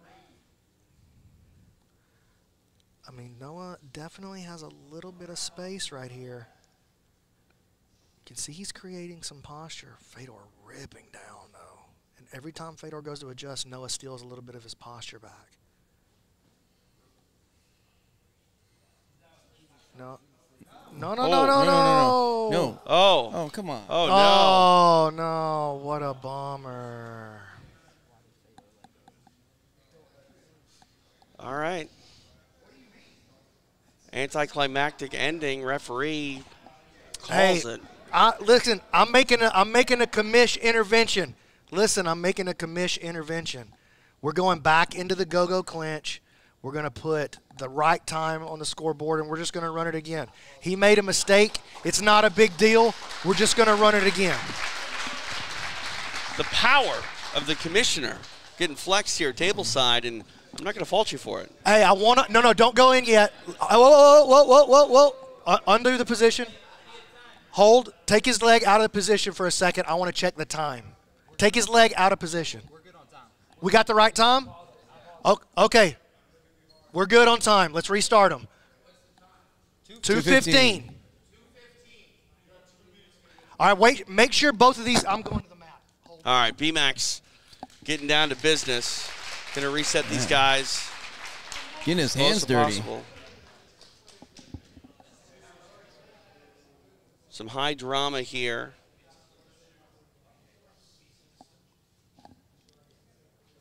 But I think everyone appreciates this. Absolutely. I mean, making sure you get it right. And I think Noah could have, protested more than he did when the referee initially stopped it. But part of the problem is he shows no emotion. Right. So you could think he's actually asleep.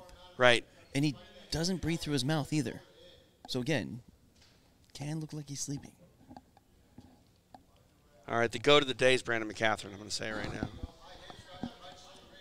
Again, one of the benefits of it being my promotion. Now he's starting to squeeze in pretty hard there. I want to keep – it's really about the connection. He has to switch back into the triangle, though, and this is a good triangle. Nikolov pulling the head, the kill. Excellent work. What a finish by Fedor. And no controversy there. That's right. The jiu-jitsu gods are appeased. The ball never lies. Let's go to Steven. And your winner, representing Toehold Red, Fyodor Nikolov. I mean, you could run game out there, Commish, but let me do my play-by-play gig here in the booth. I got excited. Goodness. I got excited. No, I'll let it slide because again, BMAC, it's all about getting the right answer, and ultimately we did that. And Steven Aiken's going to chat with Fyodor. All right, Fedor, you grab me real quick, man. You sound like you have something to say. What's up? Yeah. First of all, hi to everybody. Hey! I know people underestimate me as a personality here, and I understand why. I understand, because I'm not talking too much. So, the way I am from, we prefer to prove everything by deal, not by talking. You probably guys know me. Almost everybody know me in there not because I'm talking, because I'm show up at every tournament in there and competing. So, but I want to say something today. Thank you, Brandon, for calling me in there. Thank you, PGF. Thank you, all the sponsors who are putting money in jiu-jitsu. You're helping this sport to growing up. So, toe hold, level, epic roll, and of course, X Marshall. Look at these fucking shorts. Thank you, everybody. See you tomorrow. Hey! Let's go. How do you not love Fyodor Nikolov? Getting on the mic, stepping outside of his comfort zone and speaking, he's essentially saying actions speak louder than words, and that action to thank everybody speaks more than I think his words can even, because, again, this is a grassroots movement, a sport that needs each and every one of you watching at home and the sponsors of PGF to fuel this thing forward, and, man, I've got chills seeing that. Yeah, that was awesome. I mean, that just endears you to him so much. Just these little moments like that where he comes out. When he speaks, he's got something to say. You know what I mean? Mm-hmm. And I love that guy. I'm so happy he's here. And with that kill, he jumps himself into third place.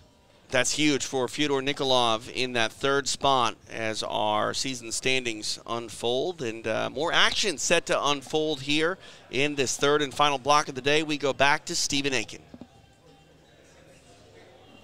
Coming to the stage next, representing toe hold red, Landon Tourville.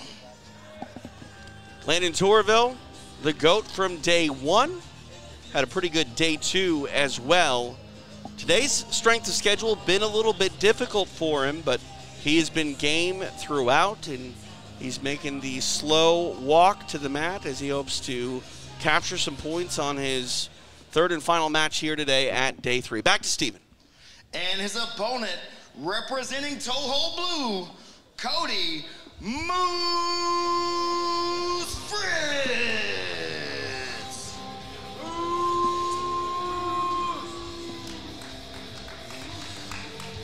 Cody Moose Fritz making the walk, representing team Toehold Blue. He is set to take on team Toehold's Reds, Landon Tourville. TJ DeSantis, Brandon Mccaghren, Egghead, all with you here live inside the Becoming Church in Decatur, Alabama. It is a site of PGF Season 5, powered by Ghost. Big moment for Landon Tourville. Ooh, he's getting into a shoulder crunch attack. He may be thinking about sliding over into a Choi bar, but Moose does a good job. Landon going to pull him into a leg lock attack here. Uses it to sweep. Still on that leg, now then towards the outside of the Ashu.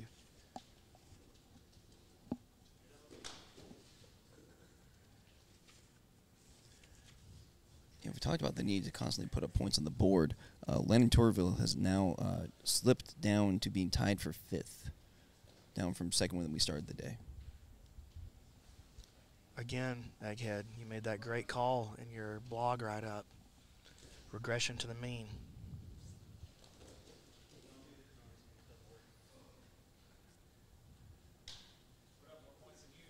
Trying to put pressure on that shoulder of Fritz is Tourville. Bails on it.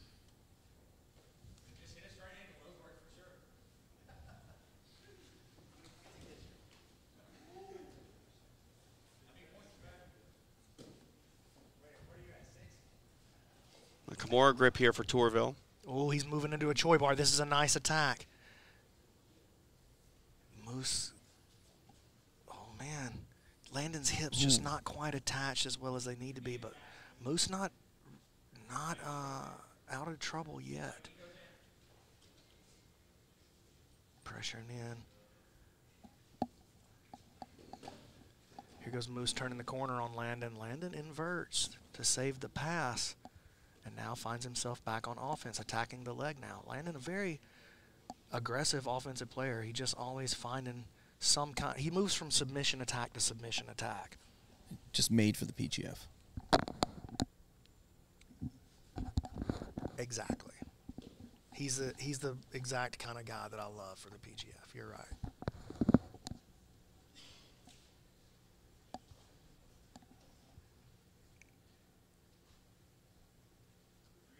The fans also love Moose, and he's not backing down.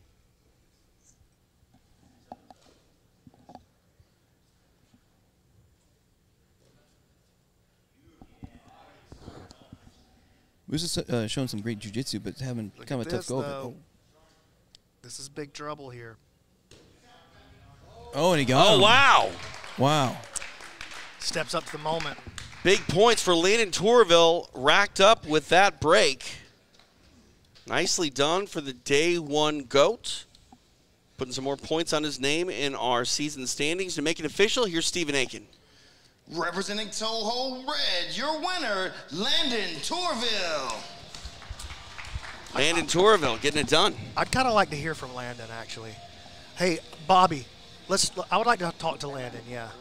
The commish directing traffic here. Landon Tourville going to catch up with Stephen Aiken. All right, Landon. At the draft, at the auction, when you were the last guy kind of sitting there, you were one of the last two guys. A couple people laughed at you when you said you were the best guy left. Who's laughing now? I mean, I assume some people are still laughing.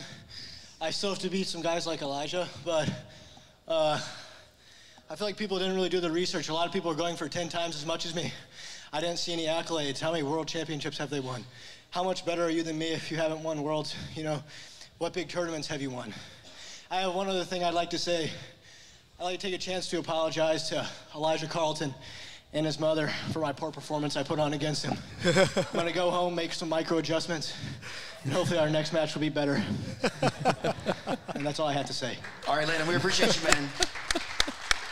Hey. What can you say? The kid's not bad on the mic either. Yeah. Nice job, Landon. Solid stuff on the mat and off the mat. And look at Landon Torville back up in that top 3, 23 points to his name. And not too bad for the blue belt. Doing pretty well here at PGF Season 5. Yeah, if you'd have told me coming in that, you know, obviously him being that number 1 after day 1 was a big shocker. But if you'd have told me that after his last match on day 3, we're in block 3 of day 3. Yeah. He's in 3rd place. Can I switch back to that one just 1 second, Keelan? Look at the names that are behind Landon Torville right now. Fyodor. That's good. Was that better? That's good. Fyodor Nikolov. Nick Creighton. You just say that like you're from Alabama. That's fine. Sure. I know. Kamoy Anderson, Maximus Jolly, Sam Schwartz. All of those guys behind him. And then look right here on the bubble, Matt Elkins. And he's got a match coming up right now. We're about to see him next against Josh Gibbs. This will be his last match of the day. This is not only a winnable match, this is a potential 6-point for Matt, match for Matt, and it's a potential 7-point match for Matt. You know he's going to go for it. Real quick, can I get that Fedor Nikolov pronunciation? Fyodor Nikolov. So you put an accent on it. I can do that for Nick Creighton. He's a Minnesota Maniac. Let's hear it. Oh, up there in Minnesota, the Minnesota Maniac, Nick Creighton, you know. Yeah, we eat hot dish, huh? No? That's incredible. Yeah, I mean, that's how we speak up there. Fargo, eh? Remind me not to go, dude. All right. We're going to go to Stephen Aiken. Coming to the stage next, representing Toehold Red, he's full-time, Josh Gibbs. Full-time Josh Gibbs coming back out to the mat for the 3rd time today as we are into block 3 of day 3 here in Decatur, Alabama. We're back to Stephen Aiken. And his opponent, representing Toehold Blue, Matt Elkins.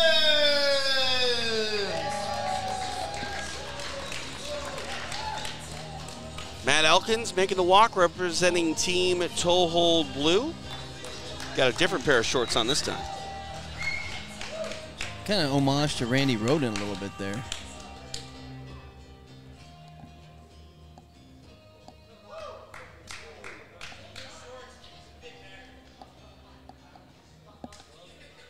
Here we go.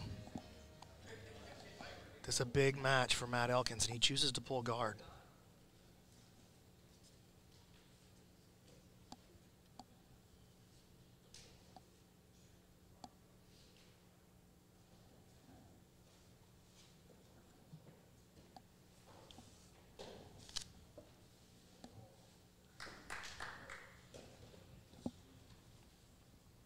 Matt now in the top position. Still got about 30 seconds to try to get that bonus point. And he does look like he's going to get on the head. Josh keeps leaning forward. Matt's going to tempt him to reach for that underhook, and he's going to jump on his head. Josh got to be very careful right here. There it is. Oh, he's going to the back. Oh, look at this back take. Matt's going to try to kill it right here. He's got about 5 seconds until the bonus point is over. He's not going to make it. Clock runs. Going to get a reset here in the center of the mat. But you know what that does do for Matt is that takes the pressure off, and that allows him to kind of settle into the position just a little bit, take his time, and see if he can come up with a 6 right here. He might not have got the bonus, but the 6 is still very much on the table.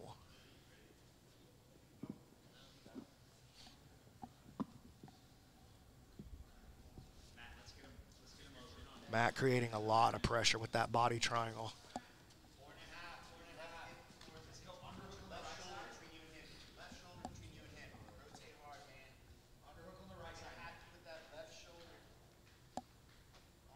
Ooh, Matt adding some neck crank pressure.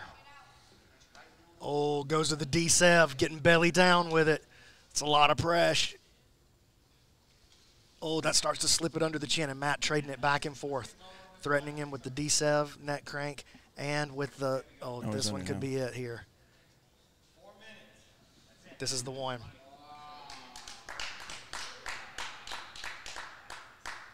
And it's the same old story.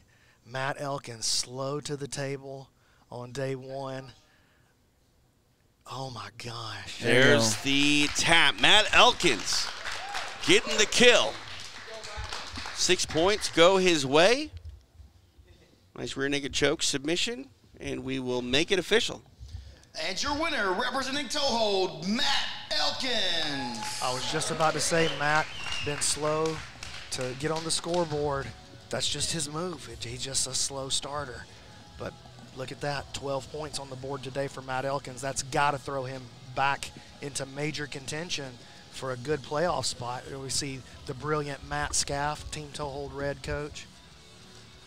Look at Matt Elkins there in the number 10 position with 14 points. No, he's now Plus at 6. He's now at 6. He's in the 6th position with 20 points. Okay, that's where he was beforehand. Yes. So right now it goes Elijah Carlton with 33, Travis Thomas with 30, Landon Torville with 23, Nick Crade with 22, Fyodor Nikolov, 22 as well, Kamoy with 20, and Matt Elkins tied with Kamoy now at 20. All right, there is our updated standings. And Maximus Jolly, the last person in, with 19. Man, I swear to goodness that those standings looked a lot different just a few moments ago. They did, man. The only thing that's consistent, Elijah and Travis running away from the pack. Wow. Things can turn on a dime here in the PGF. Well, you know what's crazy, man? Both of those guys they've still got matches left tonight. They're that far out ahead of everybody, and they're still on the board coming up right now. All right, more action set to unfold. We go back to Stephen Aiken. Coming to the stage next, representing team level, rated R, Kamoy Anderson. This would be big for team level if they can find a way to get the team win here. Get everybody on that team an extra point. And there's some winnable matches out here. And there's some matches where some of your big players could get stalled out. And his opponent representing Epic Roll, the Rock Troll, Maximus Jolly. It's been an interesting day for the Rock Troll, Maximus Jolly. Ran into some frustrating style matchups. Would you call it frustrating style matchups? I mean, can you diagnose what we've seen from Max Jolly today, B-Mac? No, honestly, it really confuses me. It's just a Max that I haven't seen before, and I just got to wonder if there's something.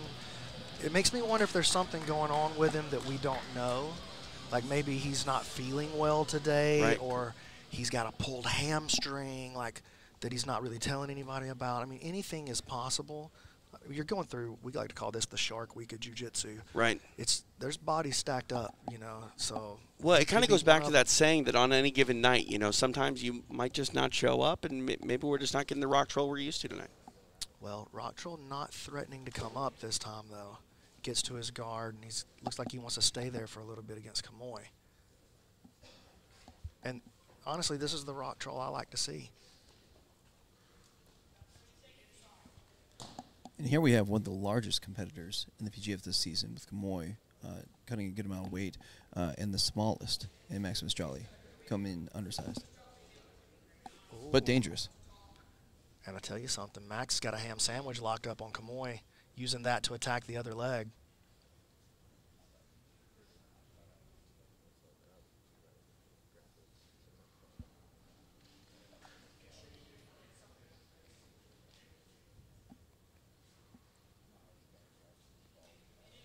Max keeping Kamoy trapped with the ham sandwich over on Kamoy's left side. And Max trying to commit to a straight ankle or maybe an Aoki lock on this free foot. And Max is very strong, man. He can make you feel, and I've seen him do it before in competition a couple of times where he doesn't really have the right, quote-unquote, right position. And he gets the tap anyway because his gripping is so aggressive. Kamoy, though, frees that foot, and Max tries to use that ham sandwich to come up, tries to jump into a triangle. Full guard here for Jolly. And Kamoy decides to lift him, forces the stand up.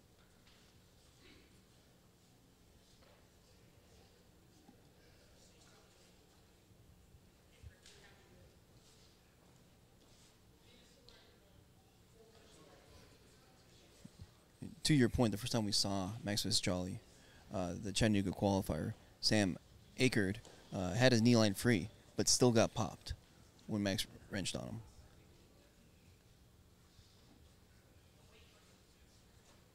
Kamoy tried to go into his body lock pass, and Max tried to counter it with a rubber guard. That was an interesting battle going on for just a second, but they disengage, and Max pulls again. And I just wonder why now versus not the first two matches, you know? It's interesting to me. He has one of his coaches here, so maybe they had a talk after the first two. Yeah. Made an adjustment.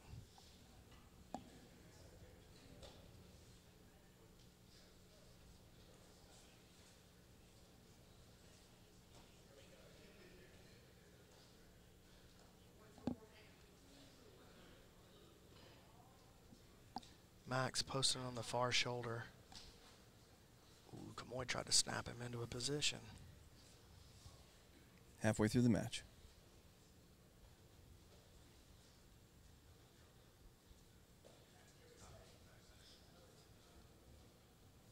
Going to get a reset here in the center of the mat. Max is going for a duck walk across the mat for the reset. Now Jolly goes back to his feet.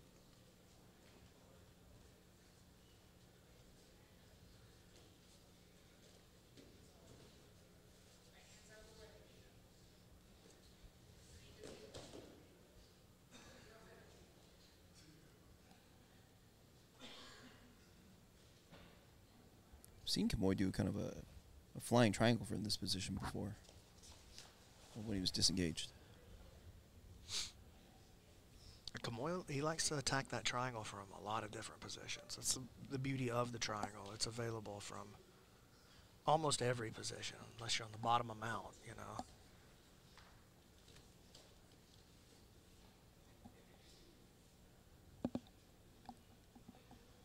I think I remember hearing somebody say something about triangles in space. Yeah, got to be able to spot it in the wild. And Kamoy is the kind of guy who definitely has that capability with his triangle. 90 seconds remains in this match. 77,000 views on this night of the PGF so far on Caffeine TV tonight. 77,000. That's a lot of people. Over 300 in the live chat pretty much the entire time. Kamoy getting into the truck. Ooh, goes to the calf crank, and he gets on the truck, and he becomes the first person to ever tap Maximus Jolly in PGF history. Nicely done by Rated R, Kamoy Anderson. To make this one official, Stephen Aiken. And your winner from team level, Kamoy Anderson. The day 2 GOAT finishing day 3 very strong with the submission. First man to do so on the PGF mat of Max Jolly, and he will speak with Steve Aiken. Kamoy, that was a good win against Max. You look like you showed a lot of respect to him. Did you think it was going to be really hard to get him pinned down? Yeah, like I tell everybody, as much as I say I'm a real middleweight, smaller guys is always a little, it's hard, because they're just like a small ball. It's always harder with the smaller guy. I knew the strategy I was doing wasn't working, so I was like, all right, let me lay down, let him pass my guard, and I do my signature truck entry. That's what happened. Cool, man. I'm not sure exactly what place you're in now, but you pretty settled into the playoffs now? There's still more work to do. It's never over. The work is never over.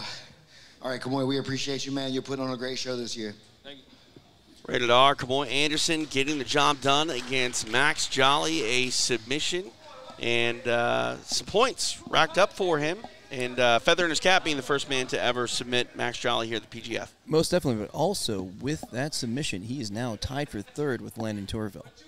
Nicely done for Kamoy Anderson. And that's a big win for his team there because, you know, Max is a guy who, you know, it was it was looking like that was going to a draw, and both guys were going to leave with 0. But instead, what happens is in match number 1, Level versus Epic Roll, it goes 3-0 over to Team Level, and coming out to the mat now for Team Level is Travis Thomas, our number 2 on the leaderboard right now, and he's going to be going against Sam Schwartz. All right, we will see how that one unfolds. Back to the mat, and Stephen Aiken.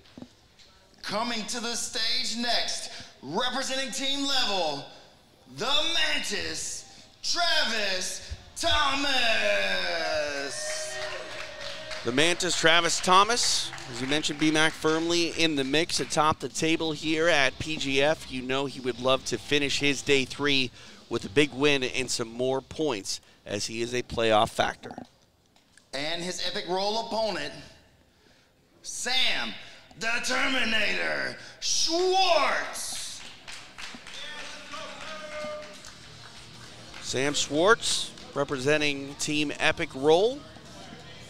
See how he matches up here with the Mantis.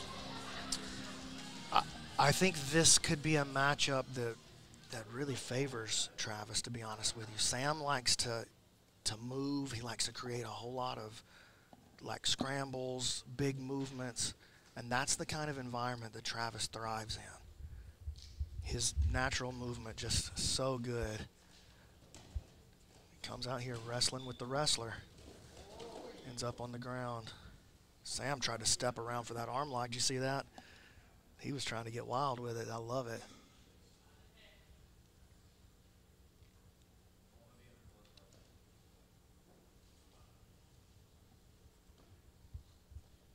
This is a great matchup here. This is phenomenal. Something explosive is going to happen in this match for sure.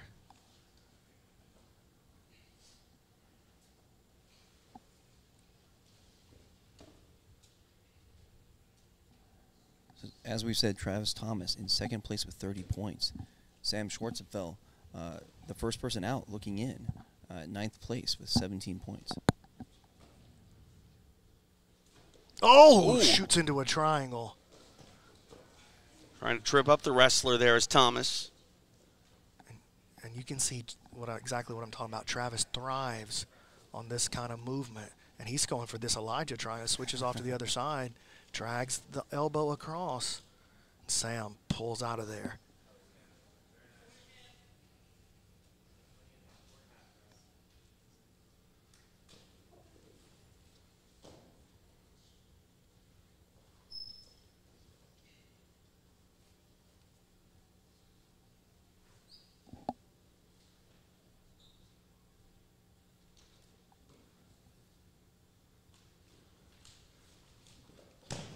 Oh my, Sam tries a cartwheel pass and Travis flips him right over into the mount.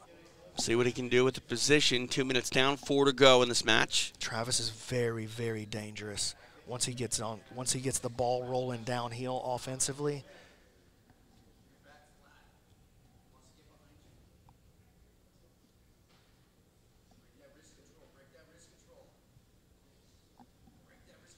Travis isolating the wrist. Ooh, makes just a little bit greedy right there. He tried to jump that. That was just not the right time to go. Especially, man, you know, it's so hard to get a good position on a guy like Sam. You can't squander. I know you got to score, but you can't squander a position like that. We've talked about it before. After that first minute, you have no real incentive. I mean, other than it takes time to get the submission, but you can let him cook a little bit. Yeah, absolutely. That's why a guy makes a mistake, is because he's being cooked, because he's being pressured. It doesn't always have to be physical pressure. Sometimes it can just be time pressure, psychological pressure. Just, my friends are watching me and this feels boring pressure. You know, a guy will move and make a mistake for a lot of different reasons. Here's a triangle choke attempt. Isolating that right arm. Oh, he got it. And he got it. Wow. Huge points racked up for Travis Thomas, getting the break. And giving the Jabroni the salute there, Matt's side. All right, to make this one official, we go back to Bobby, both of them. And your winner, representing team level, Travis Thomas. Travis Thomas victorious as And he it's an gets a arm submission. Lock. It's an arm lock, not a triangle. The triangle position. I just want to thank Team Level. I want to thank Brandon. I want to thank the PGF, Epic Roll, FaZe, X Marshall, everybody for making this happen. I love coming out and competing. This is a perfect stage for me to show you guys what I got. Thank you very much. It's another triangle armbar. Yeah, triangle armbar. And it's important to note now, what was it that made the guy tap? Whatever makes the guy tap, that's what the points are awarded for. There was a triangle there, but it was just the positional triangle. So it was an arm in, arm out. There was no choke involved. It was a straight arm lock, inverted arm lock. Travis gets a beautiful setup, beautiful play against one of the tougher opponents to submit in the PGF this season, and he moves himself into first place with that. And if his team can hang on, he's going to end up with one more point because they're going to win the round. And that's an important point because right now I think it's only a point that separates himself and Elijah Carlson. So, And Elijah's got a tough match here. You know, he's got Sawyer. He definitely Sawyer's a guy that Elijah can beat, and he can even beat him with 6. But Sawyer is also a guy that could find a way to keep Elijah from scoring. To get that draw. Yeah. Defend himself. Yeah. Now, listen, the thing is Sawyer doesn't play that way, so he's probably going to come out and take some risk and make some big movements, and he might open himself up to something. But is he capable of keeping Elijah off the board? Absolutely. And if that happens, probably team level is going to win the round. Yeah. And that's going to put an extra point on Travis, and it's going to increase his lead heading into the last day. All right, time for our next bout in this third and final block of day 3. We go back to Stephen Aiken. Coming to the stage next, representing team level, Dave Cooper. David Cooper making the walk, representing team level. This our third match of our second team matchup in this third and final block. And for his opponent, Stephen Aiken. And his opponent, representing Epic Roll, Cam Hurd. Cam Hurd making the walk for Team Epic Roll. Again, what is the overall point totals in just this block alone thus far? This block alone so far, we have Toe Hold Red with 9 points. Level currently has 6, and Toe Hold Blue has 6. Epic yet to put any points on the board. Here we go, underway. Coop comes out. He's got to be careful here, man. If Cam can get this 6, he's going to tie the team block right away. He's going for it. He steps back. Cam looking for the easy 3. Goes to the inside heel. Coop frees the knee line, though. Nice work by Coop, man.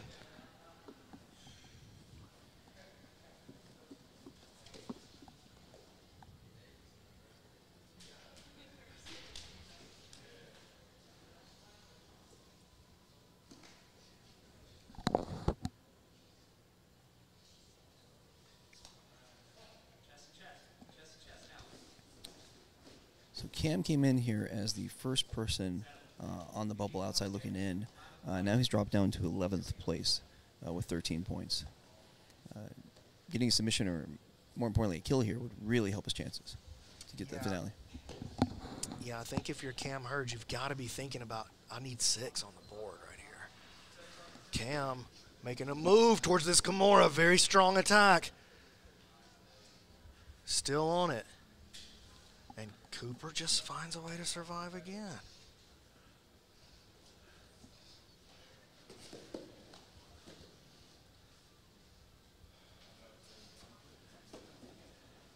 Man, how good does that handsome Kevin win against Travis Thomas look right now from last season? Oh, yeah. But I think everyone, even people in the chat have been saying, Travis Thomas's leg lock game has just improved like crazy since that handsome belt battle. And Travis has showed such a variety of submission and a variety of attacks throughout the week. He's been phenomenal to watch. He's proven you right.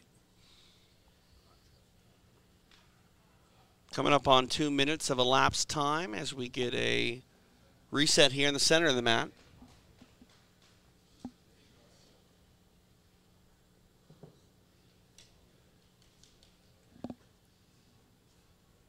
Cam Hurd here on top of David Cooper. Moving to the back. Coop does a good job, shuts out that second hook. Cam going to reset his chair sit here. There it is, and that was a much better play by Cam that time, but going back to his Kimura. I like his flow from attack to attack here. Ooh. There's the tap, the break, the points for Cam Hurd and Team Epic Roll. They needed that. They had to have that as a team. First point to the block for Team Epic Roll to make it official, Stephen Aiken. And your winner, representing Epic Roll, Cam Hurd.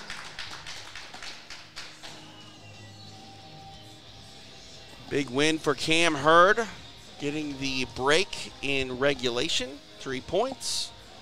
And you can see Cam Hurd now with 16 points, still outside looking into that playoff picture, but it's still a grind. I know we're on day 3, but still some work left for him to do, and still, you know, the opportunity to do so in day 4 for Cam Hurd. Yeah, still striking distance. I mean, he's going to have to rack up some kills tomorrow, but he can still make the playoffs. You having fun yet? Yeah, I'm just looking forward to this next match, Sawyer versus Elijah. And just there's so much consequence on the line. We've had such an opportunity to build storyline. Now we're all invested in Sawyer. We're all invested in Elijah. We've got the storyline of the actual score. I mean, this is awesome. I'm having a great time. Yeah, PGF Season 5 powered by Ghost. Don't forget to support all of our great sponsors, X Marshall, Level, thedailytriangle.com, Decatur Coca-Cola Bottling Company. You gonna give me a Coke yet? Yeah, you want a Coke? You want a Coke Zero? Yeah. That's my drink of choice. Sure, okay. Personally, I'll take whatever you offer. Want me to go get you one right now? Not right now. Okay. Not right. We got business to do. All right, back to Stephen Aiken. Up next, representing Team Level, Sawdog Sawyer Griffin. Sawyer Griffin making the walk once again for Team Level. It'll be his final match of the evening. Stephen Aiken ready to welcome his opponent. And his opponent, representing Epic Roll, the jabroni grappler, Elijah Carlton. As always, a lot on the line for each and every grappler when they take the mat, but for the jabroni, Elijah Carlton, a win of any kind, whether it be break or kill, would net him first place. And you know he's going to want to go for it here in his third and final match of day 3. Immediately, Elijah sits. He's trying to bait Sawyer into engaging with him. But you don't have to bait Sawyer Griffin into engaging. That's his special move, engaging.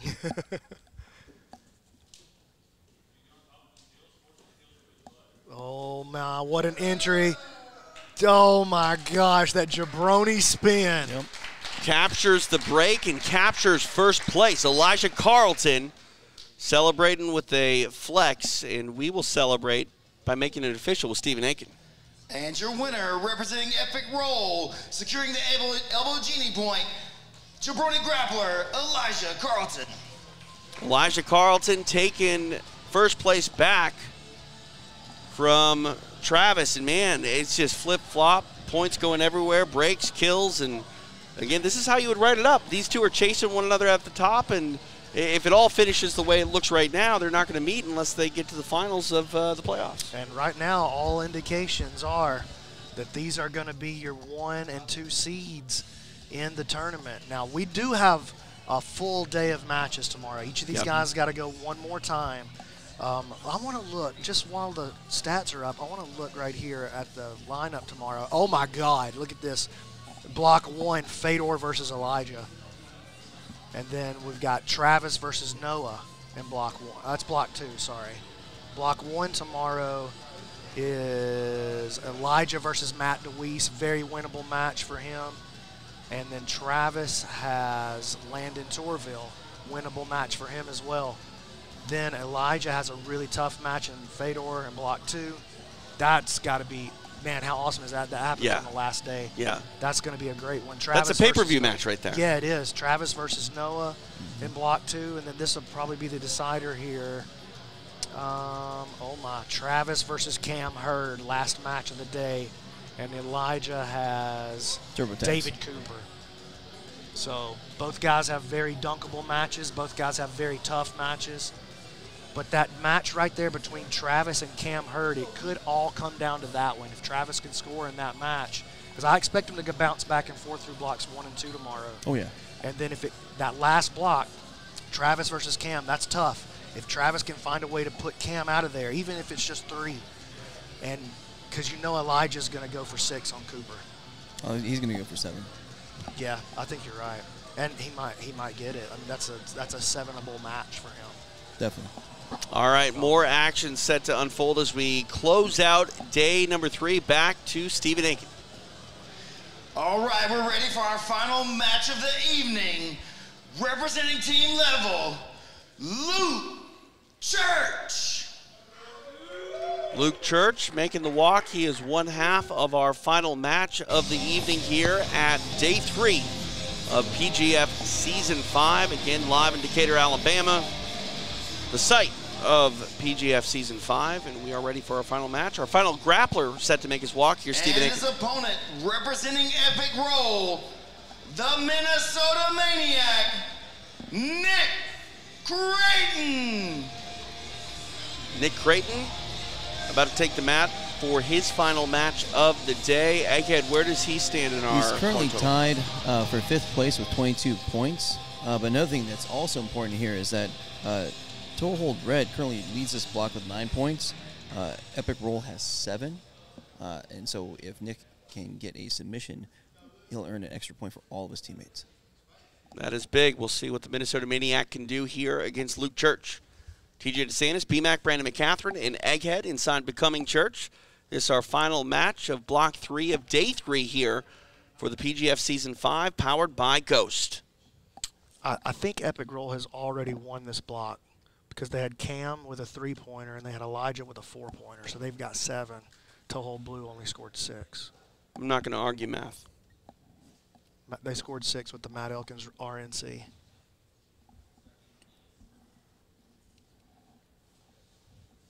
Luke Church trying to pin together the legs of Nick Creighton.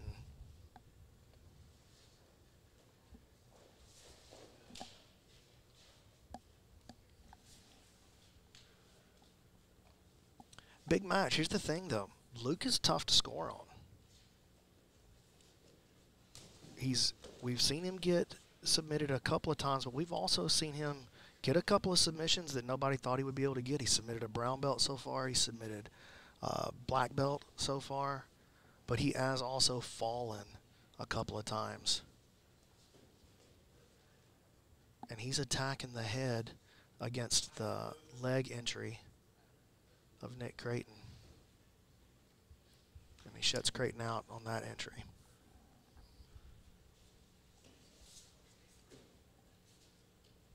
Back on the feet.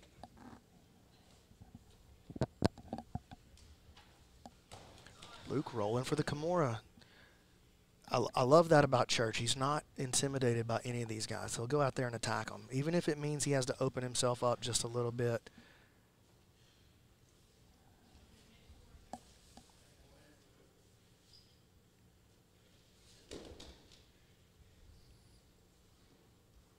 Trying to frame up this neck.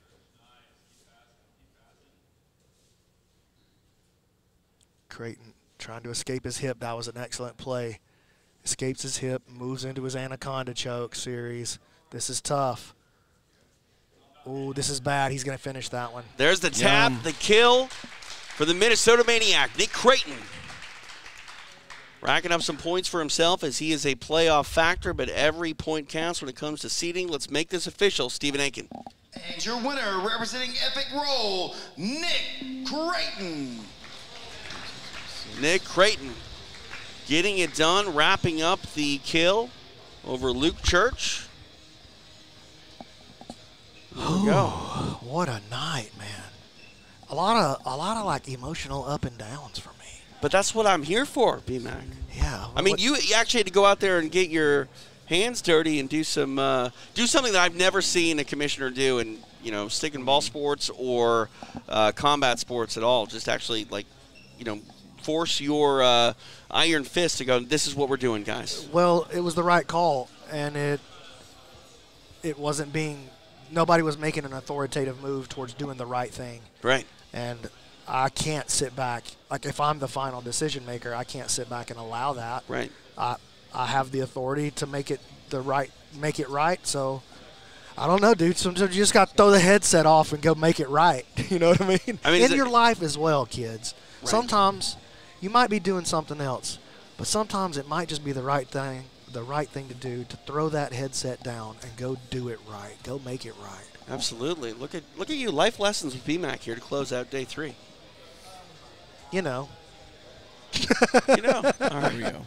Let's take a look at how things shape up here. A lot of movement atop the standings, and it's the jabroni, Elijah Carlton, that finishes day 3 in first position, 38 points. Following him is the Mantis, Travis Thomas, with 33. Minnesota Maniac sliding into third position with that latest kill at 29 points. Kamoy Anderson with 23. He's tied with Landon Tourville.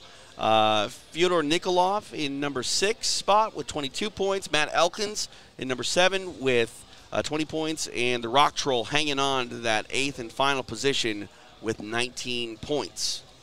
Take a look at the bubble maybe and see how the guys on the outside looking in are concerned.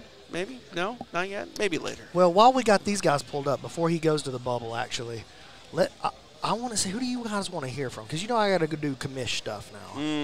Who do you? I want to talk to Fedor. I'd like to talk to Fedor. I want Fedor. Here's the only thing that I say. He had such a good promo in the entertainment showbiz aspect of things. You risk the impact of that. I mean, those are his final words. His literal last sentence was, "I'll see you tomorrow," and he walks off the stage. Okay, you know what? That's a great point. Matt, we got an extra I in Matt's name there. Matt Elkins. That's Matt Elkins. Dang. I mean, I wouldn't mind talking to Kamoy. Jabroni just picked up $100 in the chat from Colleen. Dang. Let me go make a note of that. You want to hear from Kamoy? Yeah, why not? All right, you want Kamoy? Who else you want? Matt Elkins. Matt Elkins. Matt Elkins? Yeah. All right, Kamoy and Matt Elkins coming your way. I'm going to try to get Zoltan to come on here and talk to you guys as well. I like it. I want to hear from one of the coaches at Epic Roll. One of the managers, you mean? Either Matt or Zoltan. Sorry. Yes, sorry. Well, they have a little of both. They have managers sure, and coaches right, yeah. on their team. That's true. But of course, the team that spends the most in the payroll's got even more managerial no doubt. coaching positions. Yankees a big organization. That's true. Yeah, absolutely. So, all right, BMAC going to go do some things and I'm sending it people out. for us. Hey, before we go, give me the camera here for just a second, Keelan. Before we go, let me just say thank you guys so much for the support. Like, if you're in the chat especially, but if you're watching either on YouTube or on Caffeine, if you're here in the audience, it really means a lot to me to have your guys' support. This has been a crazy hard project for us. You know, like we've done a lot of work and spent a lot of sleepless nights. Just this week, the amount of sleepless nights is starting to stack up on me. But I feel so grateful to those of you that are participating and watching and supporting. It genuinely means the world to me, and I don't know how to say thank you enough. So I just want to keep pouring it out to you guys. TJ, I love you. I'm so happy you're here. Egg, you're the man. I love you a lot. You guys make me feel inadequate over here beside you from the commentary perspective, so that's nice. Because I usually feel pretty good, but I'm feeling a little bit third place over here. You're the boss, you know. You get a lot going on. So if there's any time to maybe not be so awesome at this job, what you did tonight on the mat, making things right there, I think you're the front runner for go to the day of day 3. Oh! I'm saying it right now. Okay, listen. I don't know. I feel like there were some better goats out there, but I'm a goat. You're a goat. A-goat. I'm a goat. How Yeah. about that? There you go. All right, I got to go. I love you guys. Go be a goat somewhere else. BMAC, Brandon Mccaghren, flexing that commissioner muscle. Go ahead. So Level was making a little bit of a run there for a second at Epic Roll. They're closing the distance. Epic Roll there with that last team match. They just kind of got that distance back, so they're up by 18. So right now, Epic Roll total team points has 94. Level in second with 76. To hold red and to hold blue. I guess it makes sense because they're two sides of the same coin. Right. Both at 49. Wow, tied there. So exact same. It's going to be a big sort of sprint to the finish tomorrow, as day 4 is our final day of the regular season. I mean, it's going to have to be a huge day for Team Level to catch Epic Roll ahead of them in the team points. Yeah, kind of interesting storyline. Maximus Jolly coming in here had 2 really great days, and then just does not seem the same. And now he has dropped down to the last guy in.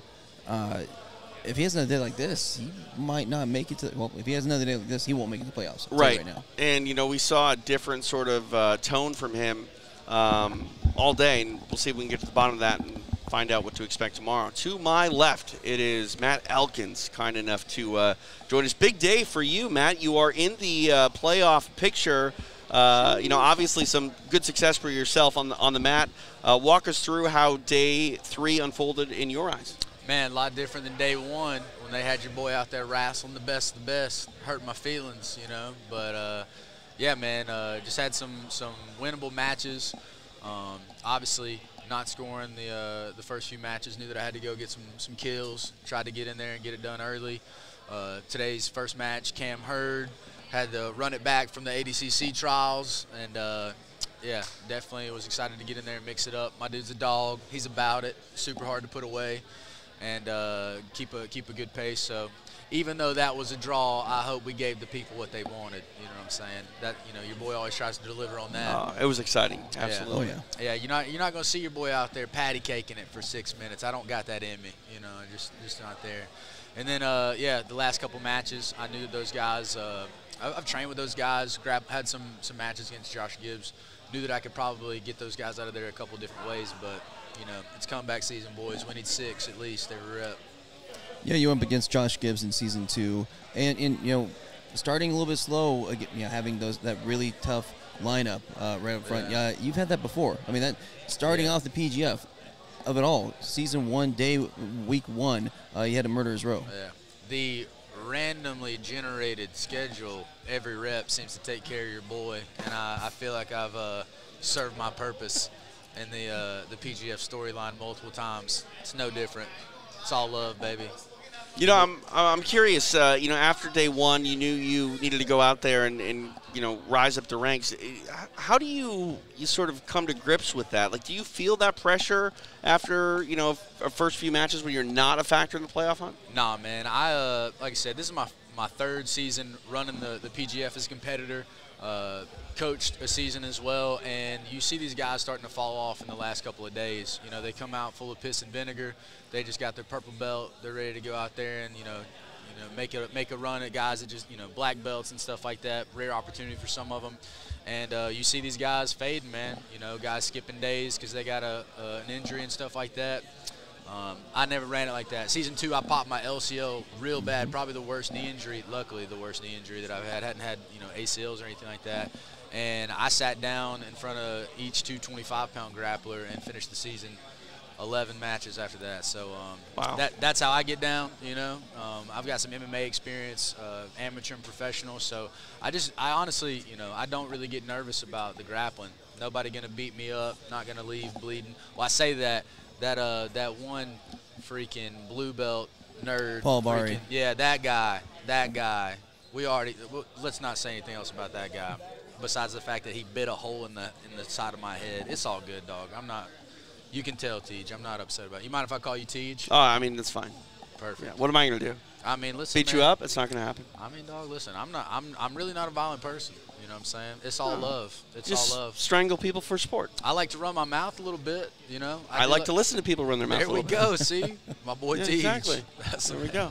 I'm making friends over here. Matt Elkins, enjoy the rest of your night, and we'll see you back here for day 4. Yes, sir. Thank you guys, man. Can't wait to see you guys tomorrow. There he is, always a factor in the playoff hunt. Whether or not it happens in day 1 or day 2, you can always bet that that man's name is going to be on that list at some point throughout the season here at PGF. Oh, I know he'd agree. He has the dog in him. I mean, he said coming into the season, I picked him to win it all. And you know what? If he makes the finale, he can still make that run. Absolutely. You know, he's all about the kill. Great front headlock game. Great, gets your back. Sinking those RNCs. Again, comes since he was a child, like since he was 5, wrestler, state champion, Newberry College, wrestled in college, and now a black belt in jiu-jitsu as well. It's kind of the total package. Yeah. I mean, when it runs in the family like that, too, I can't imagine what, dinner time is like in the Elkins house. Yeah, it's kind of a running joke that if you're not a state champion wrestler, you don't get to sit at the adults table at Thanksgiving dinner. Okay, I don't even know where I would fit in that mix, so I'm never going to go over to the Elkins for dinner. Well, it's the South, and you're a guest, so. Okay, so they treat me well? Yeah. Okay, Hospitality. Perfect. All right. Yeah, that's a good call. Good call. You'd be all right. All right. I wonder what they eat over there, besides souls on the mat. Well, I mean, Southerners, mashed potatoes and gravy. Okay. We like that up in the Midwest, too. Well, actually, they like good food. But really quickly, I guess some questions I have going forward. The bubble. What do you think about the bubble? So right now, said Maximus Jolly, who I think ended first day at number 3, dropping down to the last in, tied with Matt Elkins. Kind of a story of 2 different trajectories. Right. Matt Elkins rising up. Maximus just kind of slowly, going down. Yeah. Sam Schwartzebel, right there, only 1 point behind. And then Cam Hurd as well behind him. I mean, just all those next 3 are within striking distance. Yeah, for Max Jolly, who's on the bubble now, you got to think that he needs to rally in a big way. Otherwise, his bubble is burst, and we're not going to see him moving into the playoffs. You got to believe, though, if he is going to, make the adjustment, I think we're going to find out just the way he takes the mat in his first matchup in day 4. He's going to have some, momentum on his side. Now I got him to my side, on the left-hand side. Let's find out what happened here today. Max Jolly, kind enough to give us a few moments. Max, walk us through day 3. Obviously not the day that you were anticipating. What's going on? Well, I decided, honestly, I didn't really tell anybody this, but I figured if I did a little stand-up game, that my endurance would last longer, because that's a lot of energy to expel when you're doing that off your back. An opponent is more mobile than you are. There's some truth to that. Now, tell me about the emotions out there. Your first match, there were some emotions flying, maybe some palm strikes, maybe even flying with you and Noah. What happened there? Oh, those were just clubbing, Oh, clubbing. Okay. Yeah, can you club in the PGF? Yes. Oh, you can? Yeah. Well, you run the show. I thought you wouldn't. I don't run the show. I just talk during the show. We're affiliated with it. The clubbing was a little aggressive. One might even say that verging on striking, which jiu-jitsu, we don't do so much of the striking in jiu-jitsu. Well, to be honest, you're not going to see me do any more clubbing because, first of all, I hurt my elbow doing that. It'll happen. It'll happen. I don't go clubbing either, just for the record. Well, this is the PGF, not the PGA. No, okay, that works. So I was just saying, like, going out to the bars, but never mind. Oh, clubbing, okay. Yeah, clubbing. What are you going to do tonight to rally to get right for tomorrow? What am I going to do? Yeah, well, like, what's the rest of your night? Like, because, I mean, I think we're at a point now, Max, where things are as much of a mental game as they are a physical game. Would you agree? You're very right. So you're 100% correct on describing today, and I wasn't really finished behind the stand-up strategy. That would be really good for, certain opponent, it'd be good for the finale, because I know I'm going to be in the finale. I do want to talk about my submission loss, my first submission loss. Let's talk about it. Yeah, in the my 3rd round. Yep. He just, it was just pure luck on his side. It was sneaky and whatever, dude. Congrats. Hey, a sneaky brown belt, that kind of goes with it, man. Yeah. It might have been lucky, but also could have been good. Kamboy's a tough competitor. Hey, keep your head up, bud. You've only had one submission loss in 2 seasons in the PGF. I hope he watches this later. He says that something along the lines of small guys have a hard time in heavier divisions. Well, if that's the case, why did you have so much trouble passing smaller guys' guard? Could you explain that? So, if I could have a chance, I'd like to ask you about tomorrow, because right now you're in 8th place. You're the last guy in. You need to put up some scores up on the board. Right now, you're going to be facing Moose Fritz, Josh Gibbs, and Church. How do you think you're going to do? What's your plan? I think I'll do pretty well tomorrow. And I'm glad that you brought that to my attention. I had no idea that I was so low on the scoreboard. I've learned from this match. I may get beat again, but in the end, they'll teach me how to beat them, as always. And history has repeated itself, and that's what will happen. I had something else I wanted to say. Well, while you try to find it, I'm going to say there's that old saying in sports and combat sports especially, you either win or you learn, and the highest level athletes that succeed at this level in sports are the ones that can make the proper adjustments. And now I guess the ball's in your court, Max. If you're able to adjust, I'm sure we're going to see you in that playoff picture come Saturday. Yeah, to be honest, today was a fluke. I should have done better. I didn't really listen. I know I'm having some familiarity with most of my competitors. I'm drawing parallels and, comparing other grapplers I've faced to the top one, Elijah Carlton, who's on my team. I like to see how Elijah Carlton does against Fedor Nikolov. Coming up tomorrow should be really exciting. We're looking forward to that as well. Yeah, absolutely. And I drawed against Nikolov. Here's what I wanted to wrap my head around. If I go against Kimo in the finals,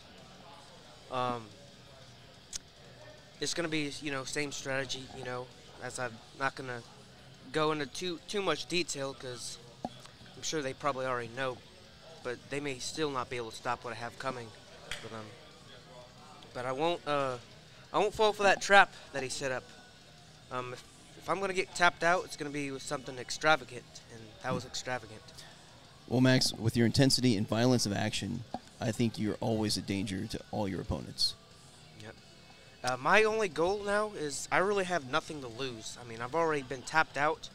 I'm just going to I'm going to go and take the risks and not be afraid. And part of my problem was I was too afraid of getting submitted, but I still end up getting submitted in this competition setting. The veterans who have been here, who have won, the PGF who's had the belts, they have way more to lose than I do. Well said, Max Jolly. We'll see how you rally and rebound going into day 4, and I'll have you know that there's talk about a Rock Troll T-shirt being made, so that makes me happy. Instagram. Yeah, social media. Yeah, awesome. I like it. Honestly, I thought I was going to have to be nice and say that actually I like it. Oh, even though I don't, but it's actually the truth. I actually do like it because it's really hard to make a troll look good, Right, sure. So, yeah. All right. Well, hopefully I'll be looking good in my Rock Troll T-shirt before too long. Max Jolly, appreciate the time. Good luck in day 4. Are you a fan already? Oh, absolutely. I was a fan after day 1. All fans. Awesome. All right, there he is, the Rock Troll. Max Jolly, kind enough to give us a few moments as we close out here, day 3 of the PGF. And, like we said, the ball's in his court. Obviously, it's a marathon. It's not a sprint. If it was a sprint, he would have, sprinted his way into the playoffs after the first couple of days. Still in that playoff picture, but we'll see how he rallies and readjusts as we head into day 4. Yeah, we see it's all about the matchups. Some of these guys have kind of easier days, and they rack up the points. Then they run into a murderer's row day, and they don't get as many points. And other people can overtake them. Yeah. But he has, I think he has 3 winnable matches tomorrow. So I think he's going to secure his place in the finale. I think everyone out there and everyone around here hopes he does. Yeah, we'll see what happens as you know, we're not done. Again, you know, 3 days in the books. It's a marathon, not a sprint, and we're going to see. We're going to have a lot of questions answered tomorrow. Today was nothing but a tumultuous turnover after turnover when it came to the top of the standings, and I assume everything's going to get magnified tomorrow. And not just at the top of the standings are we going to be focused in on, but the bottom as well. The bottom tomorrow of the table may even be more important than the top, as we're talking about these guys that are on the bubble. I mean, look at how many guys are within striking distance right now. I mean, if you know, Sawyer Griffin is able to get a kill, like, he goes not only into the playoffs, but all the way, you know, up past the 7th position. That's right. I mean, even if he just gets a quick break, right, his elbow genie point, yeah, he's in the playoffs. It's wild. I mean, you know, we've seen time and time again, just a little quick run by a competitor, and boom, they're in the playoffs. Yeah, I mean, think about that. Tell me another sport where you're, you know, outside of the playoff picture looking in, and then you get a win, and not only do you secure yourself a spot in the playoff, but you secure yourself a better than the lowest possible seed. I don't think that sport exists. I think that's something that is very much exclusive to the PGF. Every facet of the PGF screams for action for the fans. Right. The short matches, submissions or no points, it's essentially a loss, and just how quickly people can go up and down the rankings. Yeah. It all forces the competitors to put everything on the line every chance they get. 100%. All right. I'm looking at Keelan right now. We ready to be done?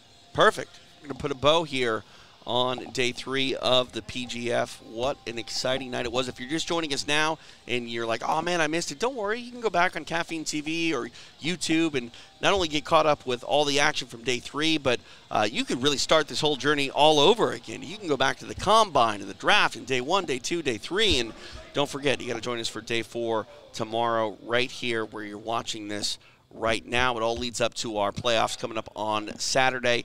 You can buy it. For more information, all that you need for PGF action, visit pgfhome.com. But make sure you subscribe and get into place on YouTube for the pay-per-view, or download that Fight Scout app and make sure you're all set for the PGF Season 5 finale this Saturday. For BMAC, Brandon Mccaghren, who's off doing commissioner-type things, and Egghead, I'm TJ DeSantis saying so long. We'll see you tomorrow for the continuation of PGF Season 5.